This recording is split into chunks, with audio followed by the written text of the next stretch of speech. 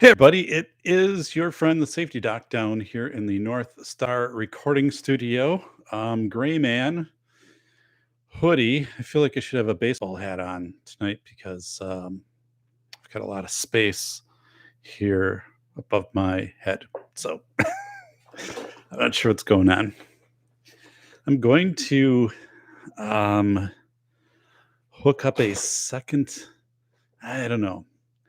I have another webcam, kind of a backup, but I think I can hook it up on one of the sides. And then what I can do is periodically just record off of that one. So it's a different angle. So I'm not looking directly at the camera all the time.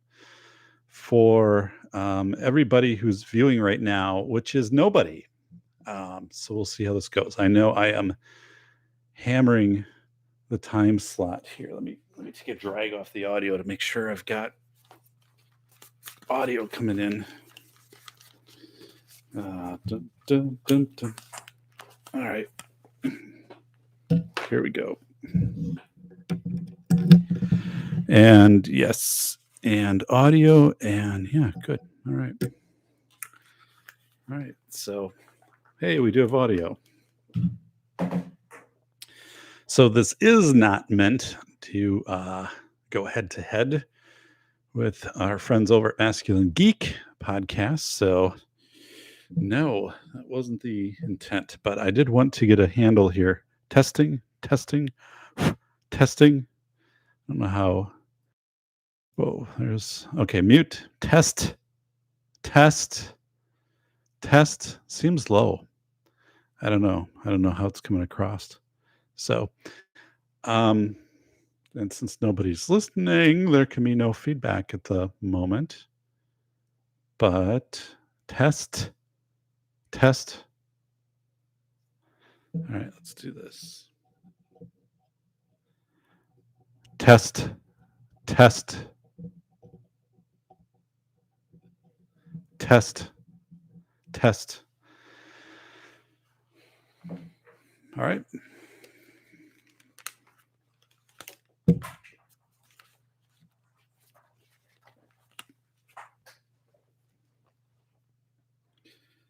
Okay. Test, test. Yeah, it's coming through pretty good on the headphones. So I don't know. So what is up today here on November 3rd? So yeah, a couple things. One is I'm pretty amazed at actually I need to move this over here. Okay.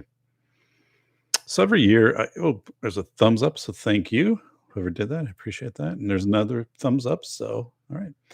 Um, every year for the last many years, I've taught courses for aspiring school leaders, and at the end of those courses, I do a phone call final, which is something new. Actually, now that I've put in the last couple of years, and the purpose of that is to give people a week after class ends. So that class has ended. That one met, I think, last Saturday or 2 Saturdays ago, but it's done. And then I have, 5 questions and just say, I'm going to ask you these 5 questions. So actually, I've got the questions over here, right? Hopefully. So they sign up for a time. I put several times out on a shared document, and then they go in and sign up for a time. And it's 20 minutes.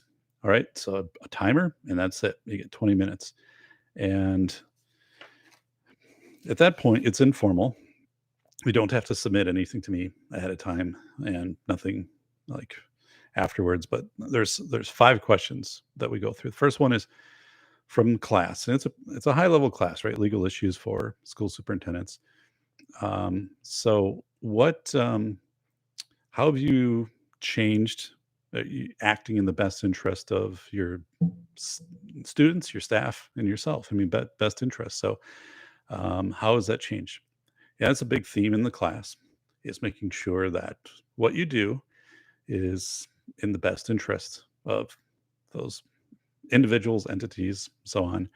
Um, it's kind of the thing, like, is it in the best interest? Could you defend it in the best interest? So now that you've had a week to think about it after class is done, like, give me an example of maybe one thing that you're going to think about differently with best interest. It's usually like school safety, they'll say. Um, Second one is communication. So said with you know things changing with the pandemic kind of on a weekly basis, like we're hearing different guidance on the news. How do you communicate clearly to your parents what's happening? Like, is this through email? Are you doing little videos? Are you meeting with staff once a week? And just what does that look like for transparency, communication? And again, through class, how are you doing that? And the second part of that is how are you creating evidence?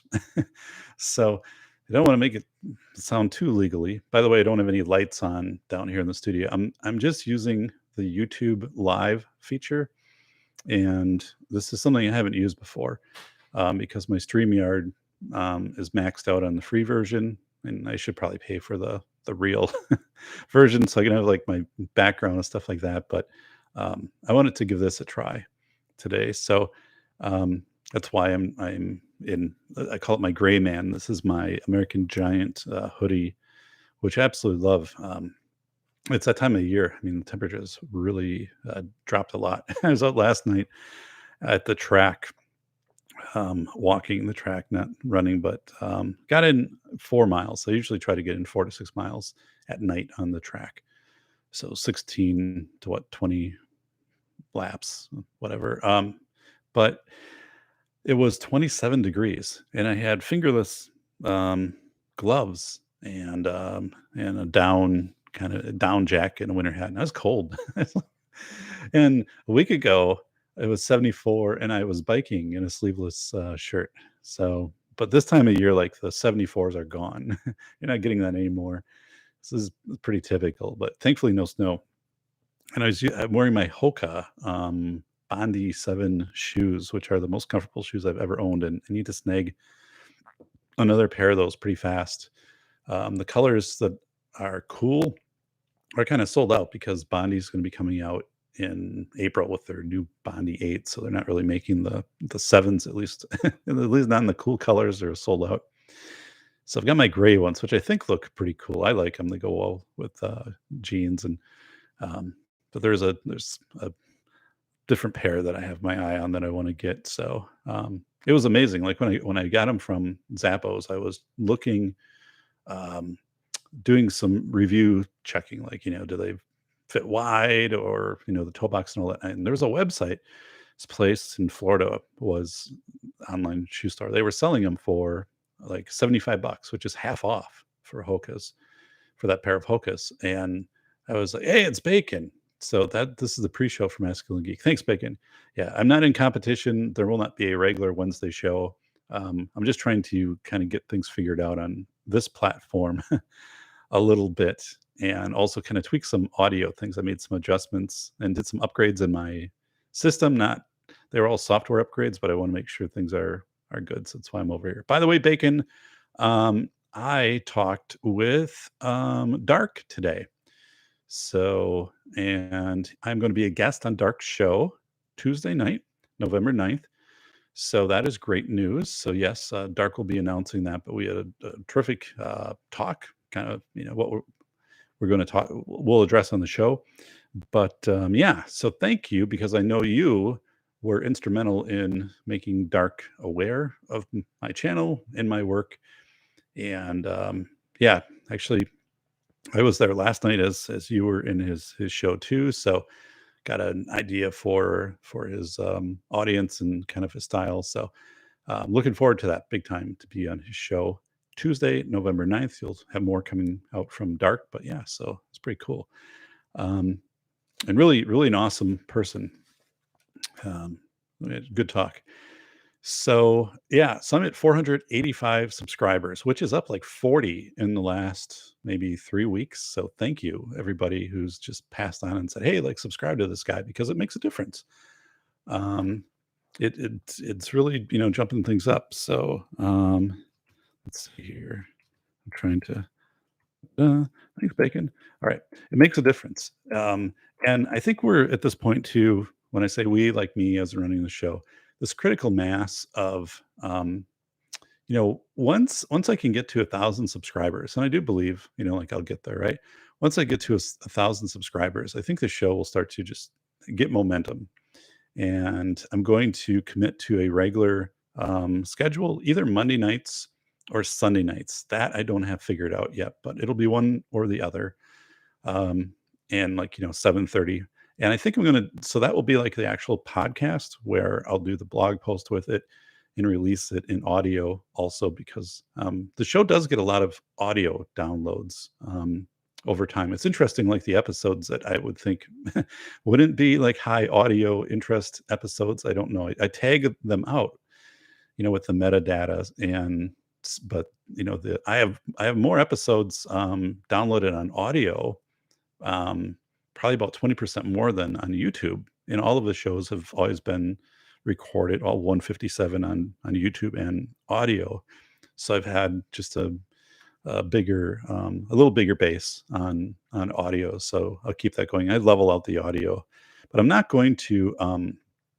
So I'm going to do one show a week, and then I'll do another show, but it'll be kind of like this. It'll be something which will be like a midweek rogue show to kind of talk about I don't know, whatever's happening that week or reflect on some things. But I'm not going to do show notes for that and write up descriptions and things like that, which take quite a bit of time. But it will be like this midweek kind of more open um, show. And that way, I want to be able to get more contact with the audience, and I'll time it out too. Like, I'm not going to do something like go up against masculine geek um, or the Mallard Report. I'm not going to do that. Um, but I am going to find it. And maybe it's going to be morning, because I can do that.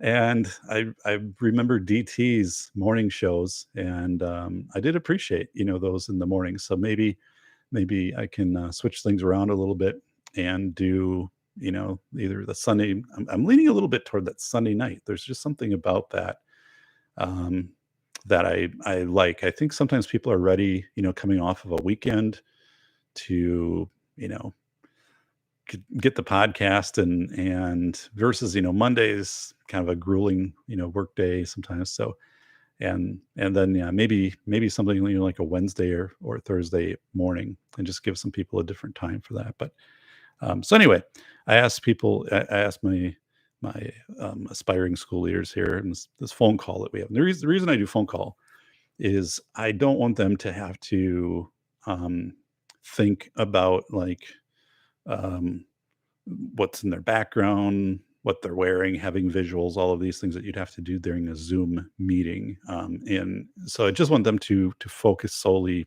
on voice. So I wrote about that in my book, The Philosophy of Information 2, from Linda Stone, where she was saying, hey, I have a big cat here. She was saying, if you can avoid um, Zoom meetings, it's it's kind of best, right? With people, because it after a while it just burns them out. Um, so if you can take away that video part and just leave it audio. Um, but anyway, so we do this 20-minute call, and I go through how are you acting in the best interest? What's something you've thought about since class? Like one thing. Another thing is communication. How are you clearly communicating out, or how can you improve communication? Just something. It's not a plan, just something you've come up with here. Trust. So this one I specifically said, like during class, it was Attorney General Merrick Garland on October 4th had sent out a memo to the FBI saying, hey, like within a month, so meaning like November 4th or after November 4th, I want you to inform me how we can make school board meetings less hostile, I guess, or like how schools can gather evidence. So it's right in the memo. Like I did a show on this, but basically, like that's now, right? So this guidance, if it's going to come out, it hasn't been retract it. That memo hasn't been pulled back, even though the National School Board Association, which sparked this on September 29th, sending a letter to the Attorney General saying, "Hey, you got to do something, help us out here, and bring more civility, I guess, to these school meetings." I think there was hyperbole with that, but um, so I just said, what are you gonna do? Like, so you're leading your district, and in a week you could get guidance from your state organization, from your feds. Hey, it is Joe Dolio. The gray man has arrived, or has he? Yeah, it's my gray um, American Giant sweatshirt. So this is the sweatshirt. This is super heavy. I've got this one and a blue one. I've had this, I think, for 2 years now, or close to it. It's awesome. This is a bug out one. I mean, this thing is heavy duty. Best sweatshirt I ever owned. But yeah, and the thing is, like, down here in the recording studio, the temperature is dropping because not heated down here. And it is, 30 degrees outside, probably be in the 20s again tonight. Like I said, when I was out last night, it was 27. So this will incrementally drop, and it will hover. I have a thermometer over there. It will hover around 55 throughout, December to March. So, and the humidity is low. So I'm not a big one to kind of just tolerate this without having a lot of layers on. So, but yeah. So anyway, so I asked him, what are you going to do? You're going to follow this if your attorney contacts the school and says, hey, like, this has been the recommendation from the FBI to Attorney General, and says, record your school board meetings, like record people in the audience. I'm not saying this has happened, but I'm saying could happen. And have people, when they come up to speak to the board, they get their 2-3 minutes during open comment, have them identify not only who they are, but their address, and which some schools are doing. Okay. Remember, like, I have, 18, 19 administrators or aspiring administrators in my class, and I'm starting to hear that where this is happening. Like, some legal is getting out in front of this a little bit, thinking that this is where things are going to go. So why not get the ball rolling now? And here's the problem, right? Like, so the question is, what do you do? And hopefully, like, they listen to me in class. I said, if you have trust with your community, and, most of your meetings, right, are civil. And if you do have instances where, people become overheated at meetings, that you take breaks, during meetings, and remind people, hey, we want your input, but, we need a civil situation for us to have governance here. People typically react well to that. So none of my administrators, again, we're talking 18, 19, were sharing with me that, when these would bring stuff, I'll get to that in a second. So we're sharing that they've had meetings that they've felt unsafe, or they said, some meetings have gotten kind of heated, right? And, some meetings have gone, they haven't ended properly. Like, people just like move to adjourn, boom, and, haven't gone through steps. But for the most part, like, these things are going pretty well during very tense times. So what do you do? Do you, do you go and start these processes of recording your audience? Do you have people announce their address in front of everybody else on a recorded live stream? And, so when I'm doing these calls, the soups are saying, no, we're not going to do that. I mean, they said, we might record the audience, right? Like, they're not going, but they recognize right away. We can identify who people are, by, getting, and one of the reasons you want to identify who people are, because you don't want people coming in from places that have no vested interest in your district, and eating up time. And so there is not that you can prevent that, but you want to have some awareness on that, at least, that you can report, this person, it lives an hour away, and they came to talk about whatever is happening in our district. But if you give your address, you can be doxxed, right? Publicly, if you give your address, you can be doxxed. And doxing basically means, people can post, they can find your information, like your address, they pump it in a phone, and and there you are. And that happens. So doxing ends up, can end up in vandalism at homes, people just dumping garbage out. Like I talked to one person who said, yeah, like I had garbage, just bags of garbage dumped out at the end of my driveway after they were doxed. And um, so of course, having that's intimidating, right? You don't if you're presenting to the Board of Education, that's a positionality tactic, right?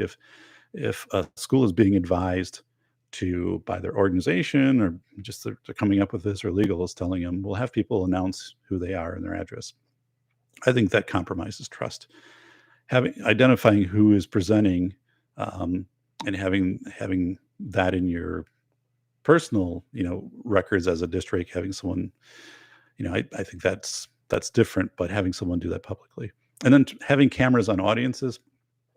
So, um, you know, personally, I would not do that. And most of these board meetings now are recorded, or they're just moving to that so people can either watch it in real time. And kind of went that way with COVID, right? Because people weren't coming to board meetings during COVID. They were, um, you know, so this is so that whole thing with trust. But so we're sitting here on this weird timeline, right? Because what happens after November 4th with the uh, with the Garland memo? But anyway, let me go over here in the chat. Studio needs a wood burning stove. I do have an electric stove, or a fireplace, over about 7 feet away from me in the corner. And it's one I bought from the same place that installed my wood stove upstairs. So it's a Dimplex. It's like a professional unit. Like if you could actually heat a room with it. So that works. I mean, that helps down here. It's a little bit noisy. So like I don't have it on now. It has a little remote control. I had it for like 10 years. So it works slick. Um, so that does help. But the thing is, like when I'm not down here, like I'm not going to keep it on because it takes a lot of electricity to run that. And um, so it's like only if I'm down here, then I'll turn it on and try to heat things up a little bit. But so um, but yeah, the studio now with the wood floor, the laminate wood instead of the carpet down here. First of all, one thing, it's much cleaner. Like there's very little dust, and I use the Swiffer thing, which oddly I kind of like that. Like once a week, I go through and I clean everything with I think because you can actually see like the dirt on it, and then but yeah, it's really made it a lot nicer down here. Oh, shelter in paradise. Collecting the address versus announcing the address aloud are two different things. What about the individual's privacy? Well, first of all, thank you for stopping over, Shelter in Paradise. And whoa. Um, so yeah, I think you're right on with that. Collecting and I think one of the reasons to collect address is so you can follow up with somebody, right? If they um, one of the things that I recommend it in class is I went back to like FDR's fireside chats in 30s and 40s, where after FDR would be done speaking, or toward the end, he would say, Americans, write me a letter and let me know what you're experiencing, your strife or your challenges or good times, mostly strife and challenges. 8,000 letters a day arrived at the White House. But you could send, I think, there would be value in sending a postcard, right? You have these postcards made up, and you send it and say, thank you for giving input to the Board of Education and to the school district. Just a little short handwritten thing, and you send it to them. Acknowledgement. I think things like that go a long, long way. And then again, if there are any questions, you can, hey, Sass, too many, yeah. You can go right back to that person. So let's see, Joe Dolia, you could handle this with a check-in table that just checks the IDs, doesn't record it. Yeah. So Joe, you're right. There are many ways to do this. And yeah. So I I I am fully against having somebody identify their address online on a recorded meeting. That anybody can be watching, anybody can play back. I think that's extremely inappropriate, and opening that person up to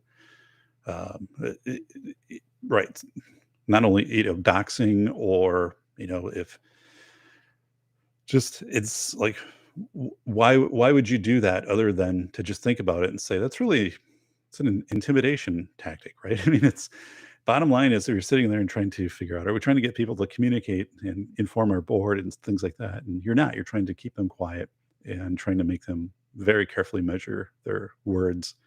I don't like it. Some attorneys will champion that. They'll be behind that, but um, I'm not for it. So, let those attorneys, inform the schools that the way that they want. The school has to make the ultimate decision, and I think it's the wrong decision to do that. Um, so, Bull Rush oh my goodness! All right, Bull Rush is making it spicy over here, and he has a blue wrench, and so does Sast, and I don't know how um oh my god.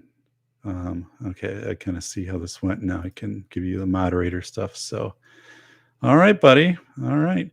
And by the way, Bull Rush, I have not received my winnings from Old Humble yet, so I'm going to be checking the mail. But I am going to be heading down to the greater Salt Lake City, New Mexico, Texas area. Unfortunately, like right where I'm going to be coming into Texas and Houston is quite a ways away. So that is a spring trip that is in the works. I don't know if you're willing to meet toward the northern part of Texas or not, because I think it would be like driving across my entire state from bottom to top to get to where you're at. So, but yes, I'd like to say hi. I'd like to say, hey, that is an awesome cedar fence. And yeah, so shelter in place, but I bet the recommendation is to collect the address at minimum. Yeah, and see, I don't know these things yet. Like, I don't.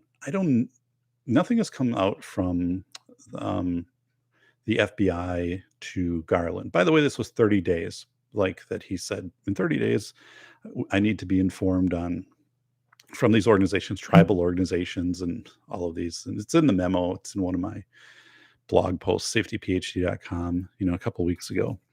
And so basically right there, that's prohibitive. You don't have time to properly do this in 30 days, um but yeah. So that was a question with my, aspiring soups here. And then induction was a question of just saying, hey, let's say that somebody, starts in your district next week, because some of my some of them are saying, hey, 20% of our staff are new this year.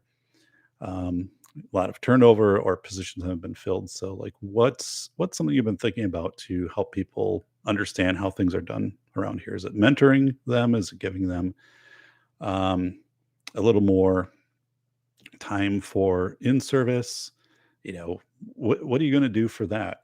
Because you don't want to throw people right in and not have them apprised of what your procedures are, especially your safety procedures. So I had an activity. I said, how many of you right now could go and identify where the AED is, your automatic defibrillator, right, in your building? How many of you could do that? I don't know. Maybe I don't know. I don't know where it is. I kind of know where it is.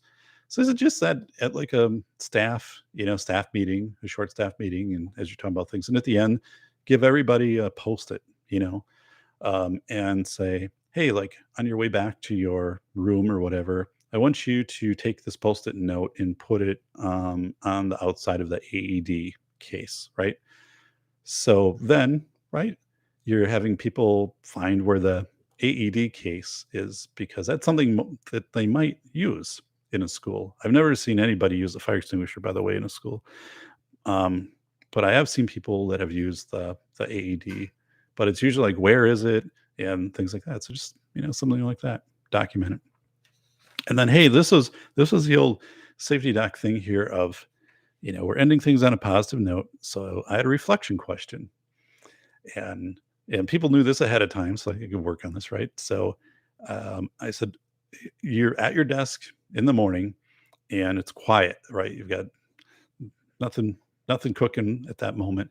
You have a notebook in front of you. What are three things you'd write on that notebook that um, you like about yourself and that make you a good leader?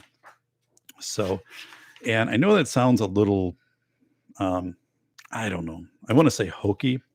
I guess I would say it's hokey if someone was asking me, like, if they're like, "Hey, Dave, like, what makes you?" It's woke chewy, by the way. Thank you, welcome, Chewy. Um, by the way, like, sub to the channel. Tell your friends to sub to the channel. From your other 8 YouTube channels, please sub over to this channel with some of them. And um, I am trying to get to 1,000, right? That's my goal, is to get up to 1,000. We have gained like 40 subscribers in the last 3 weeks.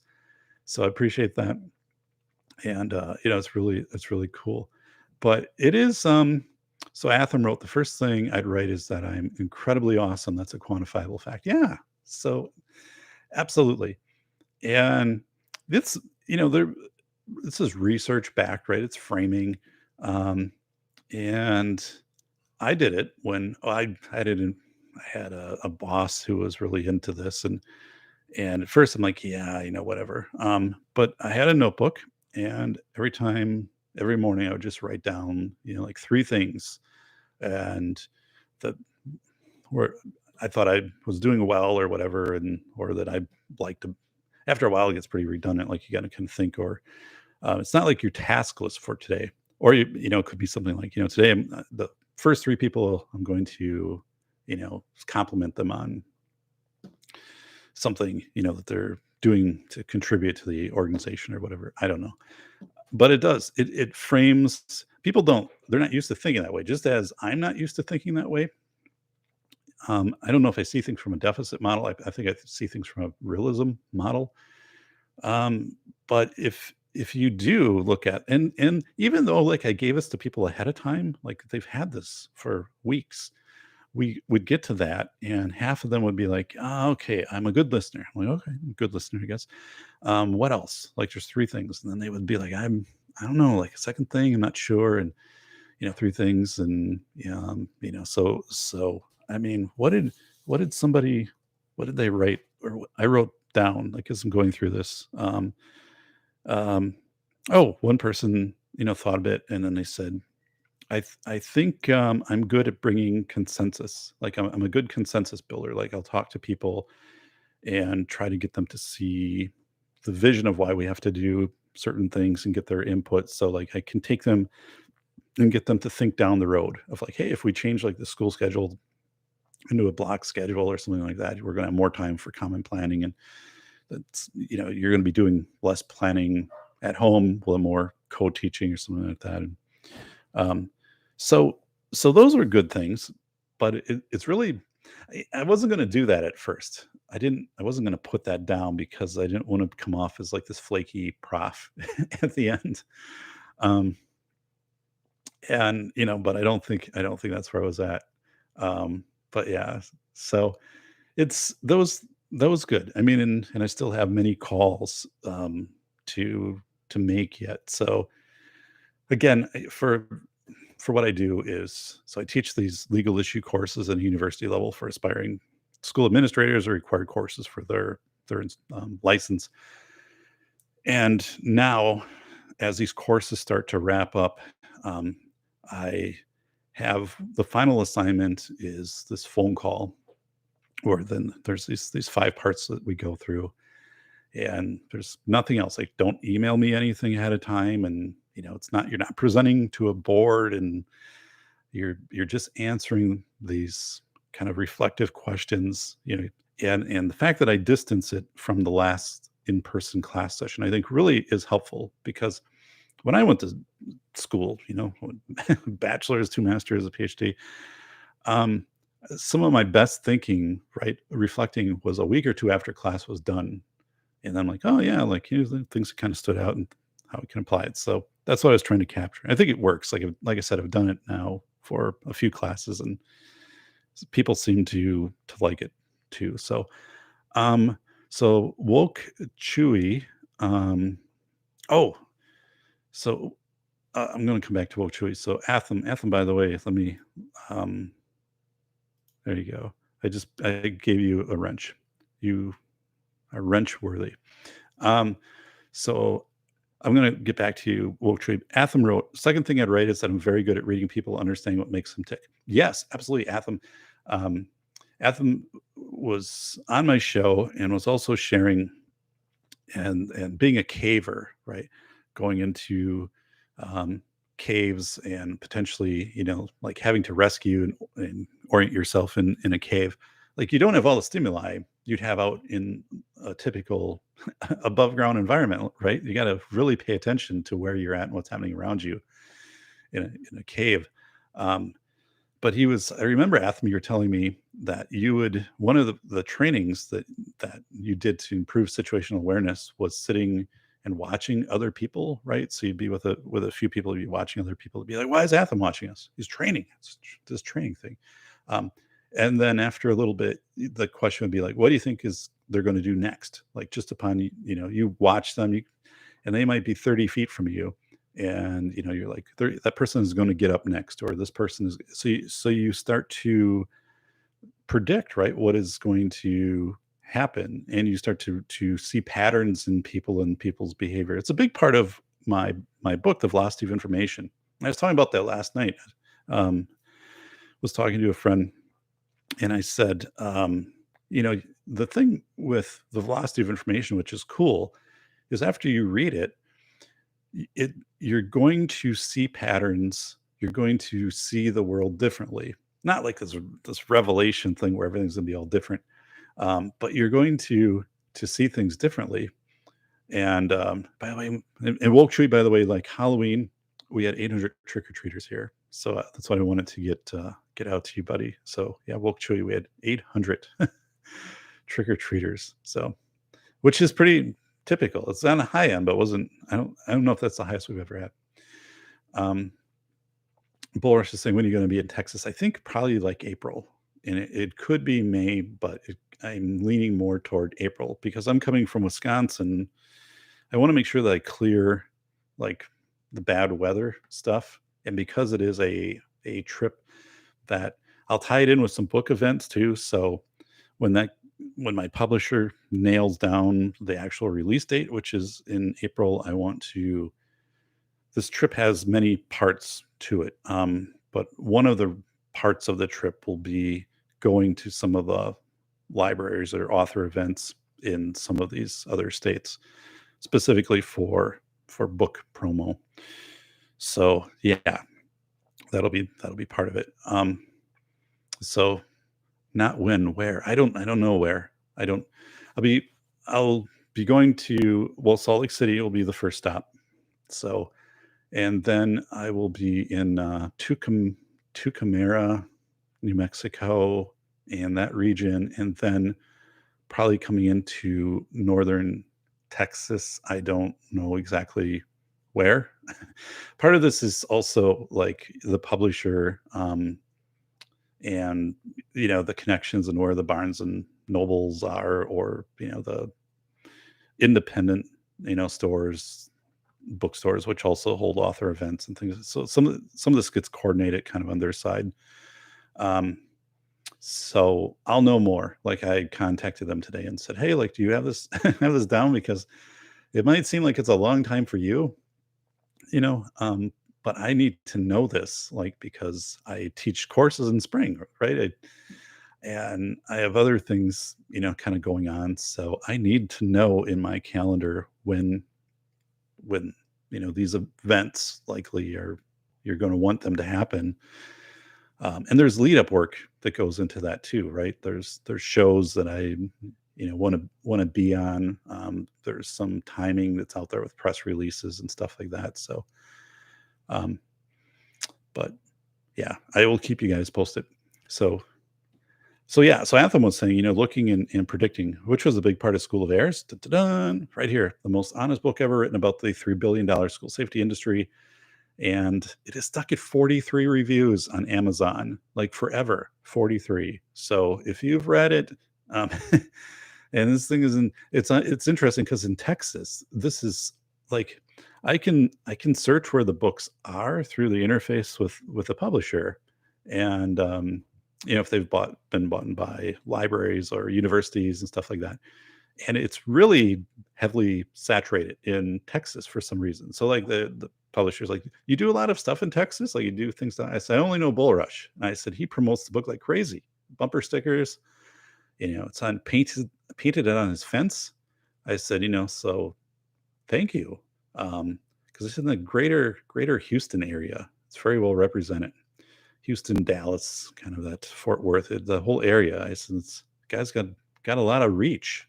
He is well known. He's respected.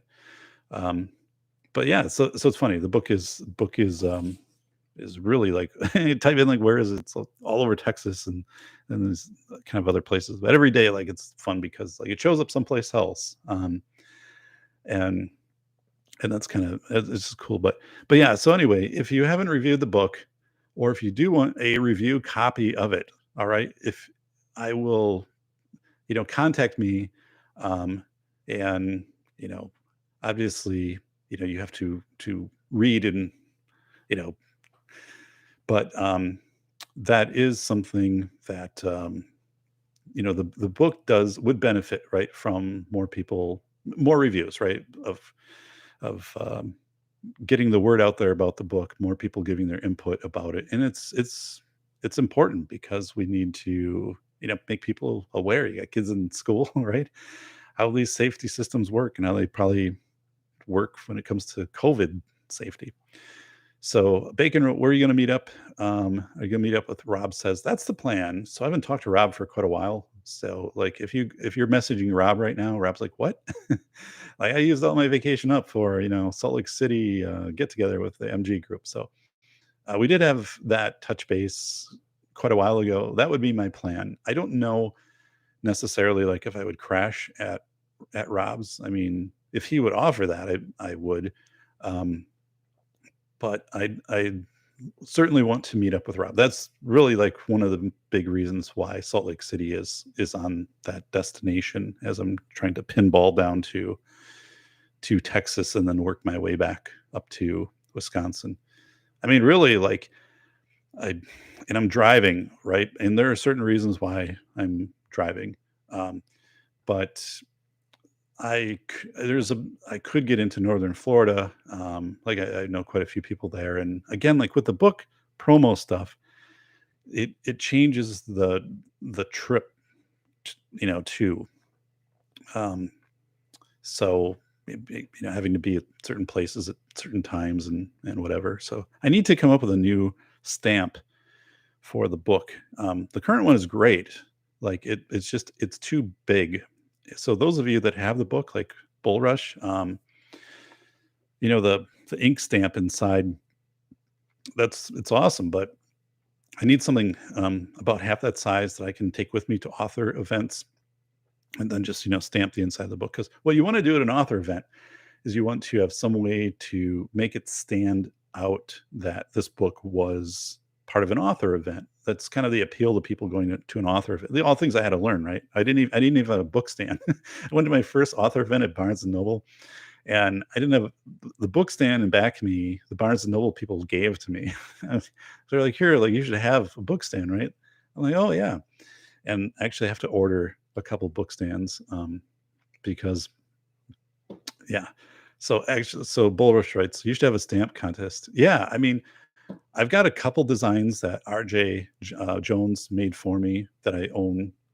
I bought from him, so I own the rights. But other than that, like, I'm not going to probably pay for like artwork. Um, but I do have kind of like the head of the safety doc, I think, which is on Twitter, just a little circle. I think that would be kind of a cool stamp, to put in a book. And then I sign things with my Mont Blanc pen, which is right here. That's my multi. That's my hundred dollars pen with. Ouch. So yeah, that is my pen with my like $20, $30 ink, and then they send it to you with a nice letter, like, when you get the ink. The pen is used. I got this at an auction, a pen auction. One of my friends, was a pen connoisseur, or is a pen connoisseur, collects these, and first wanted to get he said, like, "Get this inkwell pen and stuff like that when you sign books." I'm like, "Christ, I can't pull it off." Like, I no. I'm like, "I understand, like, that'd be cool and all that stuff, but, like, I can't." So I'm like, is there like a ballpoint pen that's really good?" And he's like, "Yeah, like his Mont Blanc." And so it took a while, and he found this one, and then he emailed me the link, and there's like a website, penauctions.com or whatever. And he's like, "This is the one, the number, and you should buy this. It's a really good pen." And it was like came in the official box, and so the thing with a pen like this, first of all, you can tell when you're writing with a pen like this, that it's just so smooth and just really incredible. Nice bold, ink. This I said I want bold. Like I want to be able to sign things in bold. So like everyone that received a book from me that was inscribed, that's the pen. And then it doesn't fade. So that's the other part. Like my baseball, when I threw out the first pitch up at Duluth, like that. That says first pitch Wade Stadium on it, and it's all faded, right? Because they just had a pen, at the stadium that some guy had in his pocket, and signed it. So I didn't have that pen up at the stadium. Um, so yeah, these little things. But you want the stamp, right? And so I was getting like some tips from other authors and the Barnes and Noble folks and stuff like that. Um, and then I was yeah, the press release. There's three press releases, so the first two are ready to go. Even though they won't, the first one will come out when the book is released in April. And the publisher, we changed the title of that to make it a little more grabbing and a little mysterious. So it's up on, I don't know, safetyphd.com. I forget what the hell we changed it to actually. We're kind of going a little more edgy with it. So it's new book, The Velocity of Information discovers humans breaking point during chaos. So, right, if you are getting this across your headline, this is through the Associated Press, this will release. Um, you're like, oh, okay, it's a book about discovering humans breaking point. Like, what is the breaking point? And so, like, that's a perfect question that someone would ask. And usually, like, because when School of Airs came out, radio shows contacted me, like National Public Radio. I was on TV, like in Milwaukee and stuff like that. And so, you want to have something right away because they're only going to give you 2, 3 minutes, right? You want to have where you're answering the question, and then I can quickly jump into, yeah, like, research this. I interviewed these people, and, they were saying that 75 days we hit chaos, and then they're like, and I found some ways, like, to diffuse chaos to become more resilient. And here are three ways. One is that you have this start and end time to your day. It's called Parkinson's law. And I learned it from, this guy in Chicago that had this virtual reality place that was closed down, and people started to show up and say, "Hey, like, can I come in just to use your Wi-Fi? I need a break from being in my house." And, so you got this little story you can just go off on, and then you kind of take it from there. Like, so that's the key. Like, you just need like that intro. So I've got that press release, and then there's a second press release that comes out, I think 5 weeks afterwards, so like in May. And then the third press release comes out with the audiobook. And that's down the road per contract. The audiobook has to be staggered. It can't come out at the same time as the published book. And the reason, right, the publisher does that is they want to get the book they want to get the print copies out there without competition from the audiobook. So the audiobook that's already, been negotiated. It's an actor so people auditioned for the audiobook too, which was really cool. And I'm not going to give the name of who's narrating it until it actually starts to get narrated. And it can't be narrated yet because the publisher now has the book. The book was accepted a month ago, and the publisher goes through, it's called proofs. So think about this, right? Like, so the book is accepted in September. It won't be out until April. And School of Airs was accepted in January of 2019. It was released in August of 2019. So what happens then is the publisher goes through the proofs with it, which isn't proofreading. It's actually like formatting it into book format. And then they'll also kind of check citations and they'll probably have questions on that and stuff like that. But for the most part, like the book, very little adjusting. But they'll send it to you and say, like, do you are you okay with the way that we format it? The table of contents. So they did that already. So Woke Tree said it's available on Amazon, I think. So um, School of Airs is available. Yeah, anywhere that sells books this is on Amazon. It's on Barnes and Noble. And one of the things is if you have a local, book place that you go to, they'll order it for you. It's through a traditional publisher, so um, it's pretty easy to get. Actually, internationally, like outside of Germany, which doesn't sell this book, you can't order it in Germany, but which is true. Um, but yeah, this book is easy to get, and it's hard copy. The new book will come out in hard copy and paperback and ebook. So paperback is new for right. When we were talking about the contract, because paperback is going to be the best seller because it's more affordable. The reason hardback is there is because libraries want hardback copies; they last longer. Um, but yeah, so the fact that it'll come out in paperback means, I don't know what they're going to charge. They haven't come up with that either, but it'll be more affordable. I mean, this School of Airs is like $30, and I mean, it's right a hard copy or hardcover book. It's worth worth $30, right? Um, and but yeah, velocity of information is bigger. So that's 204 pages. Velocity of information would be about 255. So I had velocity of information had oh god, what I had 55 chapters in it, and I had 7 themes, like 7 overarching themes. So it's kind of similar how I wrote School of Airs. Like I had these like 6 overarching themes and like 30 chapters. So publisher said, "Yeah, 55 chapters, it's going to overwhelm people. Like, how about we take your themes and we just go with like 7 chapters, and then we just take these subparts and make them sub chapters, like they're just within that. So your table of contents remains almost identical, right? Everything is still there. It's real beefy and dense. And my table of contents has these really cool headings, like all my bosses are dead. And it's the story of Robert Travis, the crab boat guy, talking about his 4 bosses who were killed on the boat, hit with chunks of ice, stuff like that. So, I'm looking at it and they're like, it's going to do better, especially being a nonfiction work than 55 chapters. And I'm like, yeah, that makes sense to me. I think that's an improvement. So it was easy to tweak out. And then it lines up better with the book has end notes in it. So 471 end notes. So they put the end notes at the end of each one of the chapters then. So anyway, it's like a smooth tweak. But it's that kind of thing, like too, like they'll look and they'll say, like, here's the artwork, here's the heading, or should we change this, or those type of things. And plus there's indexing that goes on. So another part is let me take a break over here in the chat. So hello to Moose's Gals Corner.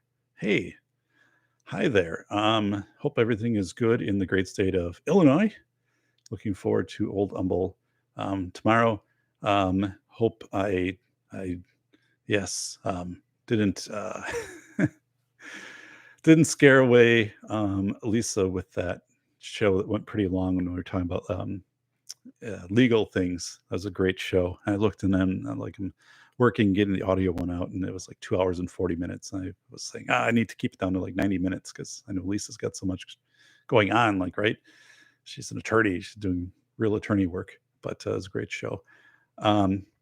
So let's Shelter in Paradise. Is there a place to pre-order the book? So thank you, Shelter in Paradise. There is not yet.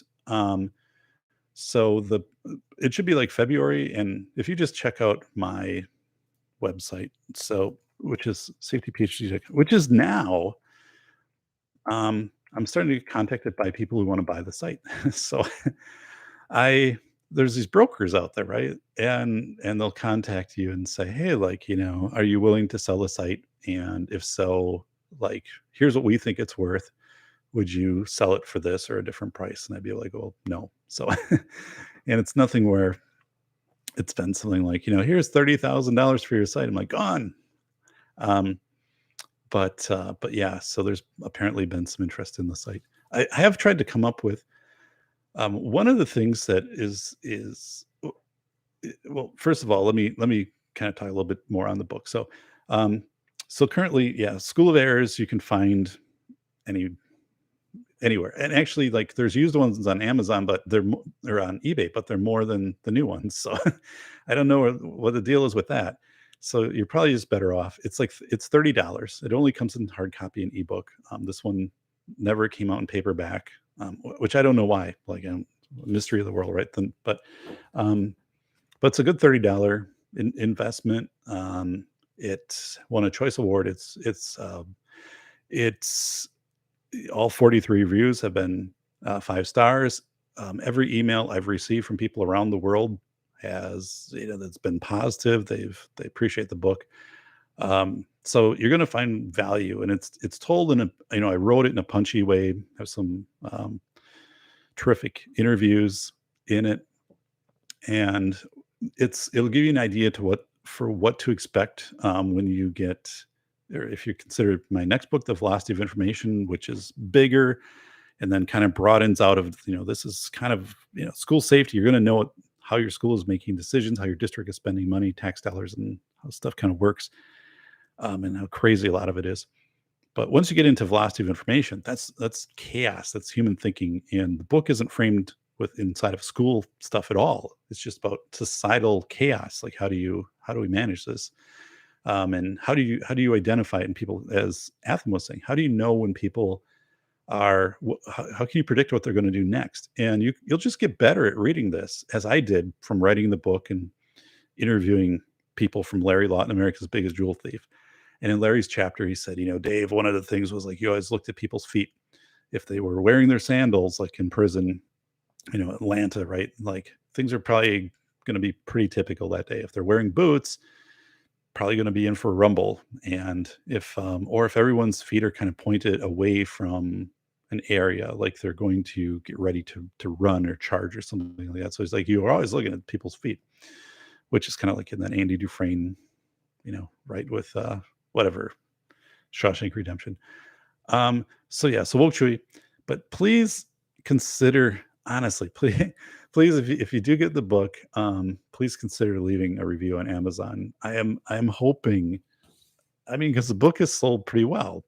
Um, and I'm hoping, and people say, yeah, well, I'll leave a review. I know, like, it's a lot to leave a review. I don't leave a lot of reviews myself, although I do, leave reviews for books, especially if people sent me a book. And I'm not asking for, you know, you don't have to do a book report on it. If it's something, 2 or 3 sentences, just that somebody out there knows that, hey, like, you took the time for this. Here was something that stood out for you and why you think it's of value to somebody else. Um, because it becomes a numbers game, right? 50 is a big thing in book reviews, especially nonfiction. So if you can get up to 50, just like on a channel, like if I can get to 1,000 subs on my channel, it's a big thing. And I get asked that, um, like even the marketing folks at the publisher, like, how many subs do you have on your channel? And sometimes when I have guests on the channel, one of the things that's asked more is like, how many followers do you have? And it seems like that 1,000 is a threshold. And some people, they won't consider being on a show if it's under 1,000. They just don't think they'll get enough exposure. Now, if it's someone like I need to talk to, or interviewing, or getting some information, like they'll typically do that, but they'll be like, I'm not going to, you know, commit to a show. And really, like, those are the people that don't have to. But on the other hand, it's pretty awesome. Like, so many people have given their time to the show, and like Larry Lawton, 1.33 million YouTube followers, and his generosity, and Larry's like super fast. Whenever I email or call him, like, he's instant. If he doesn't respond in the moment, like 3 minutes later, phone rings or I get an email from him. And the thing is, like, Larry is so detailed. Like, anything I ask, it's exactly. I'm like, I need like this one sentence on this one page or whatever. Is this accurate? Whatever. Boom, boom, boom, boom, done. So he's just like, he's so meticulous, just, and such a great guy. So again, hi to Moose's gal, and hopefully it's a little warmer down there in Illinois. Although it's gonna be like 62 here on Sunday, so, which is my birthday, by the way, and I'm looking forward to a warm birthday. growing up north, like having a November birthday really sucked because it was just usually cold and snowy and icy. And, so like, what do you do when it's your birthday on days like that? Like, I remember going out as a kid playing basketball in my driveway. My friends would be over and stuff. The ball, barely bounce it, would slam it because the thing's so cold and the driveway's icy. So you take a 3-pointer and, fall down and slide all over the place. And it's just like, that sucked. Um, so, um, Bacon wrote, "No shipping to Germany. Everyone out in F in the chat for Phil Henry." I think Phil Henry, who's in Germany and has been in the chat before. And Phil's a good friend. And actually, Phil went out of his way to get me some pictures of nail men, which are these statues, 8 to 10 feet tall, that during World War I and World War II in Germany, civilians pounded nails. You'd pay, I don't know, nickel or whatever it was, and you would get a nail and you pound the nail in, and eventually the statue would turn from wood to steel. Right, it would look steel because it would have the nails, and so it's a symbolic steeling, and it was this way to support the war effort, stuff like that. But those things were hard to find pictures of that aren't copyrighted.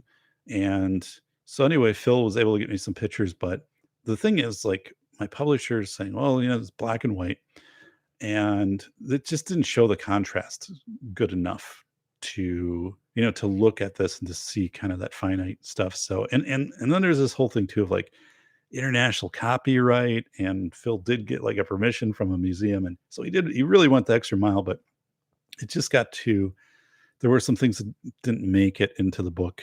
That's something though I will use when I present. Like, I have that in a different file. So when I present on the book, at libraries and things like that, and if I get my little PowerPoint and things like that. Yeah, that slide's definitely going up.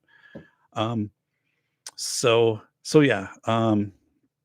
School of Airs, da, da, da, consider review. You can be the 44th review. I'll be like, yes, some morning, like, and I'm going through and checking everything, and they'll be like, oh my god, there's a 44th review. Hopefully, it's a 5-star. So yeah, this book sounds heavy. Looking forward to it. Woke Chui. So, Velocity of Information is an outstanding book.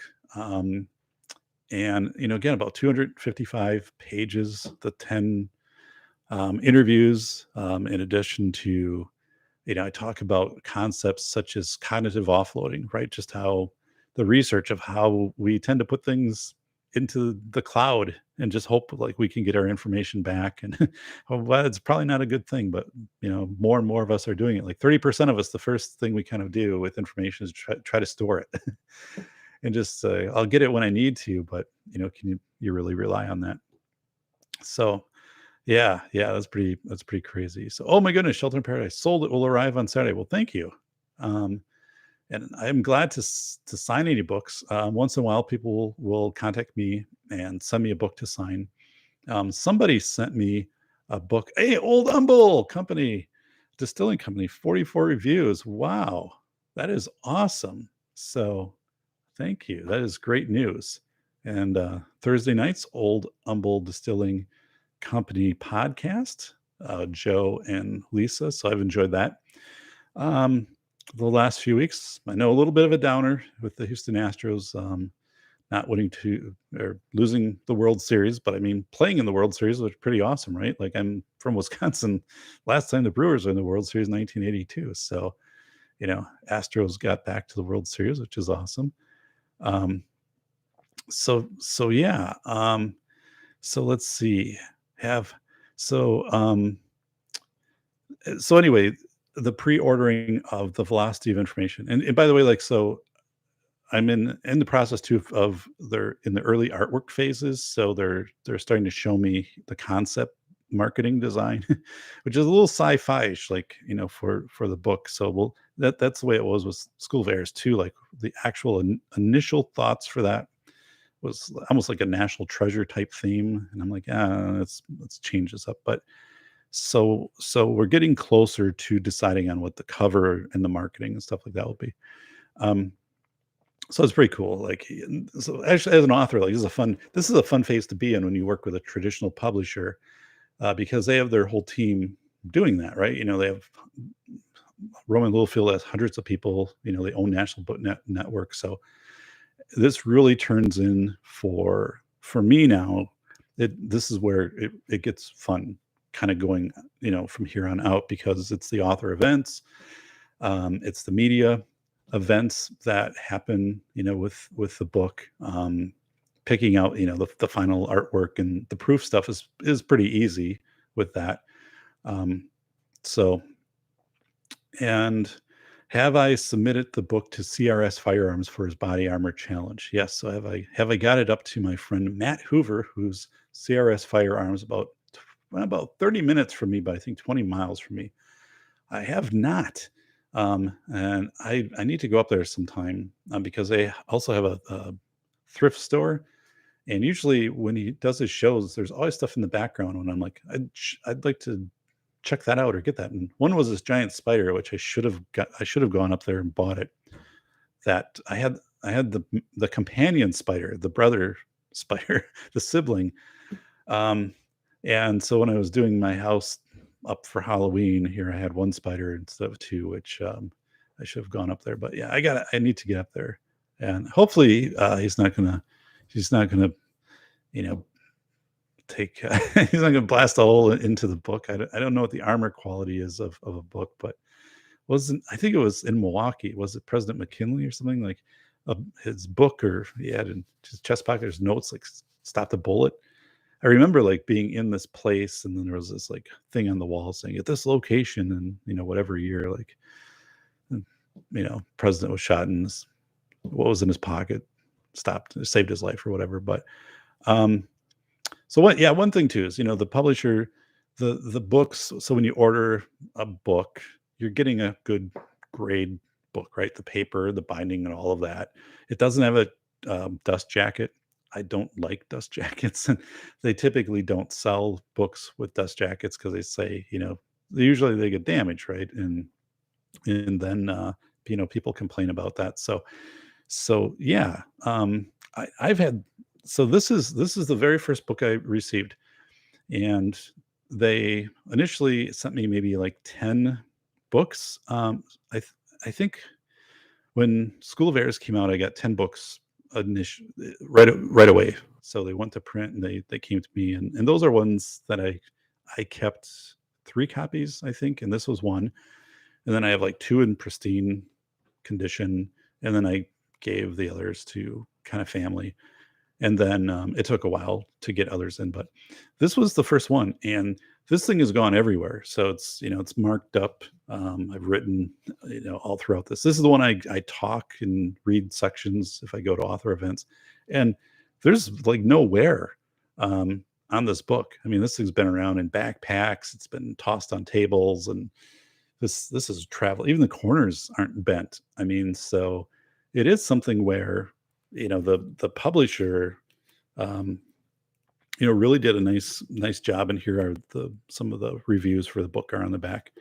But you're not getting a piece of junk book. Not that if not that you have to go this route to get a book. I'm just saying, like, it's a quality production. So yeah, Old Humble Distilling. Joe wrote, "Worst cookbook ever, 5 stars." Yeah, um, yeah, that is there's a Cajun chapter in there, the Cajun Navy and Capuchons. That'd probably be the best cooking chapter in there. But yeah, the worst cooking ever, which is funny. That's really funny. Um, so yeah, it was. Yeah, Houston Astros. I was pulling for the Astros. When they came back and that scrappy, what was it, game 5, to make it 3-2. I think they won 9-5 or something. Like that was a really well played game. But Atlanta just seemed to get hot at the right time. They took out the Brewers in the first round. The Brewers only beat them once, and then they just kept going from there. So Bull Rush wrote, "Hey, an online dating update, still hot garbage. Had a girl in a poly relationship try to like my profile. Yikes." So yeah, wow. Good luck. Good luck, buddy. That's yikes.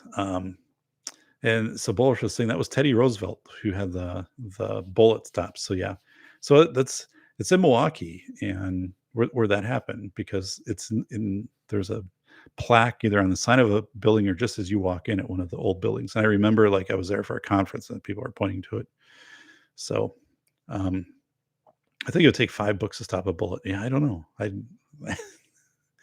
let's try. Like I'm gonna here's there's a few $100s worth of books. We'll do a live challenge. Ironically, like if you did that on CRS Firearms, like and Matt was live streaming, it'd probably get like 30,000 in the moment views.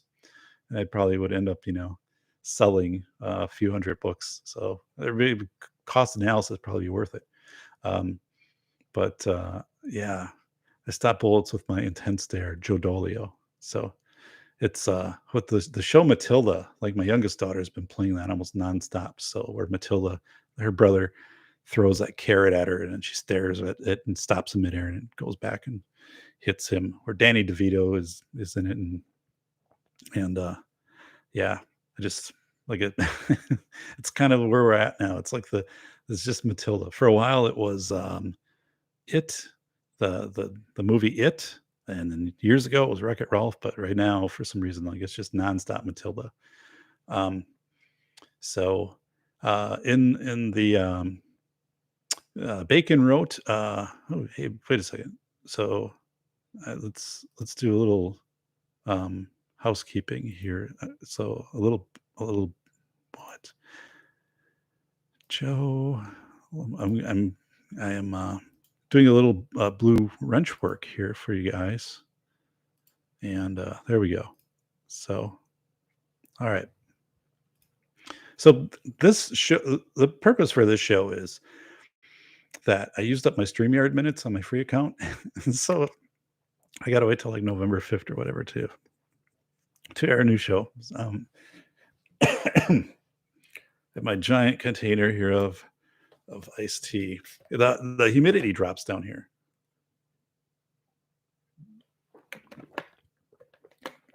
So yeah, I mean there's many climate changes. Like this is like yeah, this is a it goes from a temperate zone to a desert to I mean everything down here over the course of a year.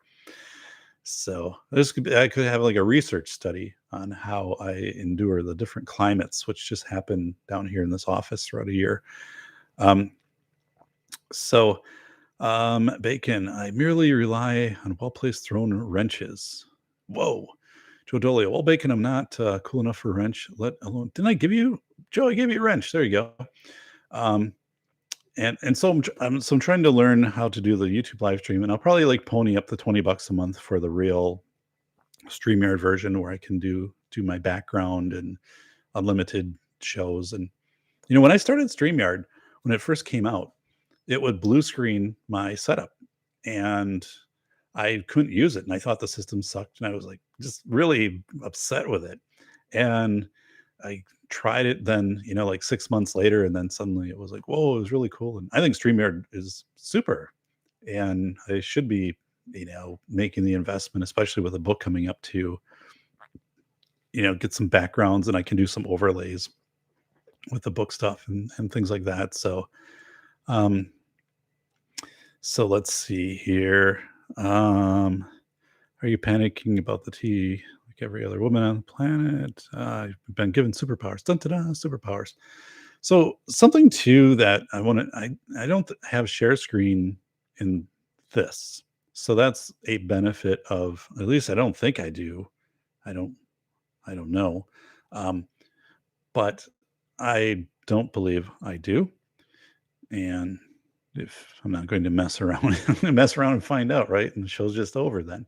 But on the screen to the right of me, so I have up, it is FEMA. I'll just put the link in here, right?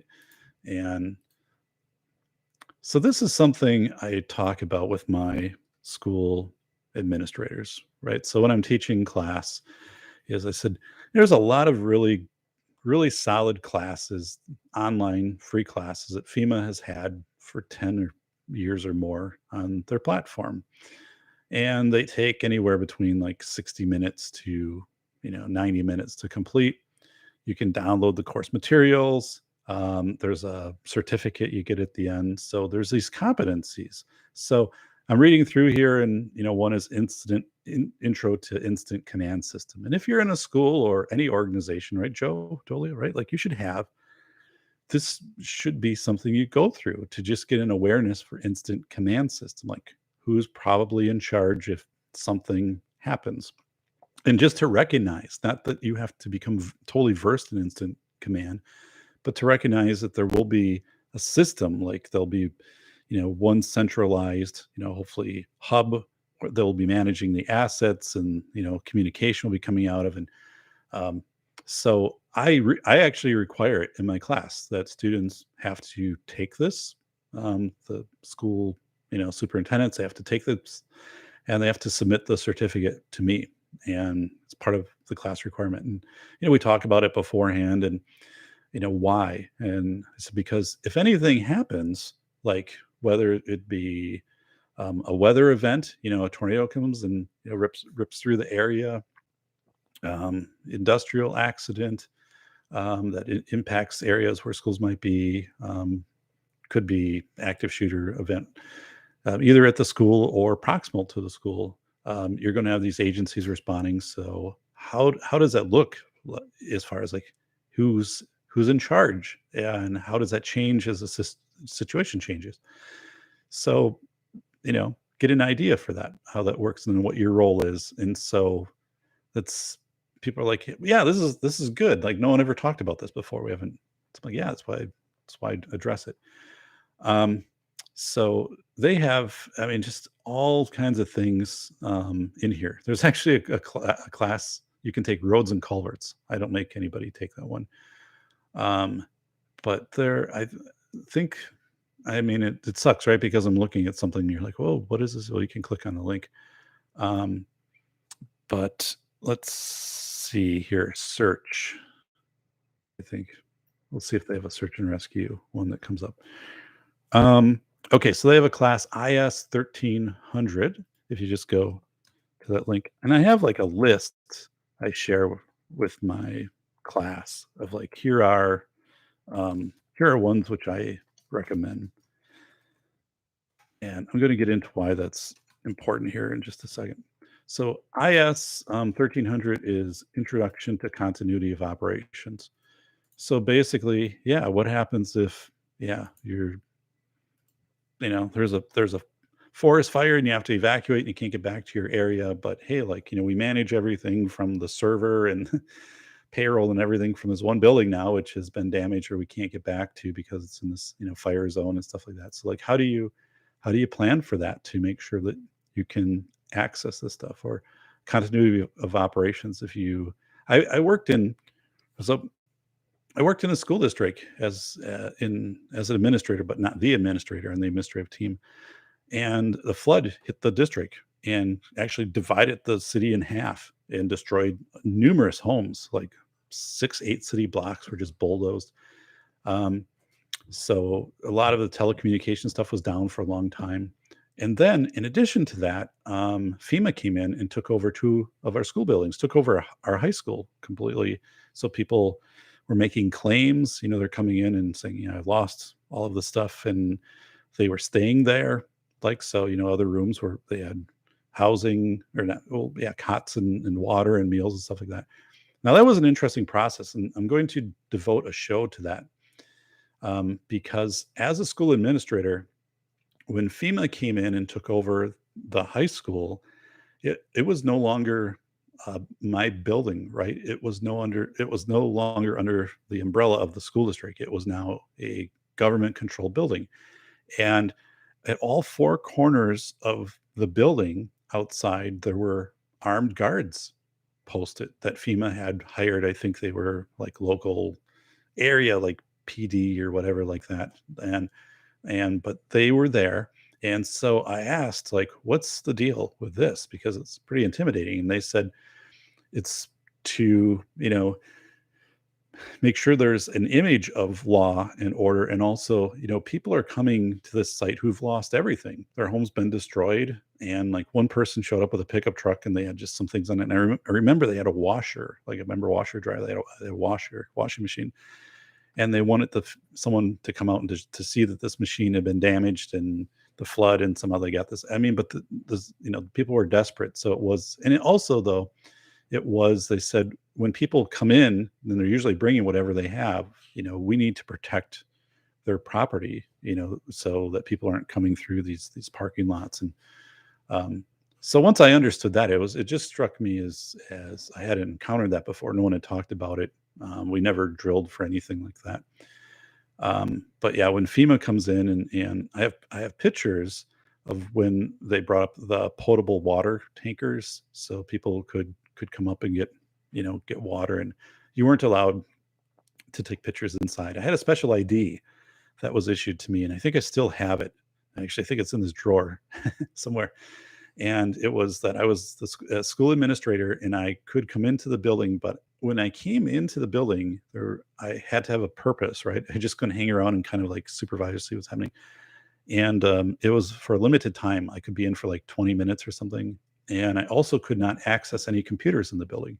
Now, this was back, I don't know, like 12 years ago or something like that. But that was a very interesting experience for me to learn. It was, yeah, it was kind of eerie too. And then then it was kind of like just one day, like FEMA just kind of up and left. But I mean, they were very. I mean, it was an appropriate interaction. There wasn't anything. It was just something that no one ever trained for. Like nobody on our administrative team, and it wasn't like you had anything to negotiate. They just told you, like, this building is ours right now, and until we're done with it, and then it's your building. So it was weird. So Andrew S is in the house. Welcome, Andrew. Now, Andrew, I've seen you quite a bit here, so I'm going to. It's my birthday on Saturday, so I'm going to add you as a moderator as a gift. So it's my birthday, I'm giving you a wrench. Not everybody would get a wrench, but Andrew, you now have one. So, but anyway, as I was saying, FEMA has these courses they periodically go through, and they'll say, it's been updated on this date and this date. And what I tell administrators is like, take these courses, or have your administrative team periodically take some of these courses. And like one is intro to tabletop exercises. So like, of course, like you should take something like that and then you can show it to the board. It can be in your board minutes that you've taken this professional development. Anything too from a legal standpoint that is from a government agency. In FEMA's website, their independent learning website, I've interacted with this for like 10 years. It's very, very good. So, I mean, it's vetted. Like I've taken several of these courses and use this. So it's not something I just discovered. I'm just kind of passing it on. But that holds weight, right? If there's ever legal lawsuits, challenges, and things like that, how are you becoming informed on maybe how you are conducting your safety drills or your operations or your decision making during pandemic? And say, we took these FEMA courses and some of that. But anyway, like I'm going to be able to show how I'll be able to bring those up on the web, right? Like up on the screen once I get StreamYard back, because I used up my free minutes. And maybe you can do it. Like maybe I'll find a way. I don't know how it's done here on YouTube. So if you can bring up another screen, one of the things that I've been pretty amazed at is like I've seen these prepper channels start. So personally, Rogue Preparedness, Morgan Rogue, interviewed Morgan in the book. I think she and her family live in preparedness in Alaska, and they used to live in the southern U.S. and then they moved to Alaska a few months ago. So Morgan has, she's taught classes, community classes, sign up and we'll teach you, the basics of prepping plants, that are easy to grow in a desert, and I know how to walk the walk, right? Um, and so she's been doing that for a number of years. And so, there are people out there, and I mean, Joe, I wouldn't put you as prepper. I'd put you as more of like a tactical analyst, right? But I mean, Joe would be also like people who have the experience and have done the due diligence and cultivate it. And but I've been seeing a lot of these new channels pop up on YouTube, and people, just whatever prepper and Pennsylvania prepper, whatever they come up with. And suddenly, every time they're doing like 3 shows a day, and there's like 1,000 people online for every show, and they're not saying anything that is new. Any, oh, like, are you prepared if the Fed raises interest rates, and, what is it going to mean for you? And, China just told people its citizens to stock up on food. So are we preparing for, no food this winter? I mean, it's anything that you could just find out from, Drudge, right? Drudge Report. And so they're not sharing anything that's new. And I think they're just capitalizing, right? And I don't like that. It irritates me because I'm trying to cultivate a channel here, 485 subscribers. I've been around for 3, 4 years, 157 shows. This is not a show which will make it into the 157. It won't be in the safety doc channel. It'll be there, but it won't be under the playlist. Um, and I'm like, I'm doing heavy lifting here, and and come on, like, and it's like, I was out on the track the other night, and I was thinking, you know, I could, yeah, I mean, I could hunt down. Actually, there's the website Doctor Prepper is available. You have to bid on it, right?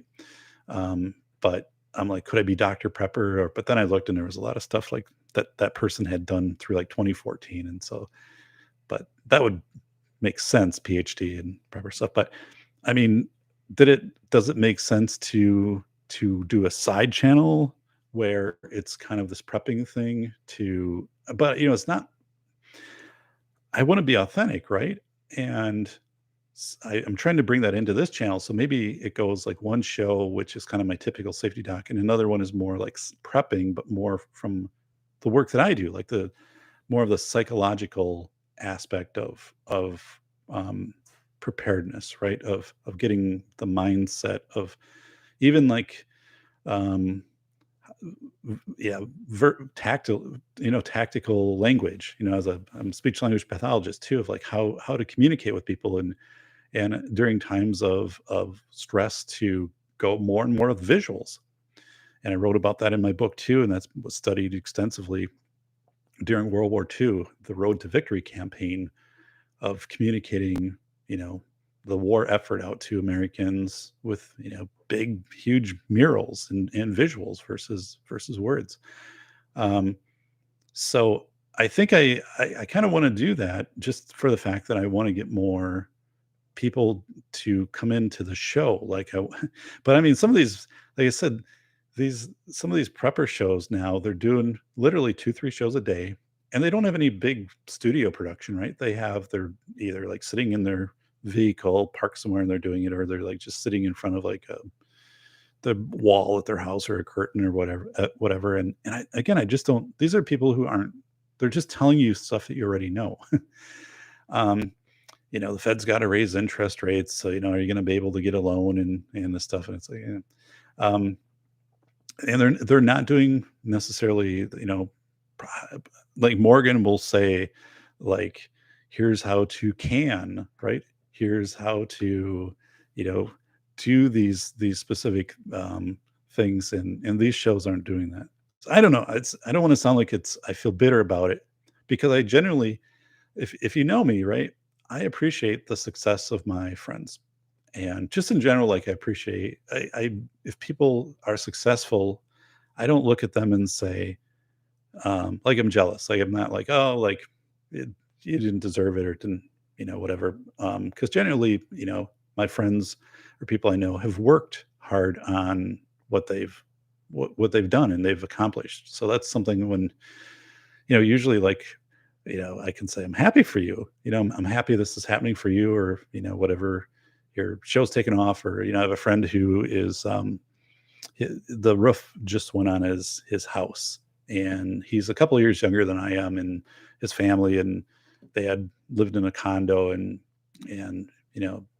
hard work and things like that. And they got to the point where they were able to build, buy this land and build this house. I'm like, I'm happy for you. It's really cool. Like, yeah, I know, that's what you wanted to do, and you worked hard for it. And yeah, that's awesome.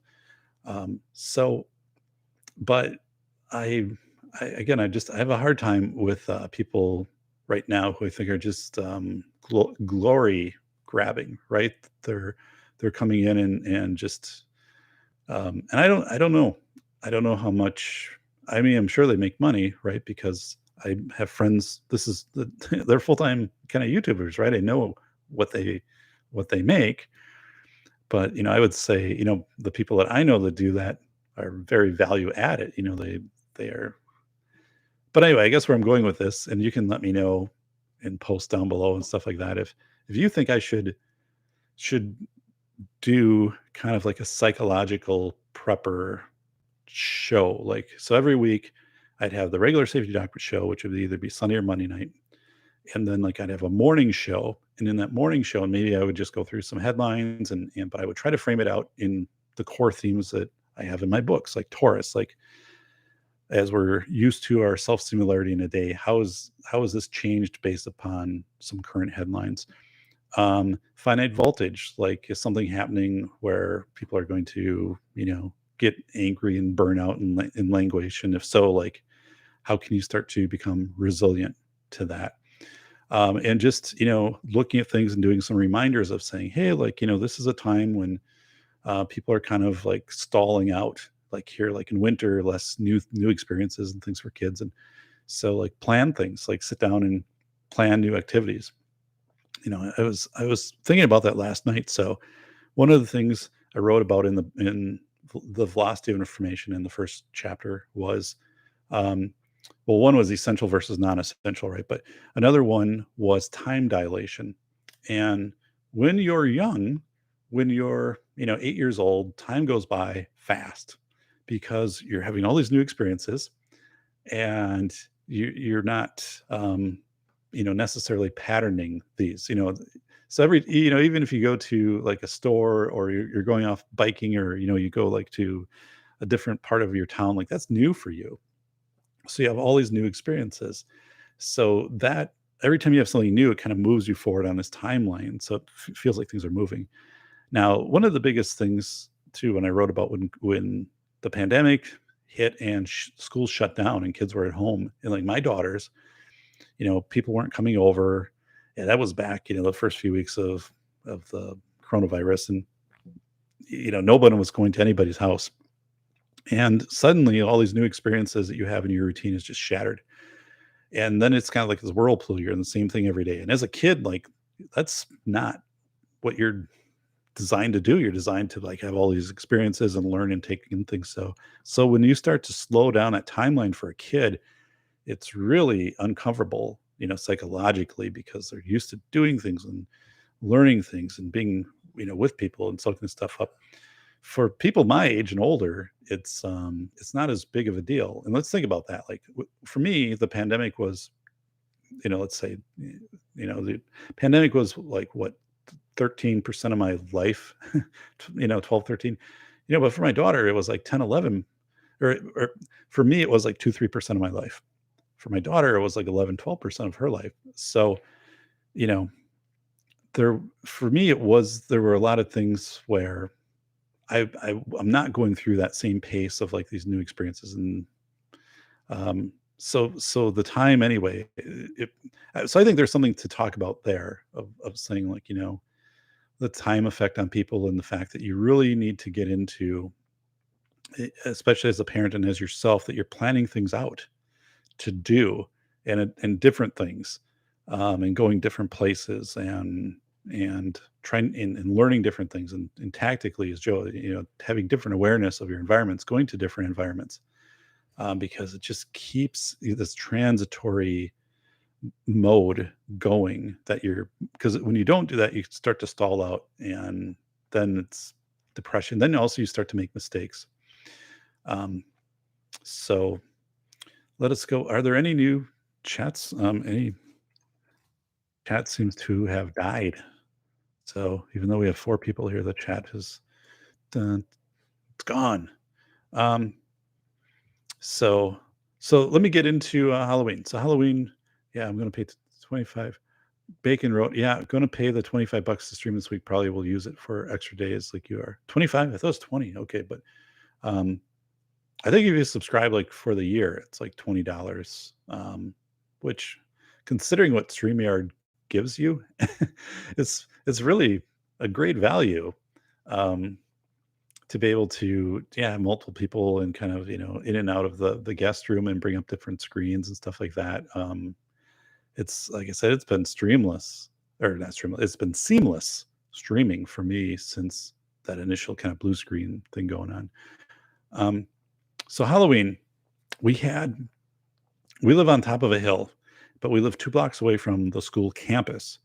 So campus is high school, middle school, and elementary schools. There are a few that are kind of outside of the campus, but for the most part, like everything's like right there, district office. And um, so what happens then is people, they all, if they're from the country, they drive in, and that's where they park, school campus, and they kind of get through our neighborhood, disperse. And we've always had a lot of trick-or-treaters. Now, Sunday was nice weather, maybe like upper 40s and sunny. Um, so which is a pretty good like Halloween in where I'm at in Wisconsin. So so yeah, I mean, and it hadn't rained recently either. So I mean, it didn't, it felt nice. It wasn't damp and stuff like that. But so these kids, yeah, every year we get several hundred, but this year was that 800 range. And we know, like, because of how much candy we buy, and then, how much gets handed out and stuff. I used to like count. I used to have like a little notebook and kind of mark how many kids were coming in. I don't know why I did that, but now it's just like based on how much candy and what we got left over. But um, we live in, it's the newer side of town. The newest side of town is a little bit beyond us, but we live on a newer side of town. And also, so like a block away, and I kind of kid with this, but a block away is like, it's kind of a different world. Like literally you go like 4 houses down from me, and then you get into homes which are just these massive homes with pools. And in Wisconsin, like I never kind of figure out the pool thing, because it's just, we have winter, right? So like between October and April, like nobody is using their pool.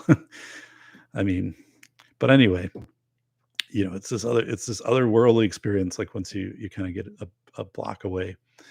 And it's funny because, by the way, like, is anyone, can you still post? Like, is anyone, I think there's 4 people watching, but there's nothing, just so I know, like, Bacon, if you're still here, or are we, all right. So, oh yeah, good. Andrew, Julia, good. Okay. I just, so, yeah, I'm down to, like, it just is going to be me talking about it. Good. All right. So I love Halloween. I spend the entire day decorating for Halloween.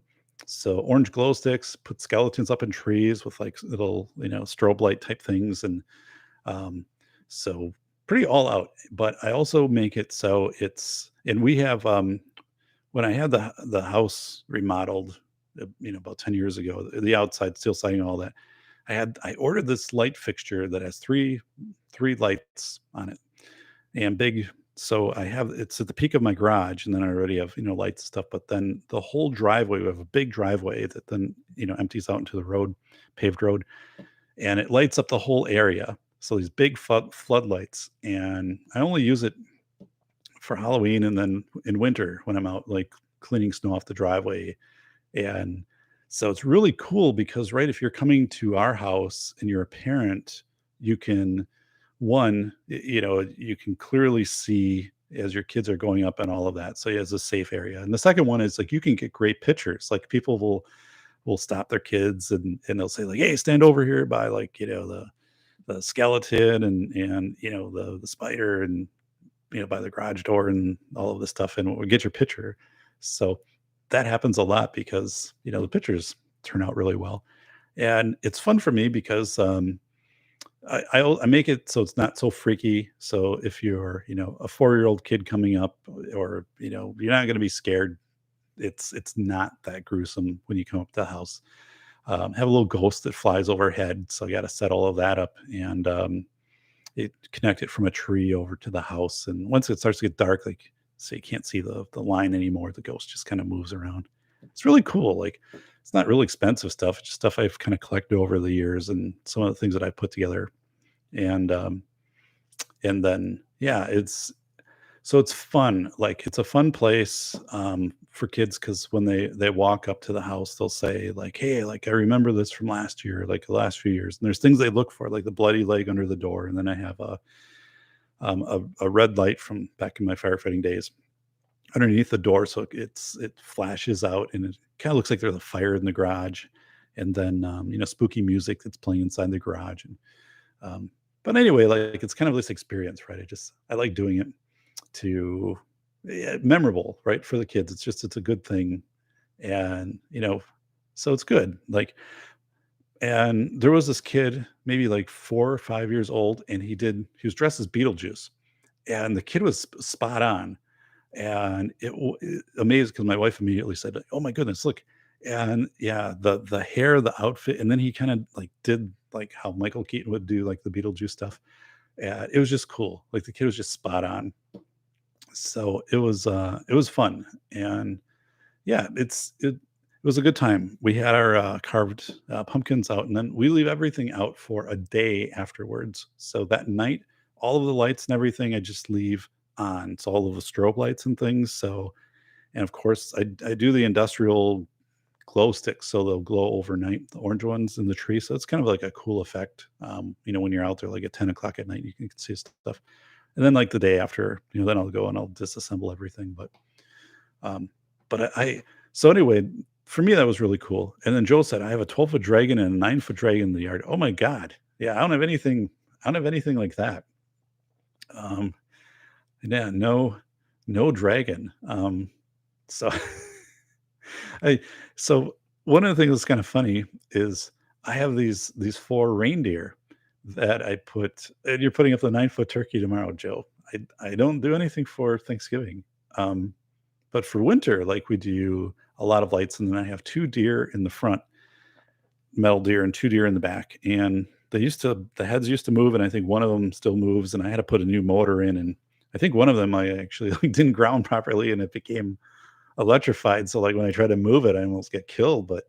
Um, but anyway, these deer I got them like 20 years ago, right? So they're not the cheap metal stuff you'd get, at big box store. They're heavy duty. And I've had to wrap new lights around them time and time again. Actually, I should strip these things completely down and like just put new sets of lights on. But yeah, these things are heavy. So like I go out there and I stake them down and the deer and then because we haven't made the conversion to LED and I only have two outlets on the front of my house, which was a big oversight when I had the remodeling done in the steel siding. Like I should have on the one side of the house, I should just had a separate line run over there. It would have been like easy. It just wasn't thinking. Um, but so it runs really close to like tripping a breaker and which happens now and then, especially if it rains. Like as much as I tape up the connections and do that, like if it rains in November, then might as well forget it. Then yeah, lights aren't going on that night.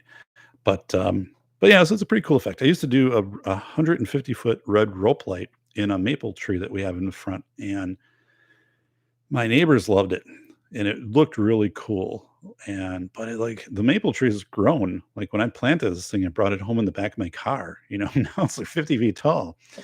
And while I have like many ladders, I also had a friend or a school administrator who I taught with who was doing Christmas lights, and he fell off the ladder and he was paralyzed and he died like a year later from complications like pneumonia and stuff like that from paralysis. And I'm just like, oh, I'm just not going to do that. Um, I'm not going to put that out there. And the light kind of like it started to die in places and stuff like that anyway, but I wasn't going to replace it, even though it was a cool effect. Um, so the red rope light that kind of snaked around. It looked really, really kind of like a candy cane effect up the tree. And then I was able to I don't I just had the tree had the way that the limbs grew made it really easy to configure it in a cool way.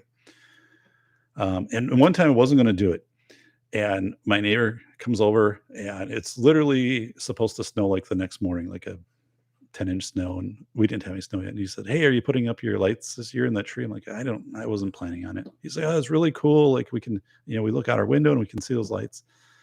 And I'm like, "Damn it, Tom."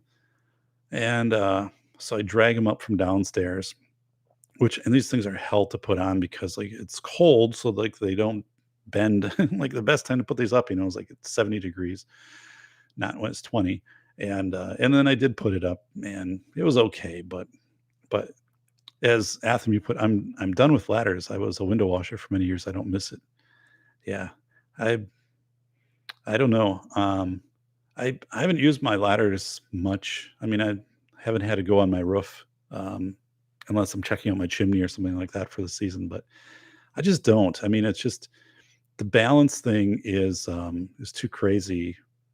I mean, and I live on a hill, but we start to tilt down, right? So there's many areas to try to level a ladder just doesn't make sense. Now, thankfully, I have a ranch house, so I don't have to get too high up. But like with tree stuff, and the other thing too is like I had pretty substantial tree trimming done this year because I had a tree fall on my house like a year ago in a storm, and that sucked. And then but these trees were my neighbor's trees, and they're like growing over into our yard, big trees. And I said, I met with my neighbors and said, I'm going to hire this guy who you use to trim your trees, but I need them to trim these back because there's damage here already did to our house. And I had to pay for it, right? Because that's the way it works. If my tree falls on my neighbor's house, um, it's not, the insurance is kind of weird with that. But um, so anyway, like he cut a lot of stuff back, and then some other stuff I would have done with my saws and ladders and things like that. That I'm just like, no, I don't want it to fall down, hit me. And granted, wear a hard hat and stuff like that, but you just hear these things, right? You just don't want that to happen. Um, so Bacon wrote, I have a friend that had an emotional support turkey at one point, probably right up until Thanksgiving. And then the emotional support turkey became very tasty. So yeah, emotional support turkey. So get this. So Bacon and Andrew and Joe um, and Cameron.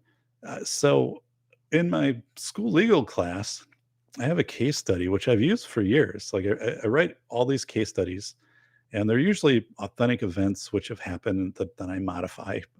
Although, like this past year, one of the students in a group said, "I know where this happened. Like I know this district," and I'm like, "What?" So I had to like go in and change it even more.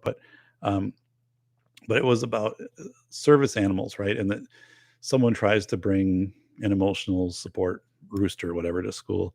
How do you handle that from a policy standpoint? Because up until a couple of years ago, there wasn't a district I knew that had a policy for emotional support animals and then also therapy animals, but they did have ADA policy for service animals, typically service dog.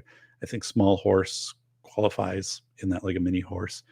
Um, so, service animal, which is specifically trained to benefit and its owner to perform tasks, opening doors, carrying, things.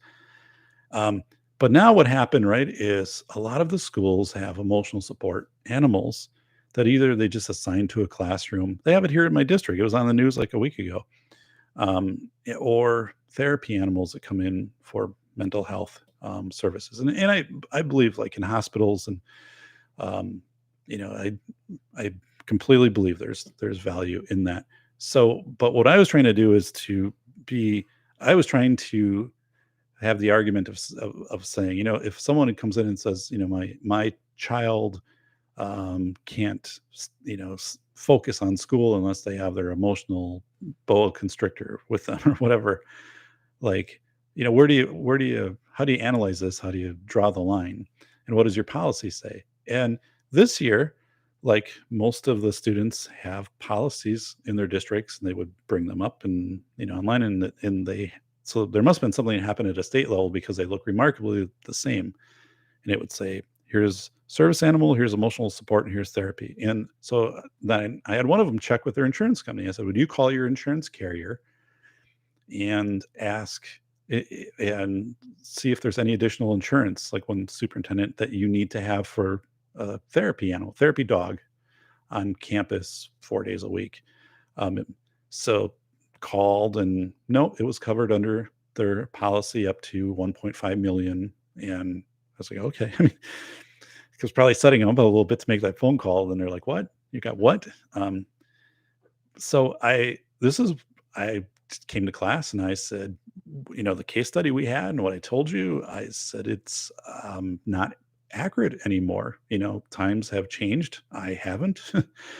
And so here are some policies and, just make sure that if you do have these policies, at least you're contacting your insurance carrier and you're clearly defining what is a therapy animal versus emotional support versus service animal in your policies. And then, but I mean, it's so prevalent that it was a strange moment for me, but it was just one of those moments I said, what I was telling you and like this case study, I'm actually not going to use this case study. I'm going to retire it after this year because I don't know. I don't know how I feel about that. I definitely am in support of therapy dogs, but where someone comes in with a flying squirrel or whatever they're called, or a snake, or I mean, it's kind of endless, right? And saying, this is my emotional support, and it's supported by policy and districts, and it's not only that, it's like staff that do that. So that was one of the things one of the soups brought up to me and said, yeah, I have a teacher who brings in a pig or something, right? Like a miniature pig. And so anyway, there was a schooling for me, and I just said, I'm wrong. It's just not the way things are anymore. So, um, Andrew, I love the fable about the farmer that feeds a flock of migrating birds, and the birds gladly stay in comfort because they are getting fed, and the birds are too fat to fly. The farmer eats them. Yes. Yeah. Wow. I think the birds have taken off. I live pretty close to a marsh. Um, it's interesting because where I live, I can walk I do walk um, this route of about 7, 8 miles, which takes me past the airport in our town. That was a small airport, but takes me past the airport and takes me past two lakes. And then eventually I get and then past a marsh, a protected marsh, which is all like geese. And then eventually it comes back to my house. So it's pretty interesting to have this path. And actually I walk outside of my city. Like there's a part then that turns into a township, and there's nothing that distinguishes it other than a sign, but it is there's like this big mansion. I never knew it existed. And some I was walking and someone said, hey, like, what's back there? And I said, I don't know, the pine trees that's between here and the airport. I said, I don't know. They're like, oh, there's this, this person that owns this foundry, and they have a plane, and they come in and they fly in and they only stay at this mansion. And actually it's not a good location for a mansion because the highway is pretty close by, and it's everything's shrouded by trees and stuff. It's kind of a noisy area, and I wouldn't want to be there in the airport. The prison's kind of out there, but I don't know when the mansion was built. And when you walk past it, it just says like private property. You don't walk up here. And I'm not walking up to try to like check out this mansion, but they're like, no, it's this, yeah, it's huge thing and all of that stuff. And I'm like, oh, that's cool. I wish I could kind of get an idea for what you're talking about other than you describing it. But yeah, I'm not going to be the person going up there. Um, and then Bacon wrote, my grandfather used to get on his roof to put up Santa and the reindeer display that until the 70s. Yep. I remember those things. And I remember in my hometown, people doing that. We have somebody down the road from us who has a spruce, which is like 75 feet tall, and every year they bring in a cherry picker, and they do it all the way from the top to the bottom. And now it's done in like LED, so it changes colors and it has patterns. It's pretty cool. But yeah, I remember people doing the reindeer on the roof and the Santa stuff, and yeah, it's pretty cool. So Bacon is writing sugar glider. Yes, it is a sugar glider. And I learned also the sugar glider. One of the reasons, so that people are bringing these things onto planes also. Um, and there are certain people who have a reaction to a sugar glider. If it licks them, they break out in hives and stuff like that. There's some toxin, and actually, I researched it. Like, there's a toxin, but it only impacts a certain a percentage of people, which is pretty low. So most cases, like if you get licked by a sugar glider, you'd be fine. And like I said, I guess they're pets. Although I don't know if they're pets everywhere. I don't know how that works. I didn't even know these things really existed until I started to kind of do this case study and then find out more of like what are people bringing into your schools, or things like that. Um, but yeah, that was one of the issues that the airlines had, was saying like, there's toxic, that so um hey, all pro Lemonton Z. So welcome all pro. And if you haven't given a thumbs up, please do that. Please, by the way, I very much appreciate that people have been posting in the discussion threads.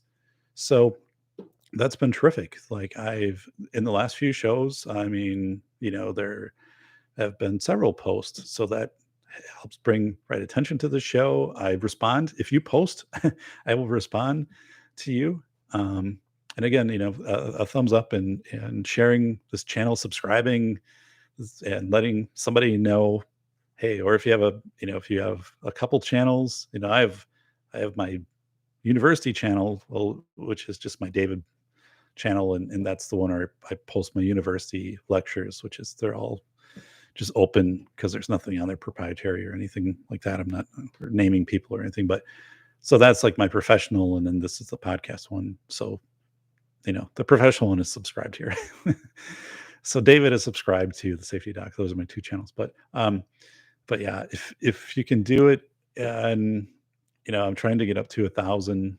I've gained 40 subscribers. I'm trying to get up to 1,000, and I am getting into this pattern where I want to get this get the show either to a Sunday Money. Thank you for the liked there, all pro Lemonton Z. So yeah, my support pillow, don't mind me. So sugar gliders. And so um, so yeah, it's been pretty interesting. I have firewood coming in a week from Saturday. I have 5 cords that will be, which is down. I still have like 2, 3. I have 2 face cords, maybe 3 face cords, and one of the problems is, like, I store my wood in my fireplace room, but, like, um, now we have more we have more things, that are infesting wood in my area, firewood, like, you always have kind of the beetle, the I don't know, the things that never cause issues. Like, in 20 years, they just kind of hang out with the wood a little bit, and the rafters are all kiln dried and cured, and there's nothing going on. But I want to burn out all the wood. Like, that's always the goal. It's cold down there. It's really cold, so you don't have activity in that room anyway. It's not heated. But the last year got really warm fast, so I still had wood that I hadn't burned out, and I should have just kept burning. Like, I should have just done that to burn everything out, and I didn't. So I have wood that I have to burn out, and then I've got to, put in my new supply in a different part of the room, and just really be aggressive this year of saying, hey, like I got to burn out this fire. But oh my goodness, it is Elephant Armpit, our good friend Elephant Armpit, who is doing really well in fantasy football. He is legendary right now in fantasy football. I believe with a 5-3 record. So, but is doing well in the points total, kind of like a fantasy football savant.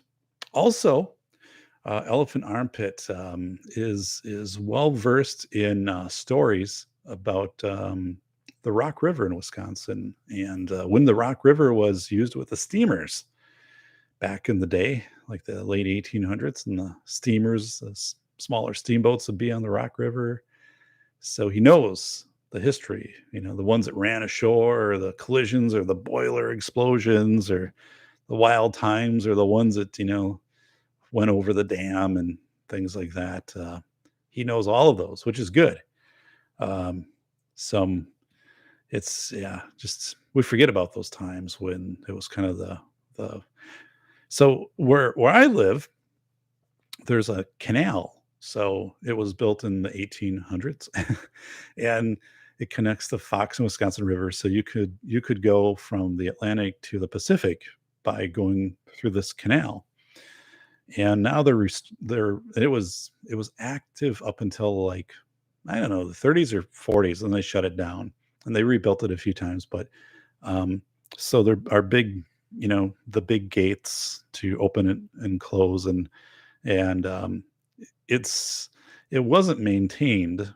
So there's a part of it where they got a grant. The city got a grant to few $1 million to have it renovated for a tourist attraction, which I don't know. To me, it's kind of a waste of money because it's all the stuff that used to be there. Like there's old grist mill and stuff like that from the 1830s that they tore down, and it would have been kind of cool if it would have been preserved, and maybe they would have used it just right along the canal. But to just like dredge this thing out, and it's not usable anymore. Like they have it sealed on both sides, so the Wisconsin and the Fox can't flow into each other.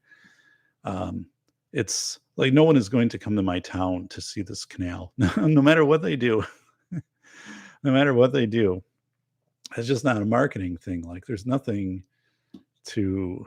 It's just not worth the trip. But back in the day, so I have a CD with pictures of my town, like from the 1880s to like the 1950s, and it's the photographer downtown who he's the one who took the picture for my book and stuff like that. Like his dad or his granddad like owned the photography studio like back in the day. So like these are original pictures, that were taken like of the armory downtown in 1880 and stuff like that.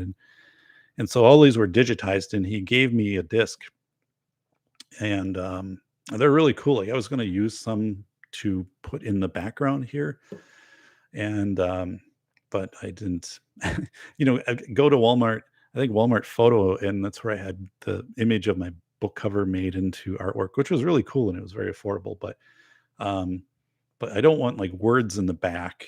I just would kind of want these black and white images. But there are a few that are really cool, and they have the canal, and they have pretty large boats in the canal, which is something you would never think, because today the canal's kind of fallen in and it's very shallow and stuff like that. But they had pretty large boats would come from the Fox to the Wisconsin, and then work its way down eventually to the Mississippi. And so it's kind of this neat part of history. But now it's just like there's a road that goes over you wouldn't even know it's there, like, unless you specifically came here. And you can see the locks, which are kind of cool. They're permanently, you know, welded open and stuff like this. So some of that is kind of interesting, but but yeah, it's one of those things that, like, once you see it, like, when we moved here, it was just like, it was cool, like, to see that. And there was a fort here from 1828 to 1843, Fort Winnebago. Jefferson Davis, 20 years old, was stationed here. And so the fort has one building left, and you can kind of see some of the remnants of where some of the other buildings were. Um, but after you've done that, it's kind of a one-time thing, right? You're not going out to tour the surgeon's quarters, which was cool, but I mean, you do it once and it's done. Um, So so yeah, it's and so living in the third oldest city in Wisconsin, there are few sidewalks. So where I live, even though we are close to the school campus, and actually this is a newer part of town, um, there aren't sidewalks. So like if you've built in the last 10 years, yes, you got to put a sidewalk. So it looks really weird because someone buys a lot and they put a house up. There's like a sidewalk in front of their house and it doesn't connect to anything. Um, but it's you're on the road, like that's it. And so at night I used to walk, and especially in winter, um, and I just stopped walking the city because you have to walk on the roads because there aren't enough sidewalks, or they're just not connected enough where you have to go sidewalk and road, and that's just too dangerous. Like it's just it's not safe. Um, Many times, even with a vest on and the yellow vest, stuff like that, the reflectors, it just doesn't. It's just not worth it. So I can get to the high school, which is 2 blocks away. So the high school track, obviously, no one is going to run you over. Although, like one night I was out there and like people drove on it with motorcycles and they were like doing laps and stuff like that.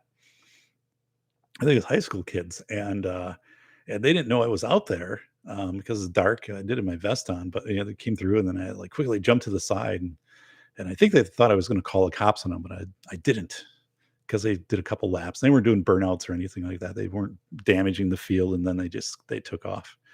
Um, but you're safe, right? Like I'm not going to get run over if I'm on the track. Skunks come out on the track, like that's an issue now and then. Um, but yeah, so in our city too, they voted to start putting in sidewalks. So the assessor came through and was marking like where the our property lines and where the sidewalk and stuff would go through, we'd be okay because I kind of planted like our trees and stuff in the front, knowing this. But it seems like the part of town that they've put this in is the part of town where it's the oldest part, and it's the part that logically would make 0 sense to put a sidewalk in.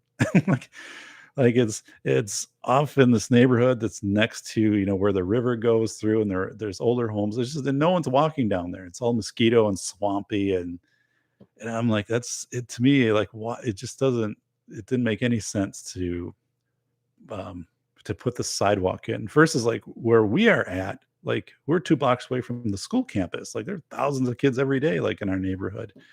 And it's just the roads. Like they, put a new road in a couple of years ago, but we do not have a sidewalk in front of our house, which is yeah. When we moved here, my my neighbors. Um, One of the first things, is, "Hey, welcome to the neighborhood," and all this stuff, and the second thing was we've all banded together to, um, vote against sidewalk in our neighborhood or to be against sidewalk, right? Like, and so that was interesting, like, that was a quick crash course of like, "Hey, like, you better not be pro sidewalk, buddy, because if you are, wrong neighborhood for you." Um, but it's yeah, logically, it completely makes sense to have sidewalk in our neighborhood. Um, it just is. So I don't know where that's going to go. But I am having a new concrete poured on the side of my garage. I have a big slab of concrete there that was after the fact added. So when they built a house and then they put the slab and it's got like a boat over there, but the slab was never set right, so it's like all cracked and stuff like that. And so I'm having it ripped out, and I'm actually gonna have a bigger slab of concrete put over there and kinda angled up, so I can actually probably put a car over there. Not that I'm gonna get a 3rd car, but, like, someone could park out of the way of the garage. And, so that's kind of like this addition, this new thing that's gonna be I was gonna do it this year, and then I don't oh, so I had to wait to have the land assessed, the property line. There was some dispute over the property line. Um, my neighbor was like, "Yeah, I'm not sure where the end of your property is and mine starts." So he's like, "It's really, it's close to where your this concrete pad is, right?" And so I was like, "Well, I can't rip this thing out and pour a new concrete pad and then have it be on your property." Like he's okay. his wife, the family are okay, but like, what if they move? And the guy who was there before was a doctor. He owned a few clinics. And this is a big house, and if I would have done that, and it would have been an inch over. I mean, the guy would have made me saw it off, or something. It would just be crazy. Um, but yeah, it's just so anyway, the assessor came out and or not the surveyor came out and marked the property and all of this stuff, and he found three of the four original markers on the property. Like, he dug down and found them, which was pretty amazing. Like, I didn't even know. And then my property ended in the back. It didn't go back as far as I thought it would, but we butt up against park land, which is just city, and the city will never develop that. It's just kind of trees and stuff like that, and then it opens in the swamp. So my backyard looks really big because it just opens into this park area, right? Which it's a big illusion. Makes it looks like a much bigger property than it is. But um, so anyway, he's surveying, and he surveys the front, and then he takes the line and connects like the back and the front, and then all of a sudden, and my neighbor's out there, and he's looking at me, and I'm like, whoa, like, dude, your fence is on my property. Like, the fence, which was there when you bought the house, that the doctor put up, right, Doc? The fence is on our property by solid 3-4 inches.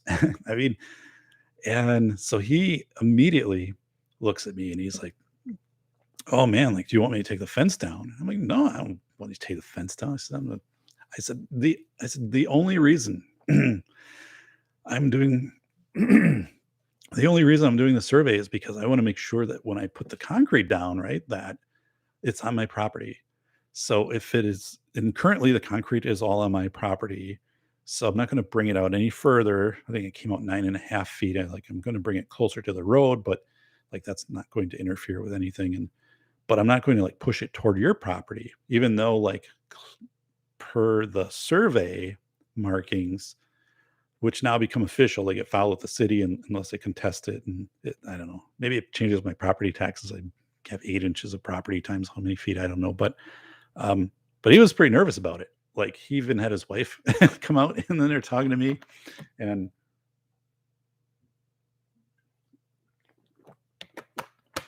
I love this unsweetened iced tea. They sell this at Walgreens. It's the same. They sell the same thing at Walmart, but it's refrigerated at Walmart. At Walgreens, it's just on the shelf, same exact container. So I'm like, well, what's the deal here? I know after you open it, it has to be refrigerated, but what the hell? So, so Andrew's saying just amend the property lines. So what? So what happened then? And this property thing was really weird because the surveyors, again, like 2 blocks away from me, the survey company, and they're like, oh, we're like so far behind in surveying all this stuff. I'm like, well, that's why I did get done this year. I had to wait 8 weeks for the surveyor to come in. And by that time, like, the concrete guy was like, I've, got other things that jobs. So I'll get you in spring. Like, we'll do that. And I'm like, yeah, it's fine.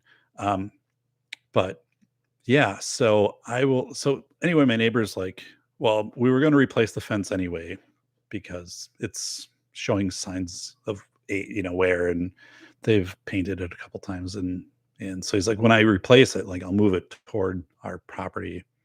So like, if we sell, right, and if you sell or something down the road, there won't be some issue between two people of like, how the hell does this fence get built?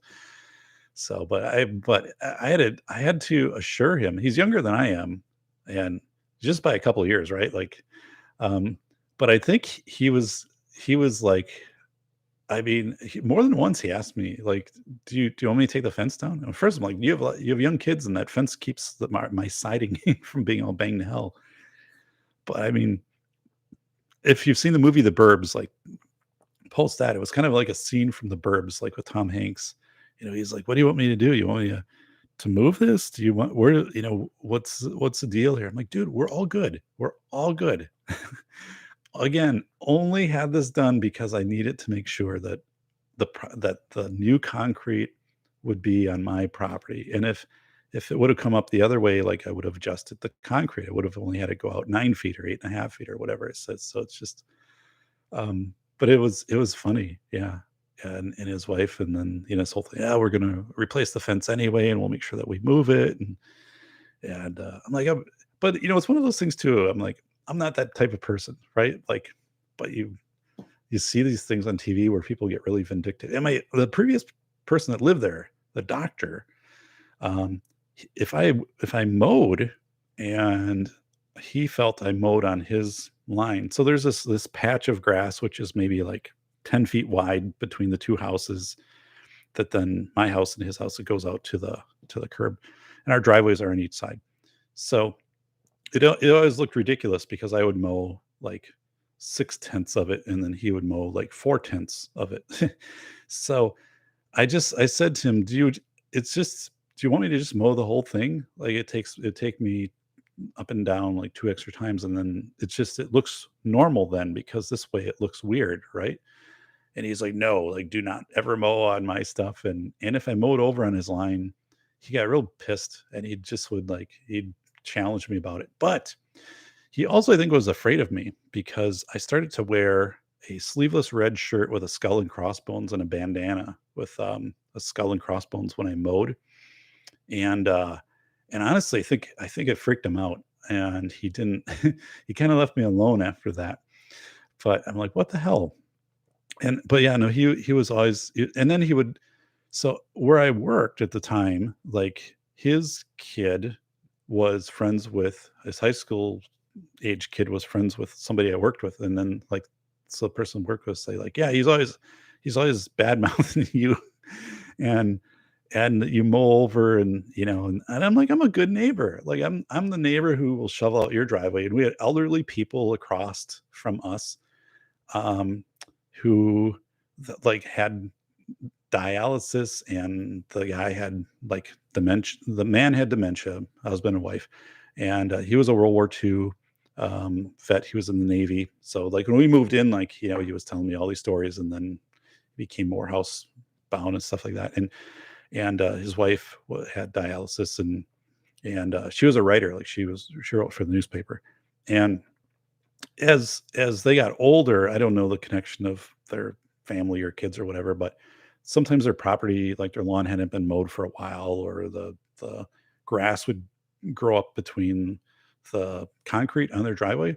And I would knock on their door and say, "Hey, like, I'm out mowing, and I'd be glad to, just, mow for you. I know you I knew physically, like, because you'd see him out, like, kinda with a walker and stuff like that, and said, I'm glad, maybe your mowing service isn't able to make it this week or whatever." And the thing is, like, I knew it meant a lot to them, because they would always tell me, like, "When we look outside, we know, we're kinda letting our neighbors down if the lawn isn't kept up, but it was hard to get, like, lawn service," right? I don't know the whole story, and, like, they don't have to explain that to me. Um, so I would go over, and I would just, it was not that big of a lawn. I mow their lawn, and I would trim all of the grass, with all, and I love doing that stuff anyway, and trim up so everything was like really good, like their curb and their driveway, all the weeds were gone. And then I'd go over with my, leaf blower, blow stuff out, and so it, like, look cool. And they were just so thankful for that. Like they would just be, just, "Thank you for doing this." And one time, like, they gave me, I would go over there in winter, and some, if they hadn't been plowed out for whoever they were, their people were that were doing that, because I knew, like, the cab would show up, and they'd pick up the wife, right? She's in her 80s for dialysis, and so if the snowplow would come through, and we had some pretty big snowstorms, and I would go over there, and I would, wow, Moose, David's still alive, yeah. So, um, I would go over there, and I'd with my snowblower, right? And I would clean out the whole driveway, the end of, the driveway, and bring out my, shovels and stuff like that, the stuff that I wouldn't deal with the snowblower,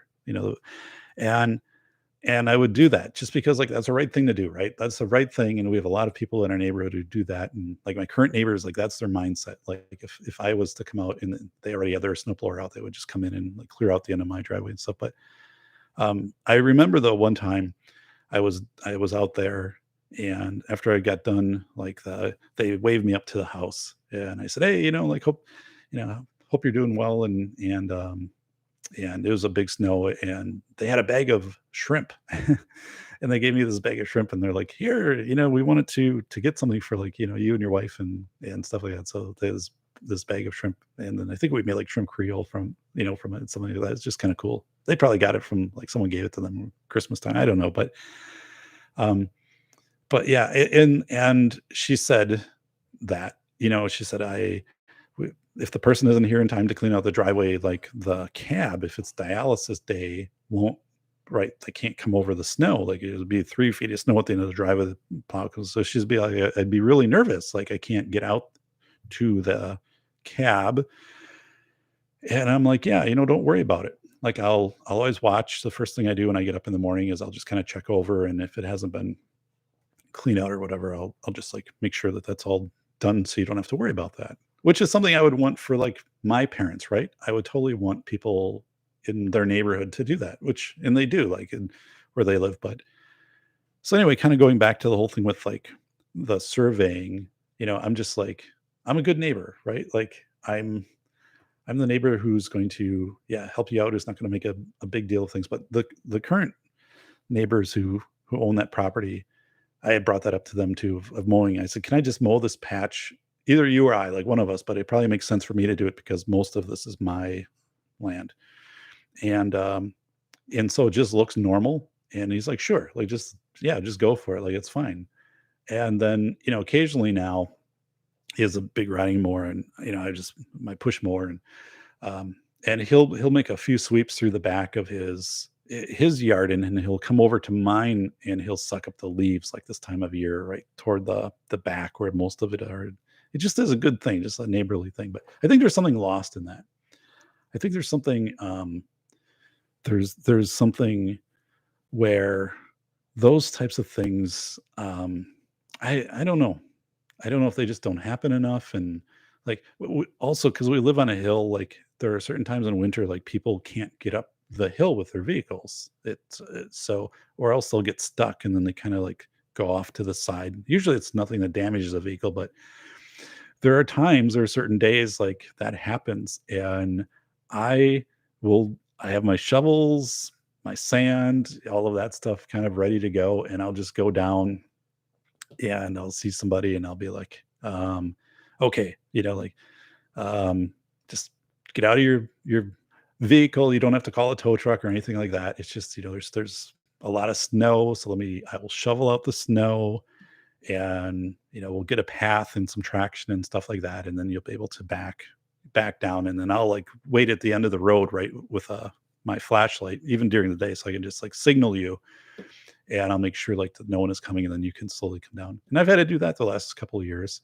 But people get really nervous. They're like, "Oh my god, like, I got to call tow truck." I'm like, "Well, there's no one going to respond to you now because, like, probably everybody's, sliding off roads and stuff like that." And I said, "Just, it's cool. Like, you've done no damage to your vehicle, um, but it's just, right. You're not going to be able to come up this road, and this has happened before. Like, I've helped other people out, so I kind of know what's going on here. So just, like, trust me. Like, we're good."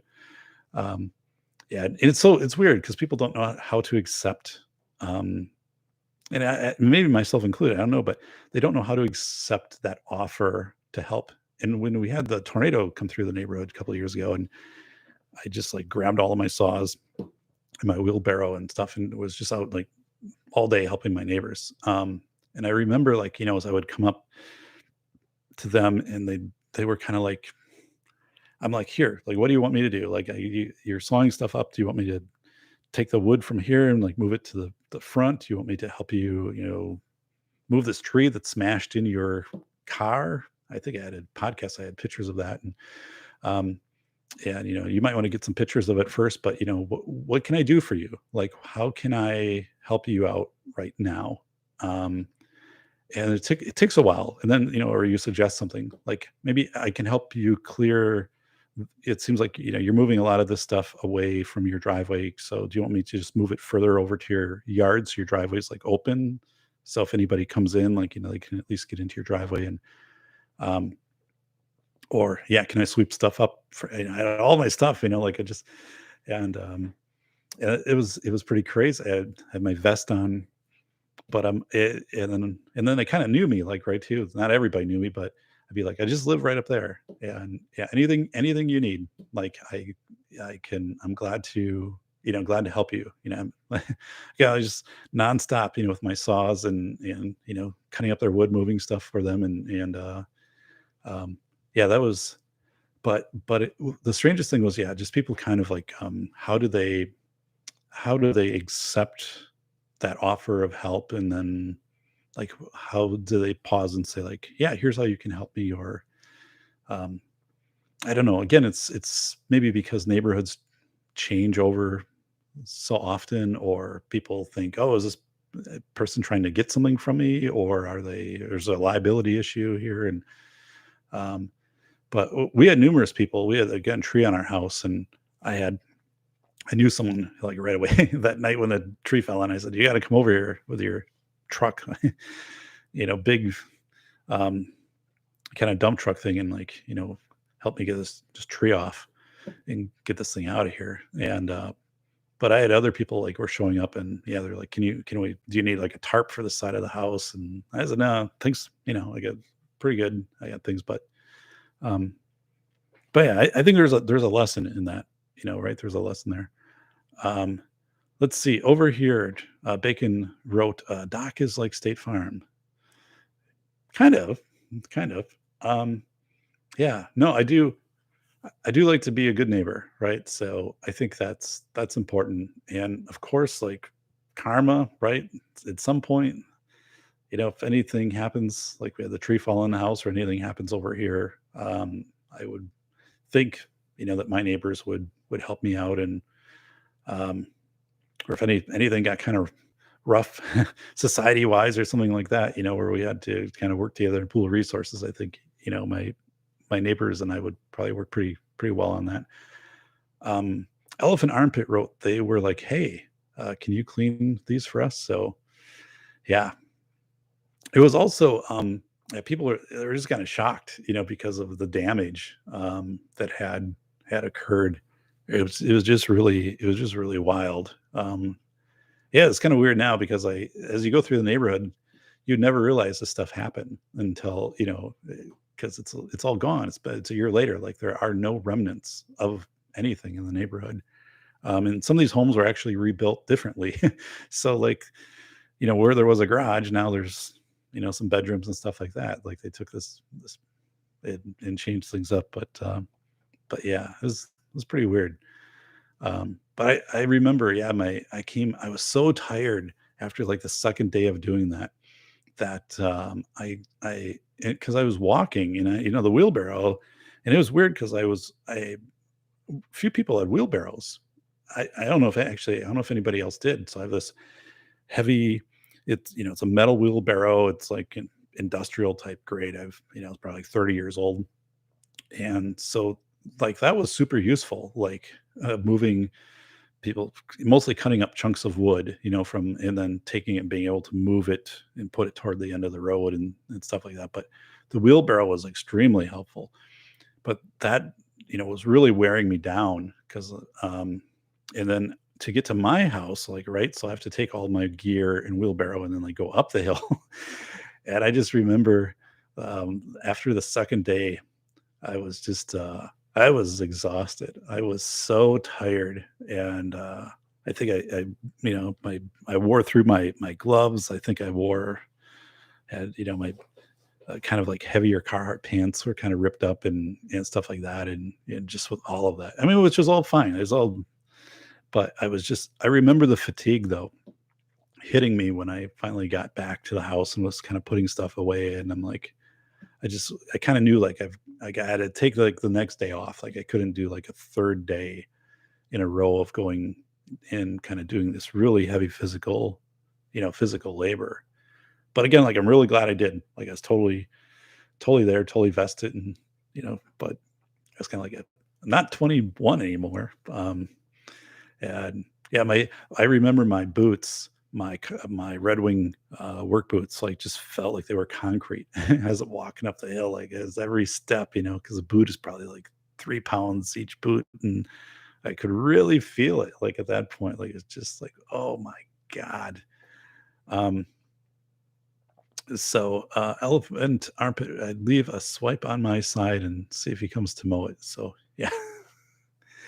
Everything everything is good now with the mowing stuff, but it was weird, just to have a neighbor, and it was something too where it was not a marked property line, like, some 6 inches over, or like, like, it's just like, cool down, buddy. What is the big deal? This is the same guy who, not to speak poorly of my neighbors, I guess, my this was years ago, but he would throw stuff out or put stuff up at the end of the driveway, basically free, and really nice shelving. Like, I just took it, put it in my garage, like really nice shelving, completely nothing wrong with it. Just didn't want it anymore. Metal shovels, like grain shovels made of metal, not like aluminum where the end kind of curls up on it. Um, you know, that would cost what, $50 or more, like types of shovels. No, absolutely nothing wrong with them. And they would just be at the end. So I'd be like, they're mine now. And it was just weird because there's my garage, there are many things which he put out, which I just took and reinstalled in my garage. I'm like, they weren't the people who would ever have garage sales, right? Like, that wasn't their thing. I mean, if they just didn't want it anymore, they just put it out. And it didn't matter if it had value or not, because I mean, they were rich. So, um, so Aaron, you wrote Aaron Clary's head would explode if his neighbors built a fence 3 inches on his property. So let me tell you something about Aaron. Well, two things. One is, like, yeah, I don't think he has. Well, I know he currently doesn't have any neighbors like really close to him. But when he lived in Minneapolis, he was doing a show, and it was so his neighbors were very close to him, on because the house he lived in was like 100 years old, and the homes were close together at that time that they were built. So he was doing a show, and this was maybe 8, 9 years ago, and it was close to Halloween. So he's doing his podcast, back when he not in the apartment. This was like 8 or 9 years ago when he was in the basement of his house, and he rented out the top floor of it, and then he was on in the lower level. And this lady knocks on the door during the podcast.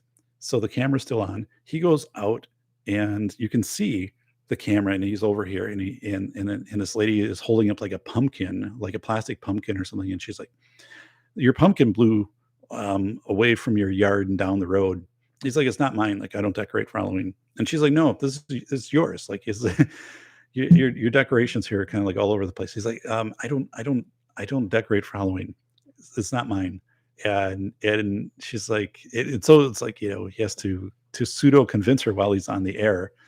And it was just funny. Oh yeah, you remember something like, and actually so Aaron, I probably see him like 3 times, maybe 3 times a year, and I bring that up occasionally. It's the weird thing is, Andrew in Bacon, he doesn't remember it. And I said, "It is on one of your shows. Like, if you go back and you look for it." And it was this whole exchange that you had with her, and it was recorded. And I think you can see the plastic pumpkin. She like tries to push it through the door to give it back to you. And he's just like, "No, I don't decorate." But it was just funny. And she's like, "It's yours." And then she like punches him, boom, knocks him out. And then she kicks the door open, and then she just throws all these decorations in: pumpkin, a witch, ghost, and then Christmas stuff, Christmas lights, like inflatable Santa. All of it just gets shoved in, and then she slams the door and runs away. And yeah, so um, that was funny. But yeah, so that is the Aaron Clares. And again, like, it's so funny because he's like, "What?" I'm like, and then he came back about it, and he was talking about it on the show and stuff, and I'm like, "Yeah, that really happened." It's just funny. It's just funny stuff. So yeah, it was about a year ago. This time, I think it was late October though. It was Aaron and Chad Elkins. We did a supper at a steak place here in Wisconsin, which was just great. This is awesome, awesome steak. So yeah, I think in bacon, laugh out loud. So help me out in the comments. And do you think, um, So here's where I'm kind of thinking, right? I've got the second book launching in April. It was supposed to be February, and then the publisher, we were talking. They said it's better to do it in April because it matches with our some of the events, the bigger publishing events and libraries purchasing and stuff like that, and just like do it and let's do it in April. And I'm like, and that actually works better for me because author events in Wisconsin in February, like it's cold and the weather sucks, and who's going to you're just not going to have the turnout, right? And I'm not going to go travel to author events in bad weather. It's just, the book isn't my livelihood, right? Like this is not, I'm going to do the book tour and promote things, but I'm going to do it more. Obviously, spring is more appealing to do that, and into summer, and then make that trip down to Salt Lake City and into New Mexico and Texas, and maybe whatever. It's going to be like this big scheduled out road trip type of thing. And I want to get out to Pennsylvania too. Um, and Mictobis is in Pennsylvania, and Jim Mallard and quite a few people I know, and to do a meetup in Gettysburg and then turn it into a book event. Now, when I say book event, right, like like maybe 8 people will show up, and but it's it's cool. Like people that have appreciate my work, and then also get it in the newspapers, because then if people are doing a Google search for my book or my name, more things show up, which is the reason, to get out and to promote the work. Um, so yeah, so I'm debating whether to do the a regular show Sunday nights or Monday, and it'd be like 7:30. So let me see. Andrew said I have a 2 foot by 20 foot replica of the 2003 Mission Accomplished banner. That was on right. So that was the aircraft carrier, right? Was that the one? Oh my goodness! Wow, that's why did you get that, by the way? And Andrew? Where do you put that? I mean, a 2 foot by 20 foot banner. I don't know where I could put that in my house. Wow, that's pretty cool. So one is like, does the background look okay? Because I'm likely not going to go Rob Says and do green screen, and I appreciate what he did. He's done awesome backgrounds and stuff like that, but I just don't see myself as green screening the background and going with that kind of software, and whatever. To me, this is pretty good. It's pretty simple. I would like to maybe change it up and add a couple of these black and white pictures from my town here, like in the 1880s. Like there's a really cool one of the downtown in the 1880s. And then, there's that one of the canal, which is really neat. And there's also one of the fire department back, probably in the 30s, where they had the equipment out. And I think like that, any combination of those would kind of be neat pictures to have in the back. Like I noticed, like my bank does that. Like every place, office, or the walls in the bank, they've taken these pictures of the community, and they put them up, and I just think that's kind of a cool look.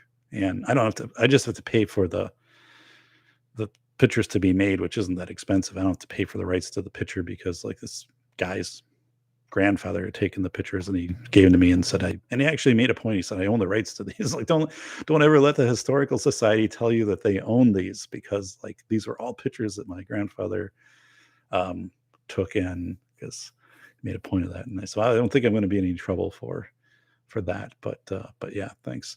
So Andrew, yeah, said, yeah, I made it when I earned the Eagle rank in the Boy Scouts. Oh my goodness. So Andrew, you are much younger than I am. I remember watching that on TV. But wow, that's cool. That's cool, man. So yeah, let me know in the comments. Do you think I should put some of that stuff in the back? Maybe like two, and they would be what, horizontal, right? Not vertical, but they'd be about 3 foot by 2 foot images, and so they're going to be, it's kind of like either maybe I keep them pretty close era, like 1880s of my downtown. I think it would have a kind of a neat look, but I also don't want it to be distracting. Um, and then the other one is like, should I want to do a regular show because that's been one of the issues is, when is the show offered? Because Masculine Geek is Wednesday nights. Tuesday nights is Mallard. Thursday night is Old Humble. So like people have these shows. So I'm thinking either Sunday night, that would be 7:30 Sunday night, or Monday night, 7:30. So let me know if there's one. And I'm kind of leaning more towards Sunday because I just don't see a lot of shows out there on Sunday. And as I kind of think of my own weekend stuff, and I might regret this in summer, but and 7:30 Central Time does pretty well because it's 8:30 for my friends in Pennsylvania and New York and stuff like that. And then it still is, where bacon is, it's 5:30. So like it still works. And there's people in Canada who tune into the show and things like that, and Phil Henry. So like across time zones, it kind of works. But I kind of like the Sunday night thing to maybe commit to that and just say it's going to be Sunday. And then I'd like to do a morning show, and maybe like a Wednesday morning. And the morning show would kind of be more, I think, prepper theme, but psychological prepping. Like, I'm not going to show you how to use a camp stove, or I'm not going to pull out a knife and this knife versus this knife, or a bag of beans and things like that, or show you the latest soup I got on sale or something like that. But that's, as I said, the people who I think have jumped on this prepper bandwagon, um, they're clearly just doing this for the money, right? And they're getting big turnouts. They're getting like 1,000 people watching a show, and they're doing like 3 shows a day. And again, I'm not talking about Morgan Rogue or Joe. I mean, they're very due diligent. They're very established. They do their things. I'm talking about people. I'm not going to name them. I'm not going to name these sites, but I've been watching a few of them, and I'm like, all you're doing is, I don't know how these people get an audience, for someone to just be there. And if it's that you just are validating what people are feeling, yeah, interest rates are going up, so it's going to be harder to get a house or a car, or like, keep your car running because I just went out and there aren't cars on the lots. And it's all stuff that's so kind of obvious, like, right, stock up with supplies, so in winter, if there aren't canned goods, you have stuff. I don't know. So anyway, I look at this, I'm kind of like, I'm missing out on an opportunity to grow my audience, but I want to still be authentic. And that's the frustrating part, especially with a book coming out. Like, there's this whole big marketing part with the book where the publisher's saying like, so here's what we're doing to market the book, and here's like what we expect you to do. And so I know that dance because I've been through it once already with the same publisher. And I said, yeah, I'll do, I'll road trip it, and different media things and whatever, and I'll be on some more prominent podcast, that will, so I'll do this stuff. I'll get the stuff out there, and I'll build up my own, podcast, my brand a little bit. But yeah, I don't know. Again, 485 subscribers to Safety Doc Podcast, which is up. So if you can, if you're not already following the show, please follow it, or let someone else know. Or if you have like 2 channels, if you can follow, I have my channel, David, that I post my university lectures, and I have this channel. And of course, they're both that following this channel. Let people know. And then, yeah. And also, like, if I was to do a Wednesday morning show, which was kind of more like psychological prepping themed, or I don't want to call it psychological survival because I don't think it's going to get that crazy. But I mean, there's a lot of stuff like the velocity of information where I can get into and talk about these mindsets of chaos, or maybe like it's called like the Mindset of Chaos podcast or something. Not that I'm maybe forming a different podcast, but like, it's just like, here's this companion part, we're going to talk mindset of chaos, and I can go through all of these, pick out one story, like, Nikolai in Russia the day after Chernobyl. And then, here's one of Larry Lawton in prison, and here's one of whatever. Here's Austria during World War I, some stuff. And I think that might be kind of interesting, and then try to like draw a parallel to it, or else just have it to an episode of like, here's something I saw when I was out like shopping, and things that are coming back in stock, or things that are out of stock, or I don't know. Andrew said, Bacon put, you have space for a couple background items. Monday has been good. Sunday isn't bad either. Yeah. I think either one of those. And for me, Sunday is a little safer because Monday, my kids have sometimes different activities going on. Um, but neither's both of them work. Um, and Andrew put, and I understand like too, in summer and weather's good, people are probably going to be out on Sundays and maybe not coming back till Monday. So I don't know. Andrew wrote, it's easy to spot the money changers who just do product reviews. Yeah, and some of these people do product reviews and others though don't. Because I've contacted a few of them and I've said, hey, like I wrote this book, and do you do a book review? Like, do you charge? Like, could I pay you to do a review on your channel of this book? Um, and right, you would identify that it's a paid promo. So I just have said, is this something you offer? Because right, you're about 25% of the people that follow me on social media are survivalists or preppers. And so I said, there's an audience here that crosses over. And they've said, like, no, like I don't do book reviews, or I don't do product reviews or anything. And I don't think, and some of them, yeah, they do that. But others, like, they just jump in and they're just living off super chats, right? They've got 1,000 people during a show and they may be up to like 50,000 subscribers, and they just like started a year ago. And it's almost like people's emotional support peacock, right? I mean, I think honestly, some people just get so addicted to being validated. Um, and it's almost too like, I read the comments and people are like, oh, like, I wish you, the best of luck in, making your trip into town, and that the supplies will be there. And I'm like, dude, like this is a person you don't know. And yeah, and then people always share their own stories. So there's one prepper, this guy, older guy, and he's like, I've had a sore back, lately, been hauling, stuff from the garage to the house because in winter the garage isn't heated. And like down below, there's like 300 comments an hour after he's done the show. And 200 of them are people saying, oh, yeah, I know what it's like to have a bad back. Like, I had hernia surgery like 2 years ago, and I have like 3 discs that are fused and all. And they're just giving all this personal information out and so you see the psychology, right? Where he's saying things where then people feel that it's an easement for them to share their own stories. And I think that's okay, but I'm not a person who feels you should share personal information on the internet, right? Like Joe Dolio made a comment, or Joe, and Joe was saying that we made a comment on Twitter. Like there was somebody who was posting about, hey, like I'm having my 3 children vaccinated tomorrow or something like that.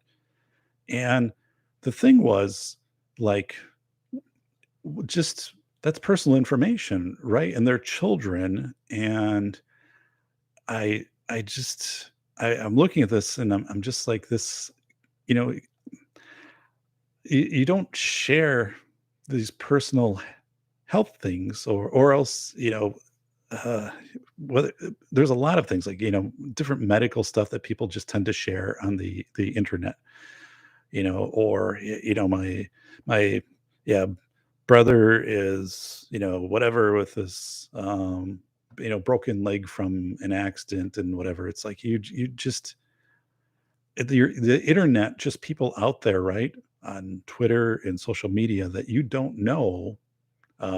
That's not where you just dump all of this stuff.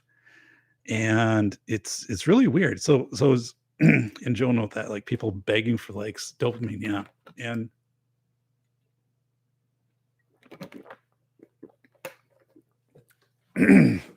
so one of the things that I wrote was, it was August.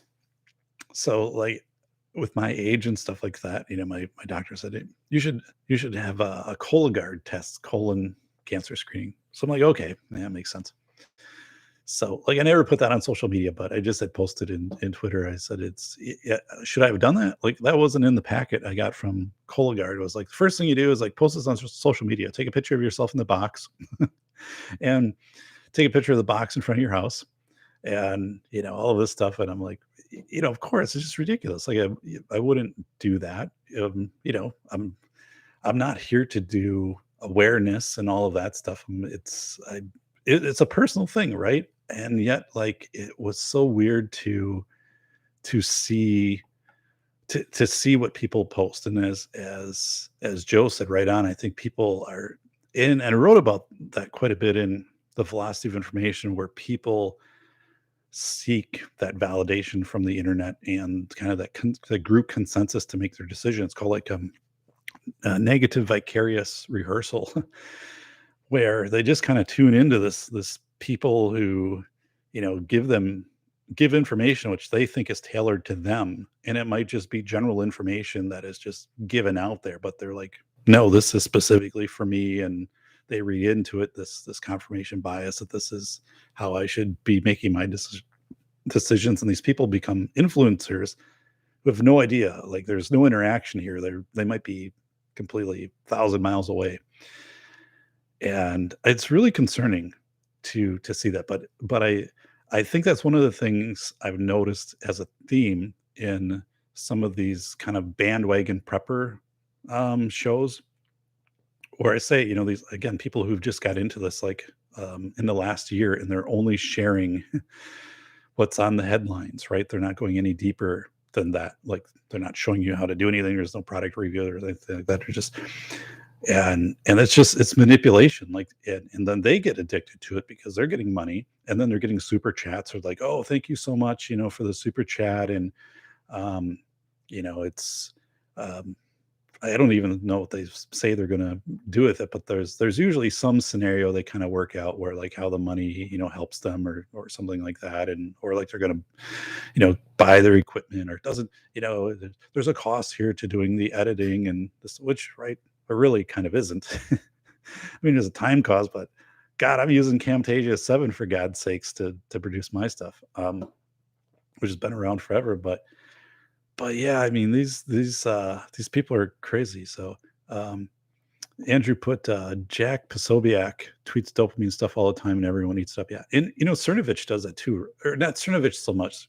Scott Adams. So Scott Adams will be like, "There's something big that I can sense," which I've seen him post probably like once a month, and he's just trying to get people to respond, right? He's just trying um, and it's all this vague stuff, right? And I just get so sick of that. Like, I don't have time for this. I don't want to, get your vibe, or like, something finally is going to happen, or this is going to be you know, the overturn of an election, and things like that. And just in a way that's like, but Andrew, you're right on. Yeah, I'm just not into that dopamine stuff. But maybe I have to, at least on, one of the podcasts on Wednesday, maybe I've got to appeal a little more to, I'm not out there to scare people or anything, but maybe I've got to really hone in on something. I see myself as the person trying to equip people, right? Like, when I was talking with one of my friends last night, I said, we were talking about the book and things like that. And I said, again, once you read the book and you let it soak in, you think about it, you'll see life differently. Just as Joe's Tactical Wisdom books, you'll perceive things, and you'll recognize in real time when things are happening. And not only that, you will recognize the indicators, as Joe indicated. You'll see the early kind of conditions or symptoms that you would have otherwise ignored, and kind of add them to, like, because you're observing people and observing environments and trying to predict what's happening. So this is a handful, like you guys in the chat, like, you do this, most people don't.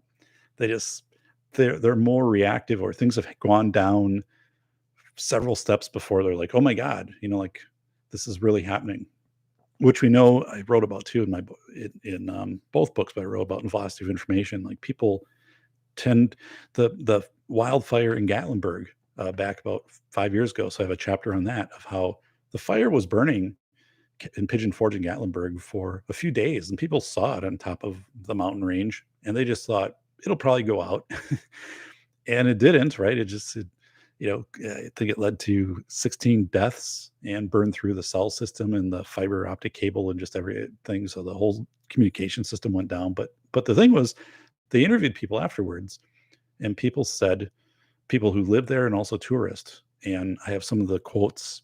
The National Institute of Standards came in and interviewing people, and people said, "Yeah, we thought if it was really bad, somebody would have told us." So, like, somebody would have come down and said, "Hey, like, you have to evacuate, or you have to start preparing. You have to think about evacuating." They said, "So, because nobody said that, even though it smelled smoky, and even though embers were coming through the neighborhood, like people were like, it's not really that bad yet."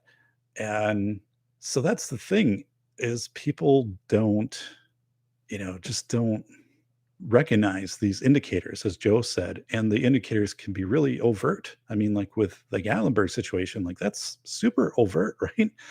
If you live there and embers are floating through your yard and it's dry outside and you can smell smoke, I mean, it's like, and so one of the things, when I was talking last night and saying, the book, if you go through and read this book, and there's other books, um, you know, again, Tactical Wisdom, Joe's books, Prairie Fire, Concrete Jungle, Clay Martin, kind of that constellation of books, Mongol Moon, Mark Sibley, or Sibley's book. If you read stuff like that, it changes how you perceive things. And you start to do it subconsciously as you're walking through your environment, as the news is coming in and all this stuff. And what I was saying last night is I said, you instantly move yourself into the top 10% of people out there, as far as like awareness and being able to read what's happening, and then hopefully get yourself into the best position you can and also out of harm's way. And people who you care about, your family members and people who are willing to listen to you, like you can advise them and point things out, like this is happening. And though, and right away, like just by doing that, just by buying that book, just by and again, kind of that constellation, like I said, of books and Joe's post and that people, that kind of network there, you immediately jump up to the front of the line.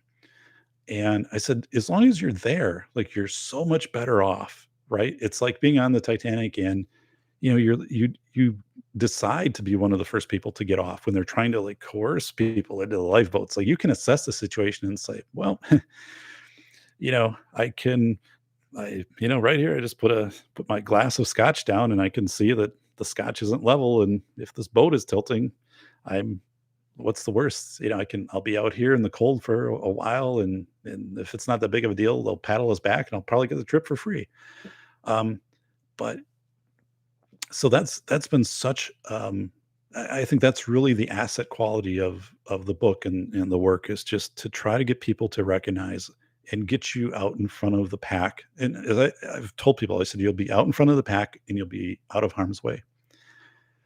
And yeah, I mean, because so many people, just as you said, Joe, Andrew, Anthem, they want that adrenaline rush and bacon, and they also want confirmation from others, like to be told, right? They're waiting to be told.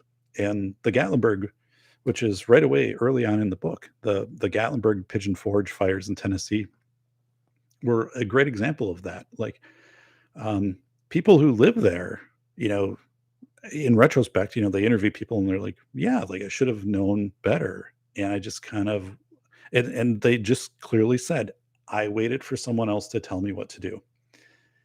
Even though I knew this wasn't normal, I knew it was in my best interest to have a go bag to be ready, or to get out of here, or like they just, which I guess in hindsight, like people probably would say that, but but it's true. Like, and I wrote about the one story where there was a couple and they were staying in Gatlinburg, right? It's a husband and wife, and they're like, they sent a picture to their son who is in another state as a firefighter, and they're like, hey, like look at this fire. Like, this seems kind of weird.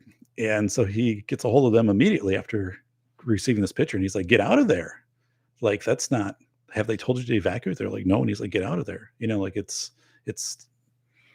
this, he could immediately acknowledge that and convey it to them. And sometimes like again, like you get so close. And this whole thing of discretion, I talk about that with my superintendents, with my school leaders. I'm like, who has discretion to pull a fire alarm in your building? And they'll be like, I don't know. Could one of your teachers pull a fire alarm? Did they think they'd have to ask permission? Could it be a student? Let's say a student discovers a fire. Would they, eighth grade student, would they have discretion to pull a fire alarm? Or do you think that they would try to search out a teacher or an authority, like an adult first? Or like, how would that work? And everyone's like, I don't know. No, we've never asked that before. I'm like, well, it's pretty big question, right? Like, who has discretion to initiate your emergency procedures? And the fact that seconds and minutes matter, right? And also, if somebody does it, that they're not going to have repercussions of, oh, like that was just, dust coming in from a farm field and a window was open, so it looked like smoke, and you just evacuated the whole building. And now, people are like, oh, I don't want to get in trouble. There's a it's a horrible case study, but it was December 1st, 1958, Our Lady of Angels fire in Chicago. 92 students perished and 3 nuns. And, modern day fire, right? So they had the discovered smoke in the building. One of the nuns did, who was teaching, and was trying to find Mother Superior to activate, so to authorate activating the alarm, stuff like that. And Mother Superior was in a different part of the building and stuff like that. And anyway, crucial minutes went by. And by the time they activate the alarm, it was too late. And also because they hadn't drilled with the fire department ever. The fire department went to the wrong part of the building and set up, and then they had to take the ladders and snorkel. Snorkel was new at that time, down. And that's where interagency drills. And I was talking with my superintendents. I said, when you do interagency drills, which you're supposed to do once a year, have goals. Like, where do you stage your assets? So if your ambulance is coming up in your fire truck, and that type of, where are they going to stage? Like, so figure this out, have them come by, and where does it make sense to stage? Like, if we have to, if we're removing injured people from a building, or if we have additional, let's say, it's a fire or something like that. If we have additional resources coming in, are we bringing them right up to the building, or are we going to stage them a block away and then bring them in? Or, how are we going to do this? So, and people are like, I don't know. Like, we never thought about this before. So that's the thing you think about, and how your radios work, like how your two-way radio. So I did this thing, which I really had fun with it. It was this, in Wisconsin on January 1st, the schools have to turn in their safety plans to the Wisconsin Department of Justice, which was interesting too, because I said, how many of you have been working on your safety plans for Act 143? And they're like, one person like, yeah, I've been, and other people like, what? And so I bring up the website. I'm like, it's due January 1st. You have to submit your blueprints. You have to do an interagency drill, including, police, but usually like EMS and fire, and a safety plan and these other things. So we kind of go through, and they're like, I have no idea, like this was due. And so I'm like, well, okay. So we walk through like how to do that. And then I said, so what do you want to learn from this? And then, it's kind of gets quiet, and then people are generic. Well, how well we did. Well, like, what does that mean? Well, how fast did we get out of the building? If we have to evacuate the building. I said, okay, so it's good to know. How would you know how fast you got out was good or bad? Like, what's your expectation? Like, how would you figure out a baseline on that, right? Like, what would you look for? Did people, and like, so we get into these things, like, did people know where to go? Two-way radios, communications. Did people know to grab their radios, right? Did they know what channel to go to? Did they know, what to say on the radios? Did the radios communicate from one building to another? What if you had to go to an evacuation staging site with kids 2 blocks away? Could you still radio back to someone closer to the building? So those are all measurable things. Like, how about the radio stuff? How about the staging of assets? What does your communication look like? How do you notify the other schools? So maybe one school is involved in something, but you have three other schools plus like 4K sites. How do you let everybody know? Because if a parent finds out something that's going on at one building, they're going to probably try to get their kids out of other buildings, right? They're going to. So it's all those things of what does your communication look like? All of this staging of assets, and then also I talked to a superintendent today, and after class they changed up their safety plan, and there's also a big part, right? Like of when you have emergency responders coming into schools, that's scary for kids, whether it be EMS or fire or things like that. So like during fire prevention month, like October, invite your fire department in, especially your elementary schools, and to meet with the kids and to show the equipment. And one of my soups literally today called and said, "Yeah, we did that last week. We hadn't done it before."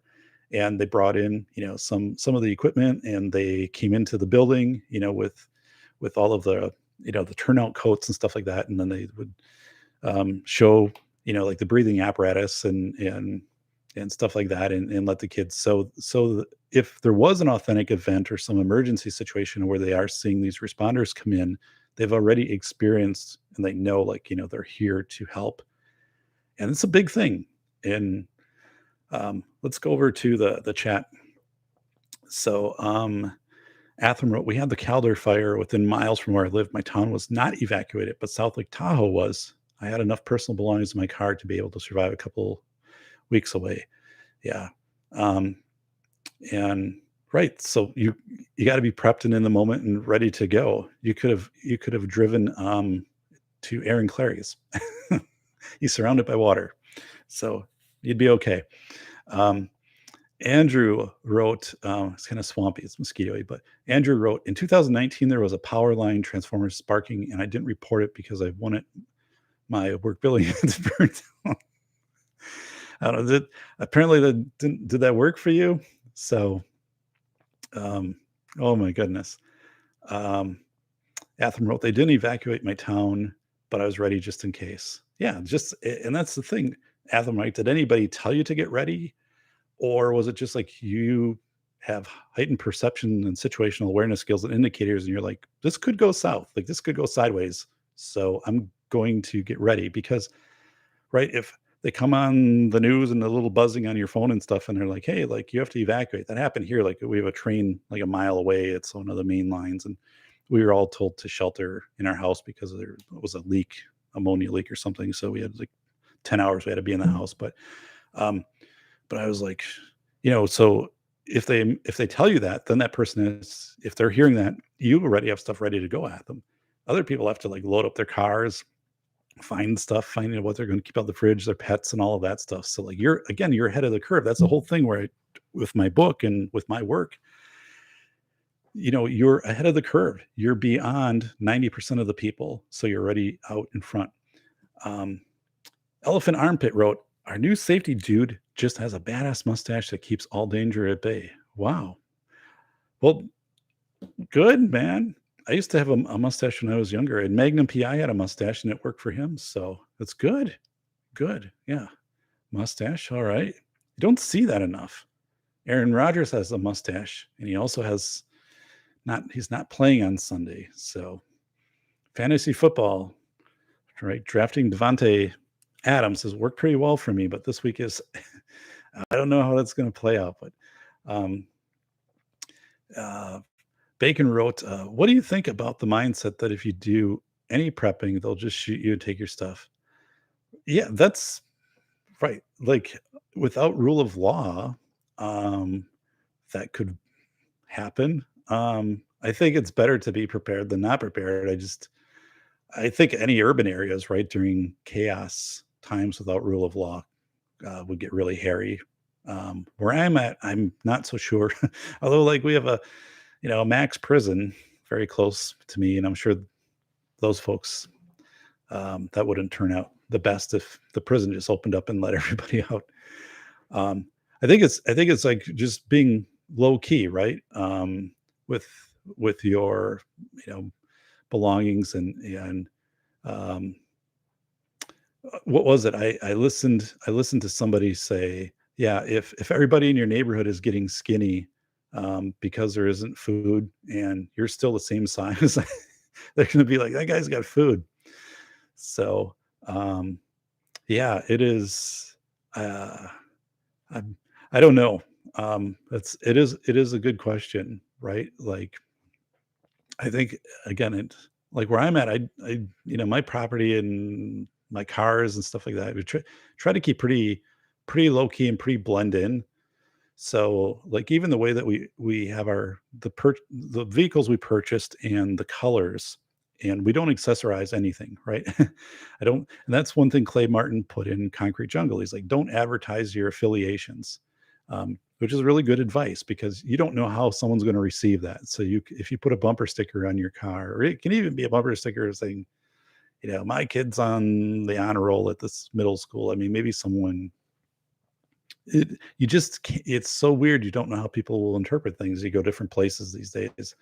Um, so, it's just, I really, don't have these markers on a lot of stuff. And, our house, yeah, it kind of blends in the neighborhood. My house is not the first house people are going to go to in my neighborhood. That's for sure. Like it's pretty far down the pecking order if you're just looking from the curbside size of homes and stuff like that. Um, but yeah, I think there's something to that. Like, I had a friend who that was in Milwaukee and had their shoes stolen. So, I think if there were certain places I was going, I'd be pretty careful of what I was wearing. And some of that stuff just to not draw attention. And that's one thing, like when we travel, and we don't do as much anymore, but I used to just travel and be like, "Hey, like, we'll find a place to stay when we get there," which was usually turned out like it wasn't a good place because maybe other places already been sold out. So I always make reservations and look around and, trying to get to a place that's gonna be, well lit, have a lot of, activity and, I will pay more when I stay places, for those types of things. But and the I guess the neighborhoods and places where I'm staying, it changed a lot. Like when I was like 20 years old till now, quite selective. So even like as here, as I'm doing the trip in spring, kind of the book signing trip and down to like Salt Lake, right? Like I would stay in with people I know, and I'm not going to like post online necessarily. Where I'm going, I might do meetups, like if I know some people are going to be there, post up line, but I'm not ever going to share like exactly where I'm at. I'm just, I, there's just too many bad things that can happen out of that these days. But um, Andrew wrote, we did get out of work because the power surged and they didn't have backup fuses for the machines. Yikes!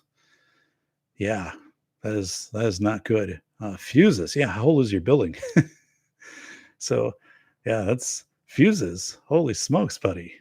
Like, what are you working there with the old Edison Tesla factory, or what's going on there?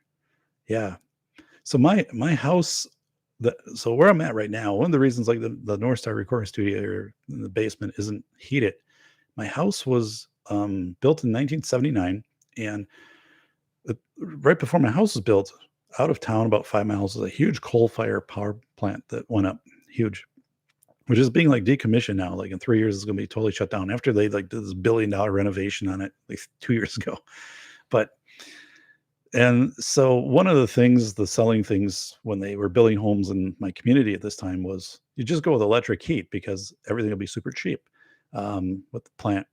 And then, that didn't make any sense. So so this house was originally built with all electric heat. And then the electric baseboards were all taken out and then it was replaced, with a natural gas furnace. But because it wasn't originally designed that way, the house is in, and so I have my wood stove, which heats half the house, and then the other half is through the furnace. So it's this weird setup. It works, like it makes sense, like it works. And if the wood stove wasn't there, like that part of the house could be heat, the furnace could handle it. But the ductwork is real kind of odd. And like the one side of the house is always cold, which personally I prefer. It's like where the bedrooms are. I like colder temperatures for sleeping. And but there's a little nuanced part of the house I live in. But then, and yes, like they're to retrofit and to do, forced it's forced air that I have, and my furnace is fairly new. I put in a couple years ago, but to do where I'm at right now with forced air would just it wouldn't be worth it to put it in here. Like I said, I have my electric fireplace, which I'll fire up if I'm doing stuff down here, and then I'll shut it down. But um, yeah. So anyway, that was this big myth, right? Like, hey, you're just gonna have cents on the dollar, and like I think there was a whole thing too where the city you would barely have any taxes, and actually the township where the power plant is, they have really low taxes, like 50% of my taxes for the same house because the power plant picks up the tax bill. And so when the power plant's done, like those people get a big raise in their taxes. But yeah, that never panned out. Like I'd probably get like $170 credit a year from the power company on my property taxes, which have gone up 20% in the last year, which yeah, probably like it'd be about 5 weeks I'll get my bill. Um so but so Halloween though. So Halloween it was cold. It got cold as sun went down. My daughter was out trick or treating with her friends, and she came back and I had uh, said, "Do you want me to start a fire?" And she's like, "Yeah." So like I got a fire going, and then her friends came in. I call the fireplace room. Everything's like utility, like laundry room and bedroom, whatever, bathroom, and like you could just tell like they were so happy to have the fire going and heating up that room and the fans going and stuff like that. And but anyway, it was still like kind of a little bit of dusk, and the smoke was coming out of the chimney, and it started to move down the hill. So like it was this fog going toward the trick-or-treaters, this like little smoky fog, kind of wispy. So it's like and I couldn't figure out where it's coming from, right? um but it's funny. And then someone's like, hey, did they elect a new pope? So did they anybody get that joke? Hey, did they elect a new pope? The white smoke was coming out of the chimney. Um, so yeah, it was Andrew wrote, it was a manufacturing plant, the fuses in some of the machines. Whoa, yeah. Elephant elephant armpit, by the way, like I need to I've been thinking, I want to get you back on the show. So there's certainly a lot of things we can talk about. Any updates on the Rock River? Any findings? I think you had 3 new vessels you discovered on the Rock River. But yeah, I'd love to have you back on have you on the show, and um, I'll get you. I'll get you a signed copy. There'll be a number of you who will be getting signed copies of my book when it comes out, and that'll be a while. I mean, I can send people right like a PDF review copy. I mean, right now it doesn't make sense to do that because the book has already been accepted for print and nothing will be changed in the book. For School of Airs, for example, if someone says, I'm going to do a review of it, like under contract, in my contract, it says I can release a PDF review copy as long as it says review and the person isn't reselling it or posting it online or something like that.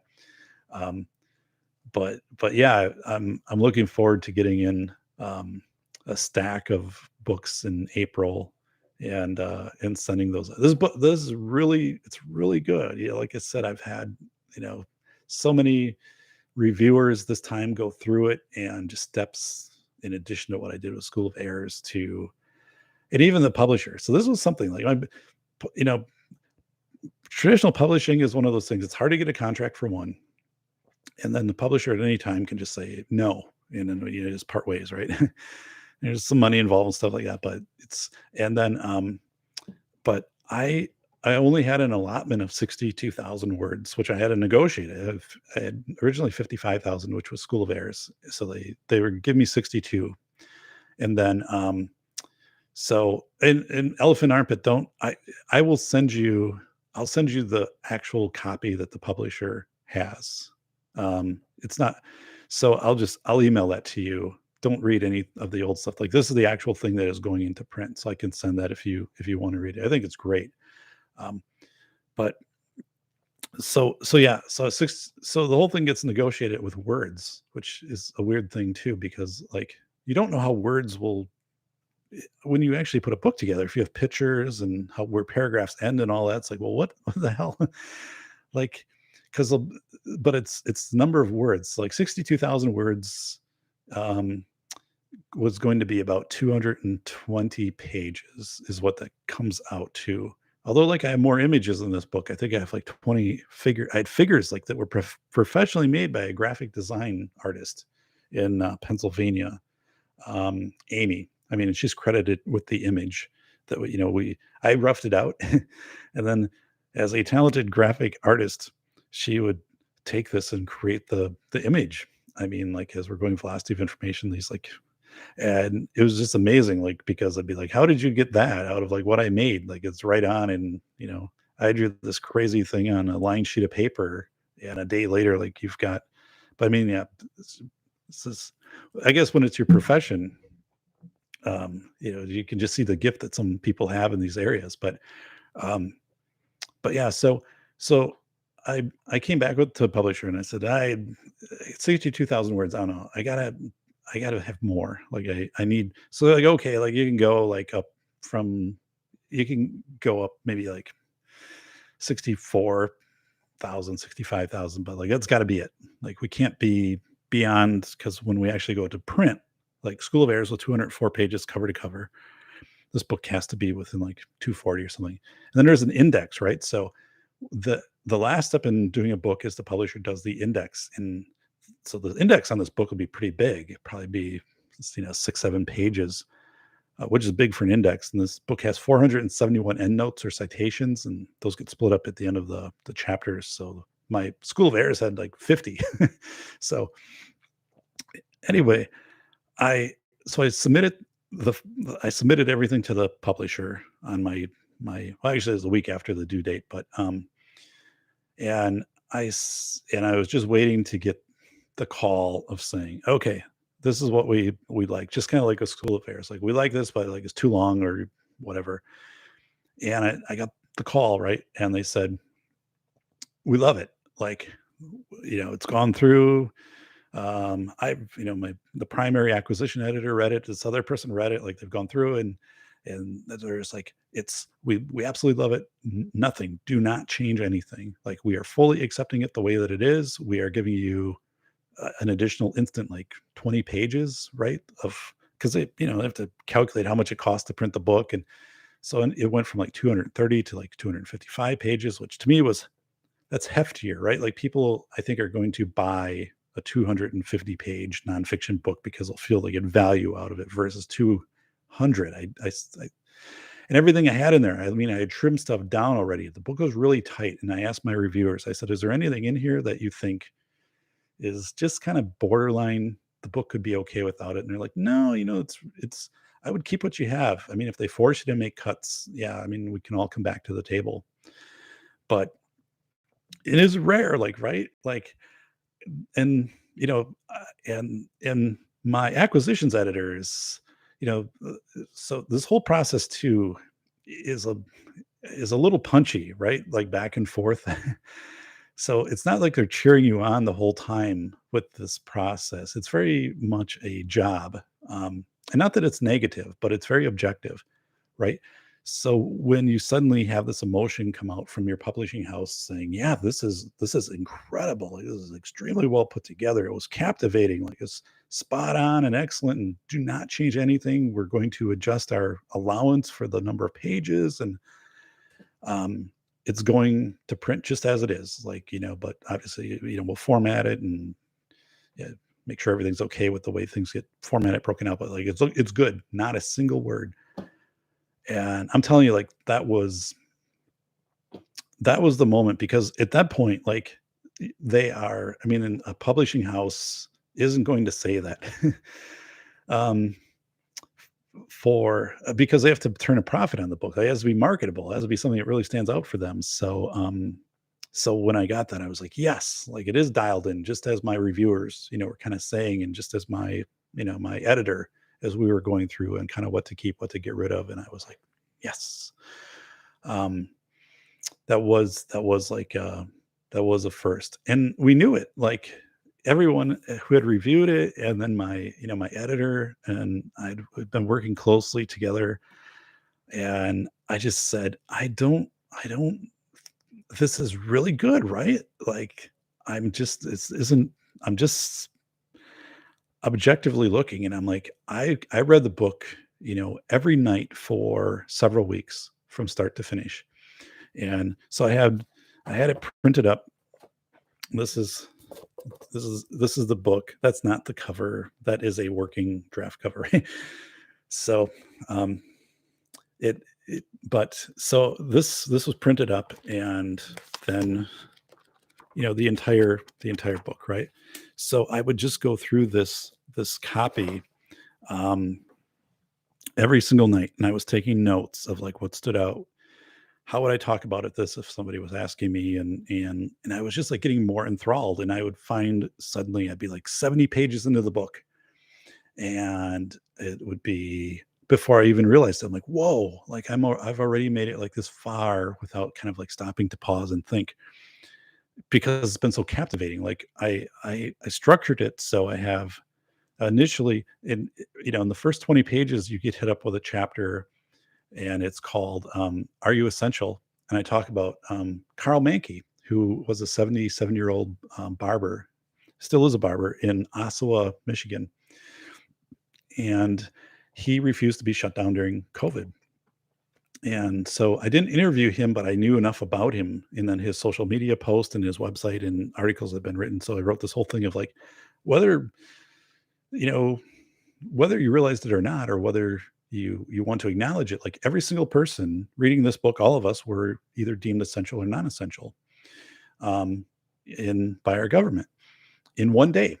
And what does that mean, right? And what does it mean going forward? What did it mean in the moment? And but it probably will impact your decisions, like careers you're going to do, if you're going to live in a city or not a city, like what's essential, not essential. Like, for example, if you're in Chicago and you get deemed non-essential, and now you're living in a small apartment, and you're like, whoa, like I have to work from here. I was only used to spending a small amount of time here, and like living out in the city and taking advantage of the city had to offer. So and what professions are you going to be in a profession where you can be deemed non-essential and shut down? Like the small engines place in my town was shut down, and I have a picture in the book of the door, and he says shut down by government order, and he was really angry. He lives a few houses down from me, and he said, "I'm shut down, and I sell generators, and the big box stores that sell generators are allowed to be open, and." Um, so it was just think of this arbitrary, like, are you essential? And it is really crazy. But how many of us will that affect? If you're going to get a degree, if you're essential or not essential, can you work from home? It is a degree that lends itself to mobility, in where you live. How and even just kind of these emotional tears in people. There was between family members, well, I'm essential, I'm not essential, or even like sometimes if you were essential, it just meant your everybody's risk was offloaded onto you, right? So if you're essential and you're a truck driver, like you were still expected to drive truck even though the rest stops were closed and you couldn't go into restaurants because they were closed. So like where are even bathrooms, right? Like this weird thing of like, we didn't treat truck drivers very well at all during the pandemic. Like we should have had, you know, waysides, staffed, or National Guard making sure that, there were places for truckers to stop and to get food. And where were the care packages put together by communities for, truck drivers coming in and dropping stuff off?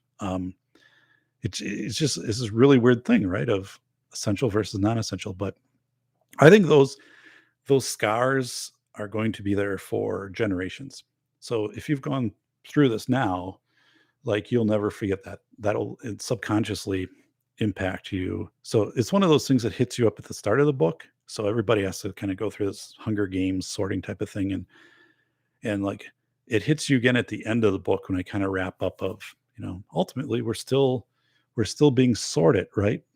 Um, and what your access is to things, and kind of like giving this little hint around the corner of like things like social credit score, although I don't mention that in the book because I want to make sure I don't get conspiracy theory. But who knows, right? Like if that's I kind of hint at some of those things of this continual sorting process, and then how do you navigate yourself in chaos in while you're still kind of being sorted to one side or another. So um so Bacon wrote, "That's awesome, Doc. One shot kill." Yeah, I was thrilled.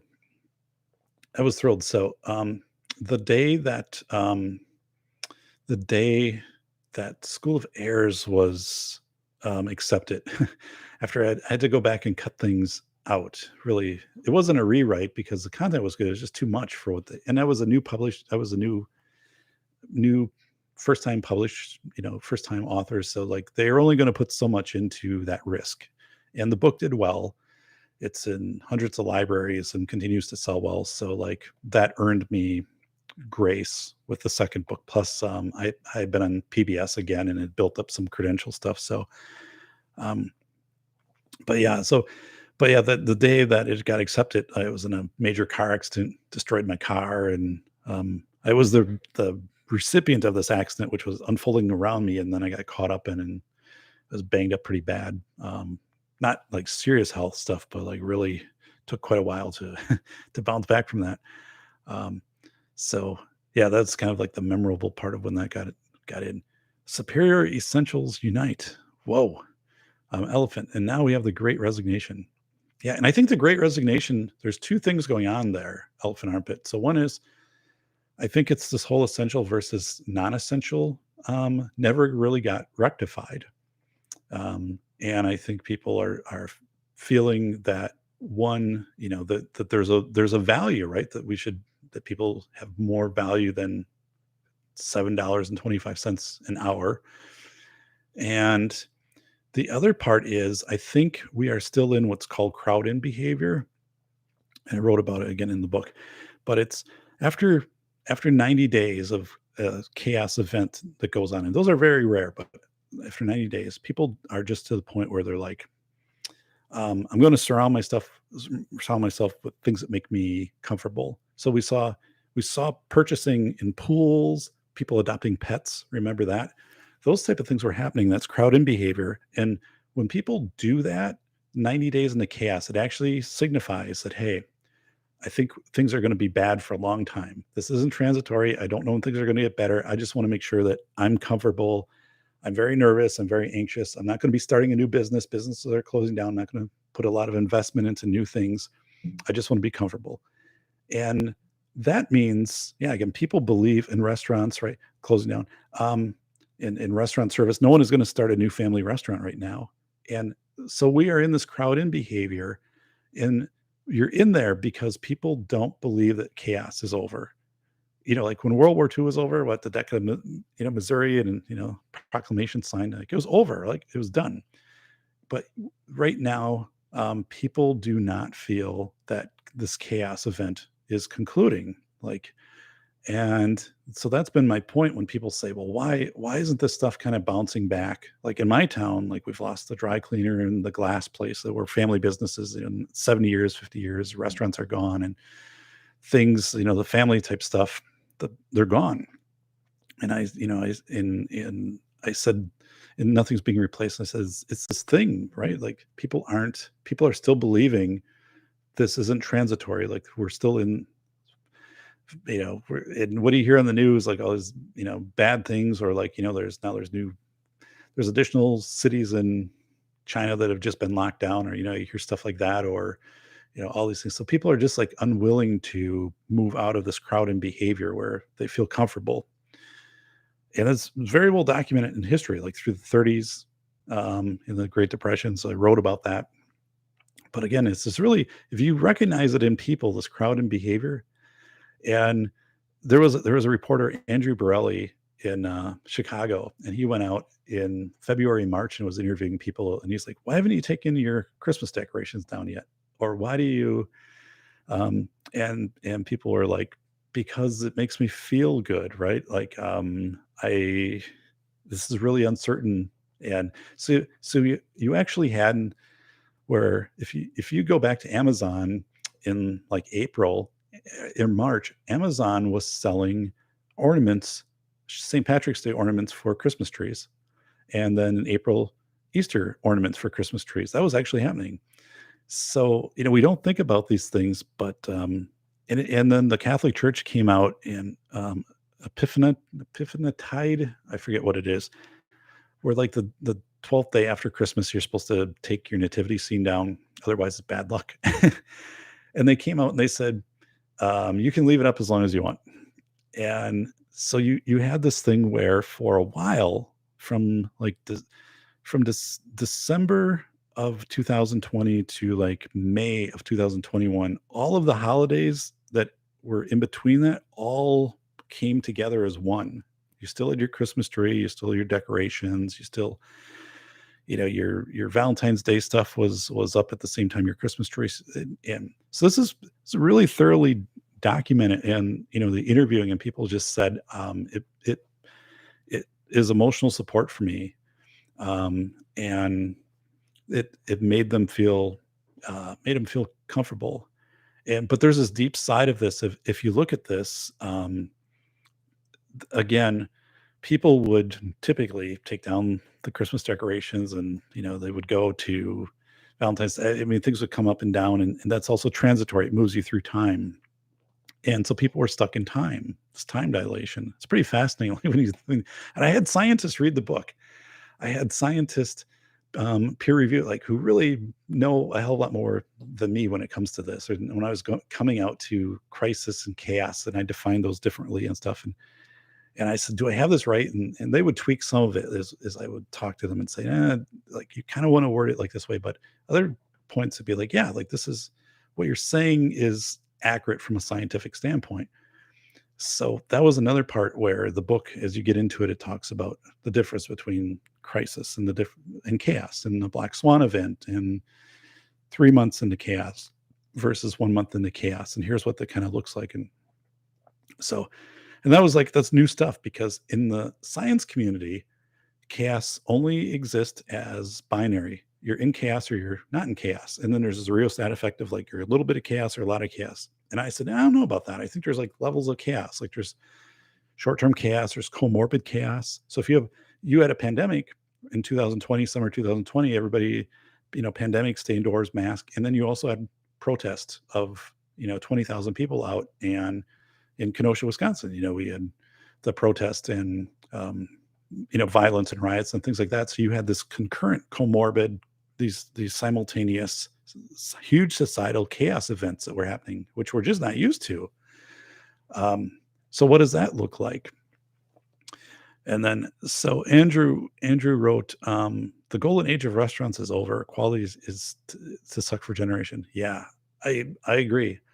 The Friday night fish fries in Wisconsin, are I something I grew up with. In my hometown, that was the Village Inn. Every Friday night, and those places are gone. And the ones that do exist now, it's a takeout service, or, it just isn't like it is. Even, like, the fast food restaurants, um, it is, the burger, the stuff is assembled really crazy, or, like, hey, we don't have a lid for your soda. Like, I understand it, but, they're just rushing to try to fill orders. And, um, yeah, like I said, I'm glad, I'm not building a house right now, or having something done that requires goods and, subcontractors and stuff like that, because I think that would be really and I don't know when it's going to get better, right? Like, I don't.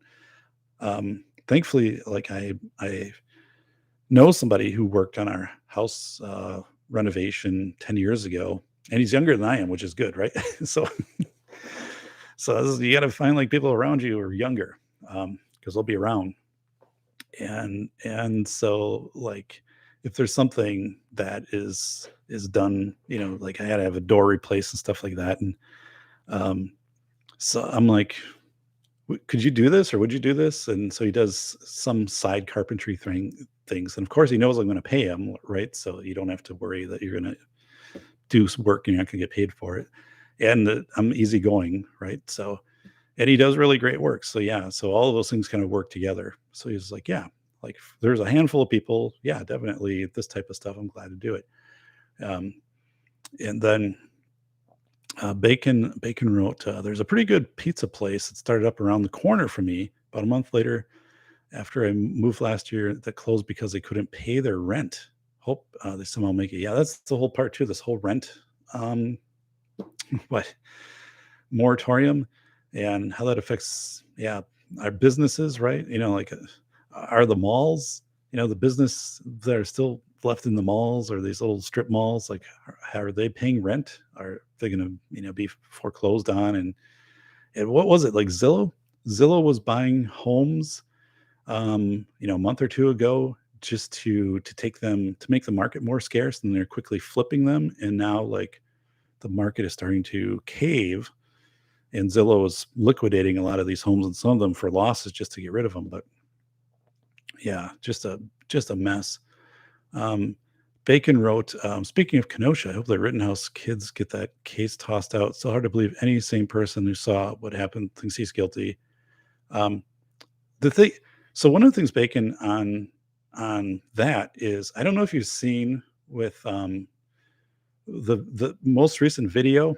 I don't know which major media came out and they're like, "Oh, like, here's some just released video of the Rittenhouse shooting and stuff." And the thing, right, was like the next day after the shooting, there were already 6 or 7 videos from different angles which had been publicly available, right? That had all been captured for evidence and things like that. So you can see where, the media is trying to position this one video. And I was reading, where the video that was released, this like brand new video, is like from very far away in this angle, which makes it very difficult to tell what's going on. And people are like, all this other video is out there. It's already been captured as evidence. And, people have been interviewed. They know the angles of the video. They know when it was. So, um, so yeah, I don't, we'll see where things go here in Wisconsin. And, yeah, I guess that'll be on the news here for the next few weeks. From where I live, that's probably about 2 hours away. Um, but I remember listening that night on the scanner app, and to what was happening. And one of the things that was happening was people were running around, cutting the fire hoses. So they as a fire department had to make, it was this crazy number of calls because of, like 70 calls or something, like just something, normally you might have like 3 or something like that a night. And the and people would follow the fire trucks out, and they would then get out with knives and they would cut the hoses. And then, so that was coming over the scanner, and to the point where the fire department was trying to get hoses from other fire departments who weren't going to bring in their $1 million engine, right, into a riot area.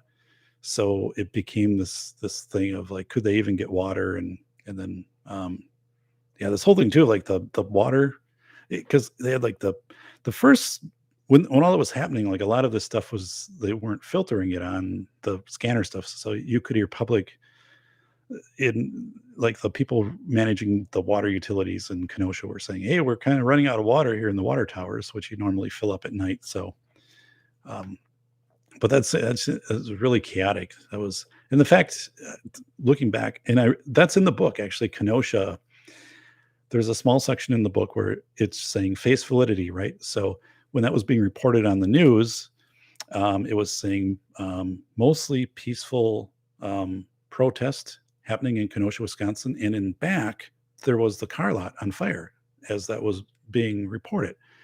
So of course the question is face validity, right? If you're watching this, or if you're actually there, you're like, that's not how this is playing out at all, right? This is there's a really crazy stuff going on, a significant amount of damage being done in this community right now. This isn't, this is a people, um, the city was largely out of a state of control at that point. So just saying though, like to have the media say, like, mostly peaceful, and then of course the video that's being shown right in back of the reporter is all these cars on fire, which we had a lot of that stuff. So it's this face validity. Um, so let's see here. Bacon wrote, almost forgot. Inslee finally let the eviction moratorium end here. Next few months are going to be interesting to see, say at least. Yeah, and we're going into cold months, so I don't know if they. Um, I think in Wisconsin it becomes harder to evict people in winter. And I know to shut utilities off becomes harder, and I'm not looking right. And nobody wants to see people, just end up without a home and a place to live. But this it's one of these things too of like, what's the plan? Um, and I don't think that's clear for anybody. What's the plan? And yet, like, is pandemic money as it kind of got dished out. I was talking to my superintendents, and I mentioned earlier in the show, the one school district, smaller district than where I'm at, they spent all their money on building a new football field with artificial turf instead of retrofitting their bathrooms to have more sinks and you know w- ventilation system for their schools, all things that would probably help with pandemic and overall wellness. And the argument was a football field, if it's artificial turf, they can use it more of the year. Kind of a stretch, but no one was kind of checking on these things.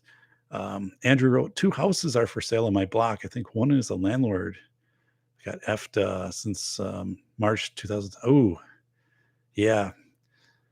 There's a home for sale in my neighborhood, but they massively updated it a year ago, and like new siding and a roof and stuff like that. And so I'm pretty sure. I mean, I would doubt like that is a foreclosure situation or anything like that, and that house will sell. And but yeah, so it's kind of like too like I kind of feel like I benefit from I'm in an affordable like kind of low key town, and so people are kind of it's very blue collar and like I said, there is this wealthier part which is next to me, and that's where the hospital is and some of those things. But for the most part, um, the town doesn't draw a lot of attention to itself. Which the more the older I get, I kind of like that. We're also not a tourist destination of different people coming into your town, which is a neighboring place to us. Um, so I do like that we're kind of lower on the radar. I wouldn't want to live in a big metro. I just wouldn't absolutely wouldn't want to do that. Sounds like the Onion News. So yeah, Atham Doc lives in Prodenville. Um, so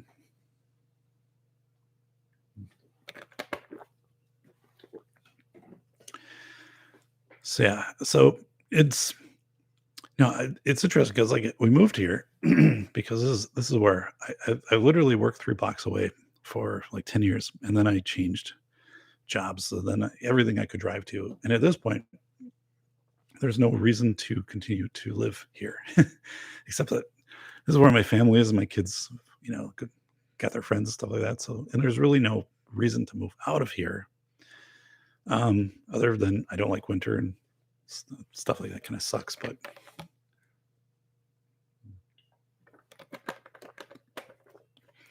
yeah, because I have,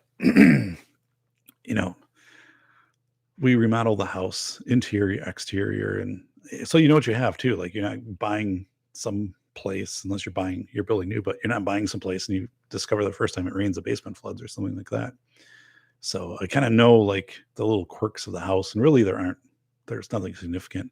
I said the heating thing in winter is a little weird with the house, but but yeah. So it's one of those things. But it is, yeah, it's weird because I mean, I always thought when I would get to be kind of my age, I would winter in a warmer climate.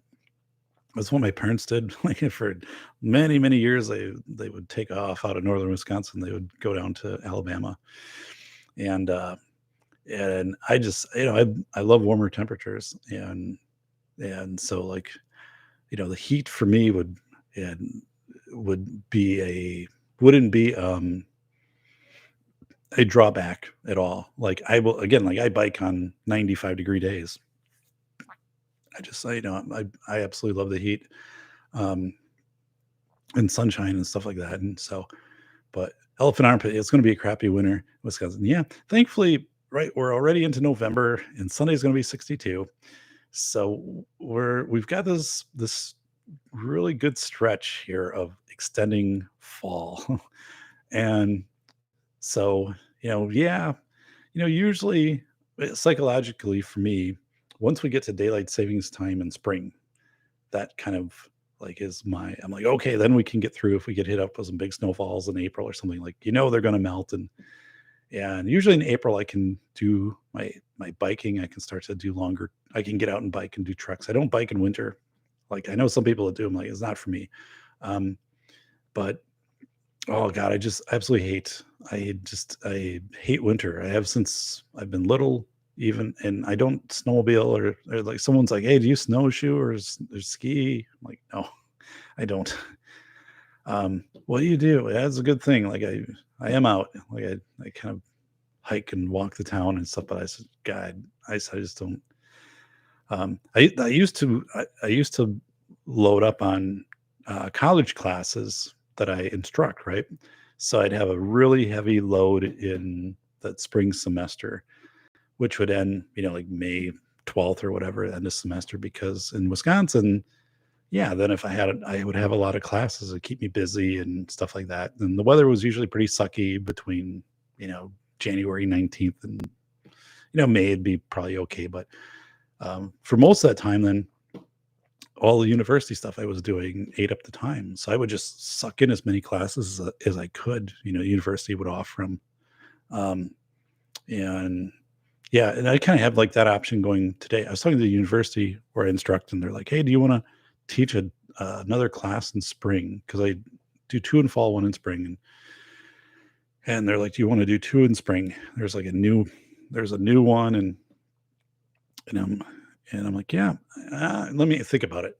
Like, I'm not saying no, but I'm looking at it saying, yeah, I mean, it eats up time, right? I mean, it gets dark here at 4 o'clock. It's cold and stuff. I mean, I'd rather be doing that and making money and doing the class. And then as soon as spring hits and the semester's done and my summer's here, and we could vacation and we got a little extra money for things that we're doing on vacation. If I teach an extra class, we can, you know, s- spend a little more time at the go-kart track or something like that. So yeah, I mean, I'm open to it. I mean, and that was strictly my thinking there of like, this is a time of year when I'm not, there's not much conflicting with in my schedule with that. Um, Damn, you got a Popeyes in biking distance? You ever try their chicken sandwich? I don't have a Popeyes. I don't know where that's coming from. We don't have Popeyes around here. We have Kentucky Fried Chicken, which I suppose I could bike to. It'd be not easy to get to, but no Popeyes chicken. Although we have an Asian Express restaurant, which is family owned. It's really good. And actually, I stopped there after if I if I teach like all day, I'll stop there at night and grab a kung pao shrimp, extra spicy. They already know like when I come in, like they're like extra spicy. I'm like as spicy as you can make it, spicy. Like just go crazy with it. Kung pao shrimp, like make it super spicy.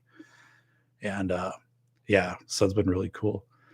Um, so yeah, I've instructed two like oh god, not 200, probably about 150 classes since in the last 20 years.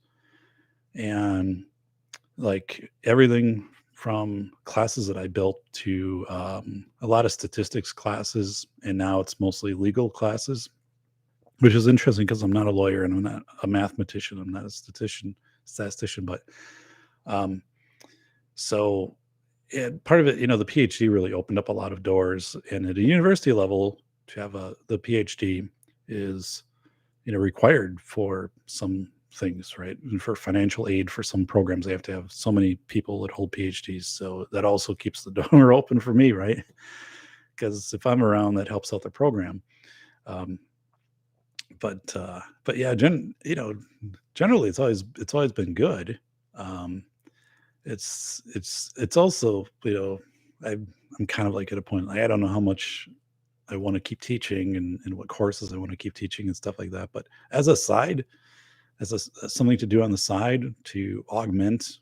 your profession, any type of community college teaching or things like that, if you have that option available to you, like I would say go for it because it's not a lot of money, but it's over time, it's a good side income. And usually like, it's not like high school. I mean, people are pretty respectful and they usually get their stuff in on time and they it's a different atmosphere, right? So um I've always appreciated, the opportunities to do that. Where I teach, I mean, so I teach some stuff online, but when I have to go to campus, which involves quite a bit, I have to drive 90 miles.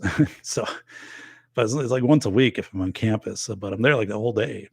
So it's like 90 miles, and it's it's a private college, and then it's one of the things that just amazes me is so these buildings are like 130 years old, and the the woodwork is all ornate in these buildings, and high ceilings and these carved banisters, this 5-story buildings and from the 1880s, and they're so well preserved, right? Everything is like super well preserved, and also like they've been very careful to not modernize it. So, like I said, I still have chalkboards, slate boards in the rooms that I instruct in, and there's something really cool about that.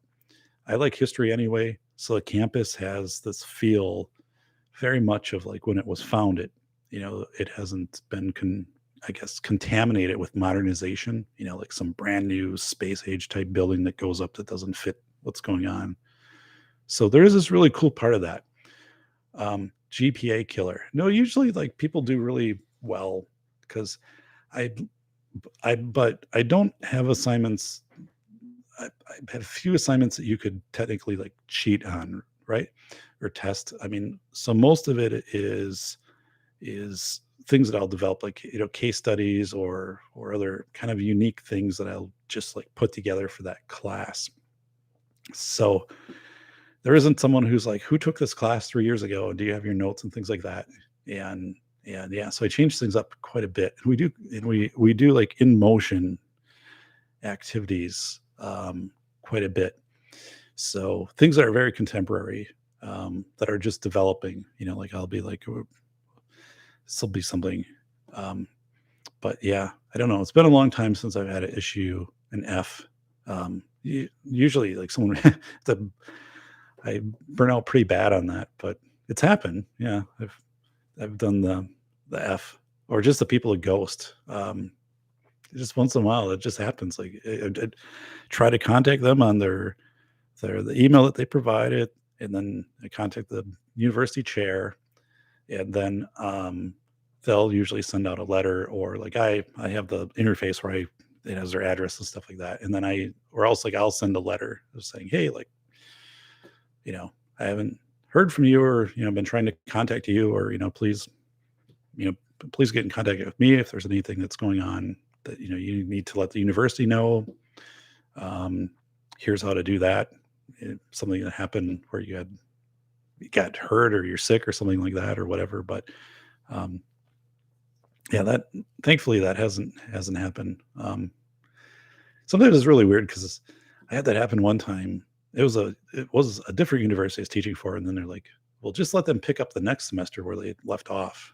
But it wasn't like quite that easy because it was changing the course. Like it wasn't going to be the same course again the next semester. So I'm like, I don't know, but like whatever. Um, Everyone better sign up for that volleyball class to get the GPA boost. Yeah. So I yeah, I don't know if I had I God, it would be fun actually to go through. This would be like something I should do with on Aaron Clary's podcast. I should bring out my transcripts from a bachelor's, 2 masters, and a PhD, and just go class by class. And first, do I even remember taking the class? And the second would be, any thoughts? Did this help me or not? And there probably would be 30% of the classes I wouldn't remember at all, like taking them. And then there are classes that like I had this math, I had this stats class that was taught by like a visiting professor in a summer when I was doing my master's degree. This guy was awesome. Like he talked about item analysis of how to make sure, like, if you're asking a question, you ask it like 3 different times throughout a survey and you space it out and this, I mean, he just it was like, incredible, like, just to have this class. And yeah, I had some just all-star classes, and I had other classes where I'm like, I honestly couldn't write down one thing that was in the class. I probably remember where I was sitting. Like, I don't remember anything else.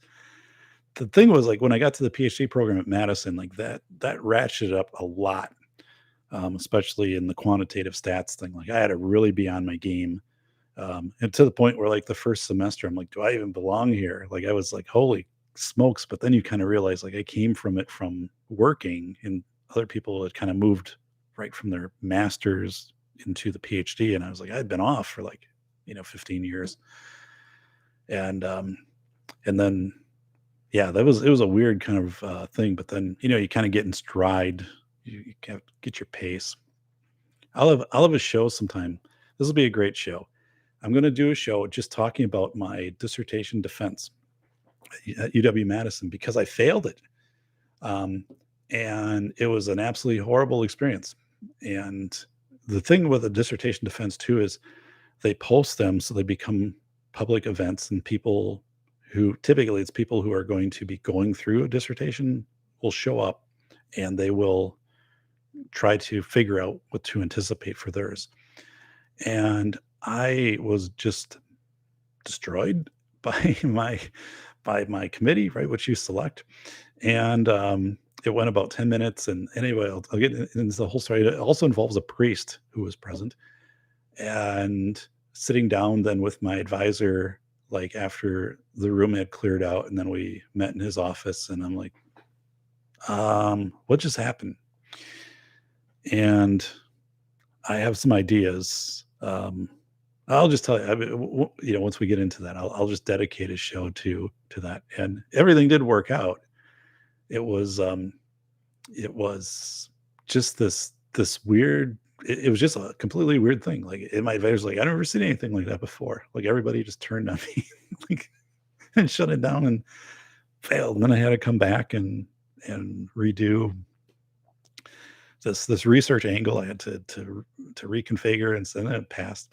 But then it's funny too because, like, I've written School of Errors, right? Which I don't think any of my profs could or have written stuff like that. And velocity of information, I know darn well, like, they aren't coming out with stuff like that. They're spending a year and a half, and they have to get it approved by a publisher, not a university press. I mean, if you're tenured, university press will publish your stuff. I'm like, this is real world. It's like Ghostbusters. You don't know what it's like in the real world, right? They expect results, and there's no animosity there. It was just a really weird, surprising thing. And so, yeah, so Atham, it is true. There was a priest in my dissertation defense, and on a different night, I'll put the heading out there. Doc failed his dissertation defense. Here's the story, and we'll just dedicate the whole show because well, yeah, it it reminded me. It was like Rocky Four when the first couple rounds when Rocky comes out and Drago just pummels the hell out of him. You're like, holy smokes! And actually, it was worse than that because, like, then the bell rang and it was over. Yeah, just everybody got up and left, and I think part of it. I think part of it, and we'll get into that, but I think part of it was I don't know, I was presenting on PBS, or I just had presented on PBS the first time, and I think my committee was the some members were feeling that I was trying to parlay my PBS presentation as my credentials versus the research study.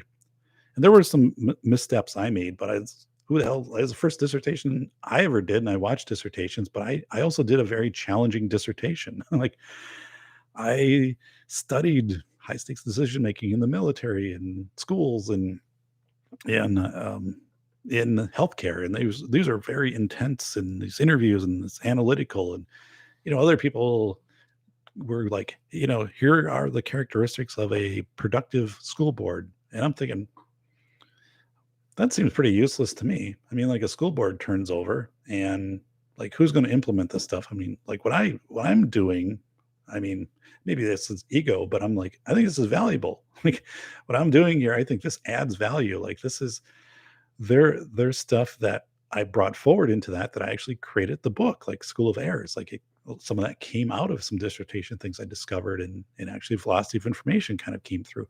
So like I actually turned this into products that people around the world use and make decisions and stuff like that versus like, the history of mascots in Wisconsin schools. I'm like, that's an interesting story in the back of a magazine. I'm not sure I would do a dissertation on it. Um, you know, which and I guess if it's your thing, right? If you're gonna build your career around that, or if you're just gonna no one ever really asks you what your dissertation was in. That's something too. Like in my bio, I always put my what my dissertation was in my professional bio because I want people to look at that and say, well, this guy studied, military, healthcare, and schools as high decision making. That sounds, pretty intense, pretty credible, right? And other people tend to not put that. They kind of restructure their bio. My bio, I usually kind of keep kind of thinned down anyway because I'm like I'm not real big on, trying to out credential you. I mean that's not my goal. Um, which is kind of funny. I have students that sign up for my class, and they sign up um, because I've have this little kind of there's the legend of doc right after 20 years, and people who need credits or need some electives sometimes will take the class because I'm instructing it. And I know that because they'll tell me, they'll contact me and say, "Are you instructing this class?" And I'll be like, "Yeah." And okay, I'm going to register for it because, I saw you on PBS and some of that stuff. And so there is this aspect to it, right? And people in School of Airs is one of the required text for one of my classes. So at the end of class, people will bring their books up to me and then they'll say, "Will you please sign my book, Dr. Proton?" I'm like, "Yeah, sure." Um, and I don't feel it's a conflict of interest. Like I ran it through the university and I said, "Here are the exact ways I'm going to use this book as instructional. And by the way, it's $30 and I'm not charging, like a university press would, like $500 for a book. I'd never do that. But um, I mean, I don't make any money off the book. I'm not selling the book. The book is being bought by the publisher. I get small cut out of that. Um, but yeah, people take the class just to be just to have me as an instructor, and that's kind of cool. And like they'll outline everything I do. Like they'll like outline it, or they watched all the PBS stuff, so they like know it inside and out, and they've read the book, and honestly, like, I kind of feel bad sometimes after class. I'm like, "Did I live up to the hype?" I mean, 'cause I don't know if I do. Like, I think I did. When I was younger, maybe 5 years ago instructing, I said now I almost feel like there's a pseudo, um, performance role that has to come into this to really bring this energy, like like the person they saw on PBS, like that's the person they expect in front of the classroom, for hours instructing. And while like I get that, like I'm energized by that, it's also kind of like I'm driving home and I'm like, I kind of let some people down, like, never meet your heroes, right? Like I'm not sure I'm your hero, but you know, the me that was on PBS in 2019, like, that night just clicked. I mean, like that was just everything was just spot on. Yeah, and even the timing of the show, it's live and it has to end like at 60 minutes, and it ended boom at 60 minutes. Everything was just perfect. Everything cut in and out. And I'm like, God, like that just, it's like coming up to the plate and knocking it out. And so um Elephant Armpit was writing about stats classes were brutal, yeah.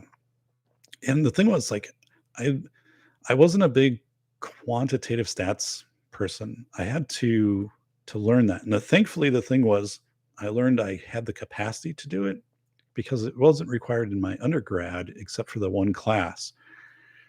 And um it was I think it was easier for me to do it when I was doing the PhD. I don't know if I was ready for it. I don't It was weird because like it was kind of there was an intuitive sense to it, and using the different stats software So, um, yeah, thankfully it clicked. I was able to do that. And the qualitative stats, the interviewing and how to code interviews, like I really got into that. I learned a lot about um, coding and coding interviews, like not computer coding, but coding interviews. And to this day, like I strongly use that in like when I interview people, like right when I interviewed people in my for the book, I would go through and I transcribed everything on my own. Well, I should say I had some stuff professionally transcribed because some of the people are very with their professions and things like that. There had to be professional transcripts done with a third party, but then I would go through and I'd be like trying to find the themes or the words that appeared several times. I'm like, okay, this is important to them. Like, so I want to make sure that this is represented in the book. Um, so, Atham, you're taking stats next semester, so good luck. And I guess like I said, I don't know. I like stats. And stats are objective too. So especially qualitative stats, there's there's something about that is kind of fulfilling right now when the world's a kind of a messy, fuzzy place of having something very objective. Like, and um, Atham wrote taking it during winter semester 3 weeks. Yeah, they didn't have that stuff when I was in college. It just gets a big break off during winter. Andrew, tell students who email you never meet your hero. Yeah, it's it's crazy. And the thing is too, like having been on PBS twice, and so my PBS specials air all over the country at different times. Usually like the start of school, or if there's a school shooting, it'll get brought into programming. And so like I might wake up in the morning and suddenly like I'm three emails and they're from Jacksonville or from Houston or from Idaho or something like that. And it's because PBS showed the show and my email address is on the first slide. And, so people will email and say, hey, like saw it was good. And usually then there's something, they have a question that they ask, or they want to share some personal account, kind of like Joe Dolia was saying earlier, like people want to bring themselves into it or some experience that they had. And honestly, I've never had a negative email come out from anybody across the world. I've had I've had some times where people email like a whole bunch of stuff, and like they believe there's one cause, maybe like the dye in Mountain Dew is causing hyperactivity, which is leading to aggression in kids or whatever, and they'll put this whole argument together in attached documents, and then respond, thanks, for in your analytical thinking on this, and I appreciate that you see the show, but then they want to keep you engaged in the dialogue, and so you kind of tactfully have to bow out of that and just say it's really not an area of my research. So for you, yeah, maybe there's journals you can contact and look into this more. It sounds like this is something people should know, and so but yeah, people have been really really nice. So you just get these nice emails, which is cool. Like somebody recognized me once when we were out in a different area, and they're like, "You were on TV," and I'm like, "Yes, I was," but that doesn't happen a lot. And but yeah, I mean, when I watched that, I'm like, "Holy smokes!" Like, well, there's so many months that went into rehearsal and timing and practicing and all of that, and to get that down. Um, So, yeah, it is kind of that thing of honestly, I do feel that after class, sometime I'm like, I'm just like, did I kind of live up to the hype? Which I don't know. I kind of think I do, but on the other hand, I don't know if I do. Um, Too late. He was talking to purple salamanders. Yeah, and there's a weird part too, Bacon. Like right now, um, so elephant armpit. So thanks for stopping in, and yeah, I'm going to wrap it up here soon. This has been a long one. Thanks, thumbs up, share, subscribe, help out with the book. I appreciate it. Um, yeah, and it's weird because there's everything's different now. With how systems operate in law and being on time with documents and reporting. I mean, these agencies are no one's hitting their timelines and deadlines, and no one's really enforcing it. And like freedom of information requests, that's an important one, like, right? Um, People aren't responding to those in public organizations, or they'll just say, here, like, if you want this, it's $20,000. And to challenge it, you have to go to like the county, and then you can appeal to the state, and then the state's like, we have other things, we're not going to hear it. So these systems, which were very functional for many years, now when I teach about it and I talk about it, it's like they don't exist anymore. Like, um, so like when I teach, I can kind of see it in the students' eyes sometimes of being like, I know what you're saying, but like for food allergies and stuff like this in schools, they'll be like, when our vendors can't get us anything, and we end up having to serve pizza, bologna, and cottage cheese, like that's all we have. So if it doesn't meet the standards for MSG or type 1 diabetes, what are we going to do? Like, or what's the Fed going to do with us, because there's nothing else that came in from our vendor? I'm like, yeah, I know.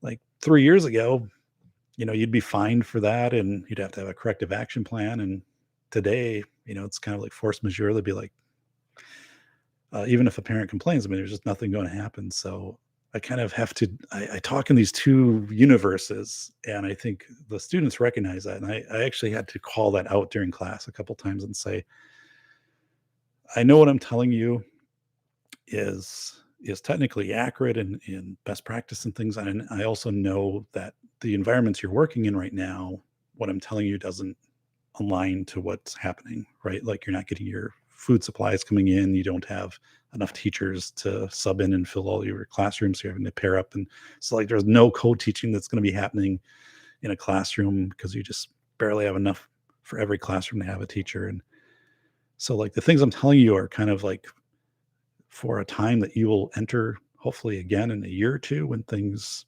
come back to a sense of similar. But yeah, I know, like, teaching, right, what I'm telling you right now is for a world that doesn't exist as we know it. It's a world Doc remembers, because I'm old. Like, I tell you these stories of how things used to be and how they might be again. But it's really funny. It's not funny. It's really weird, because to call it out in the moment, so they just don't think you're crazy and you're unconnected. That's the thing, is I have to say, I understand. I hear you. So we'll talk about this, but at the same time, there are things which just have to happen, right? Like, as I said, discretion. Like, who has discretion to pull a fire alarm if there's a fire? Like, you have to know that now, or 2 years from now. And granted, like, that might not be anything anybody wants to kind of talk about now, when they're just like, how are we going to run the school? Like, there's not enough people. But all right, so here's what I'm going to do is, so the Safety PhD website, so it's right here, safetyphd.com. I did some updating to the site, like, it's mostly cosmetic stuff, but like velocity of information, the press release is there. And there are new blog posts. I put one up this week on the site. So there are like 4 in the last like 4 weeks, blog posts. And you'll see more information kind of coming out on there. And then also through here, and mostly on Twitter, right? That's where I'm at, Safety PhD. So if you're not following me on Twitter, please do that, because I've been kind of hovering also there with 2,600 people. I don't know how people get like 75,000 followers on Twitter, but yeah, I'm going to get into this regular schedule, and especially leading up to the book, and I do want to do this one, kind of branch off a morning show, and maybe make that. So anything, put comments down below. It helps the algorithm, right? Just, I don't want to just do this pumping stuff, but I answer those comments. It helps things out, and the thumbs up, the sharing, and again, I think I produce quality content, right? Like in these discussions, I think, yeah. So Bacon's like, and Bacon, thank you. So Tuesday night, I'm going to be on Dark's DLD, on Dark's show as a guest, and Dark has has a big following.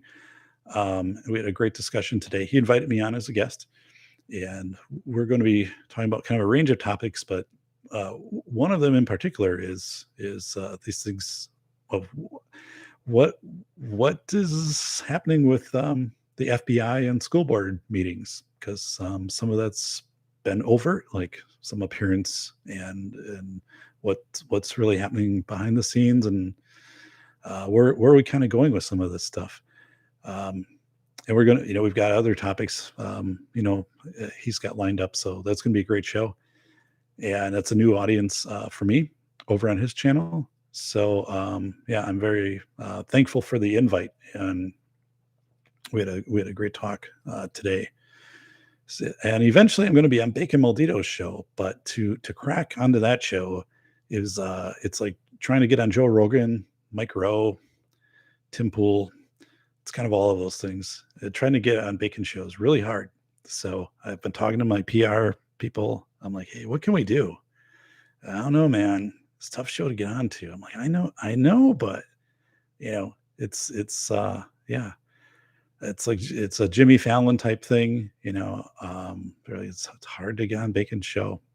And I said, I'm like, is it out of reach? Is it just not happening? We don't know about that, Dave. There's a chance you might be on Bacon's show. But so it's all in the burner. And then they're like, I said, what's really going on here with Bacon? They're like, well, there's this contractual deal. He's investing in Dismore's IGAs, opening them up all around the Inglewood area, and just right now, it's got a lot going on. Yeah, it's kind of this capital venture, people he's with and stuff like that. So, okay, so Dismore's. So I don't want to stand in the way of that. But no, Bacon's a great guy. Yeah, and I appreciate his shows on Friday. Every once in a while, so like 10 o'clock they start my time. So like this week, like I got class on Sunday or on Saturday, so it's an early one. But I can't I can only hear the first part of it. But yeah, it's the time zone thing. But yeah, Bacon has a strong and growing following on his show, and that's the thing. Like when you set into a regular time frame, right? Like people know, like I'd say, 10 o'clock Central Time is Bacon's show. So yeah, it's been good. All right, everybody, this is your good friend, the Safety Doc, leaving you with words of wisdom of please just be situationally aware what's happening around you, and the indicators are always there. If you just have to start paying attention to them. In addition to School of Errors, and I know if you don't have it, or if anyone with kids in school or school age kids, this talks about too the roam zone, right? 100 years ago, it was 3 miles, and then it eventually became 3 blocks, and now it's 30 feet. So it actually talks about the statistics of how we just don't let kids roam anymore and experience and learn from their environment. And there's a lot of wisdom in there talking about the 9/11 harbor rescue, 500,000 people in 9 hours. Like, how in the world did that happen? And the way that it happened is really not what you'd think, right? It's more than just boats showing up.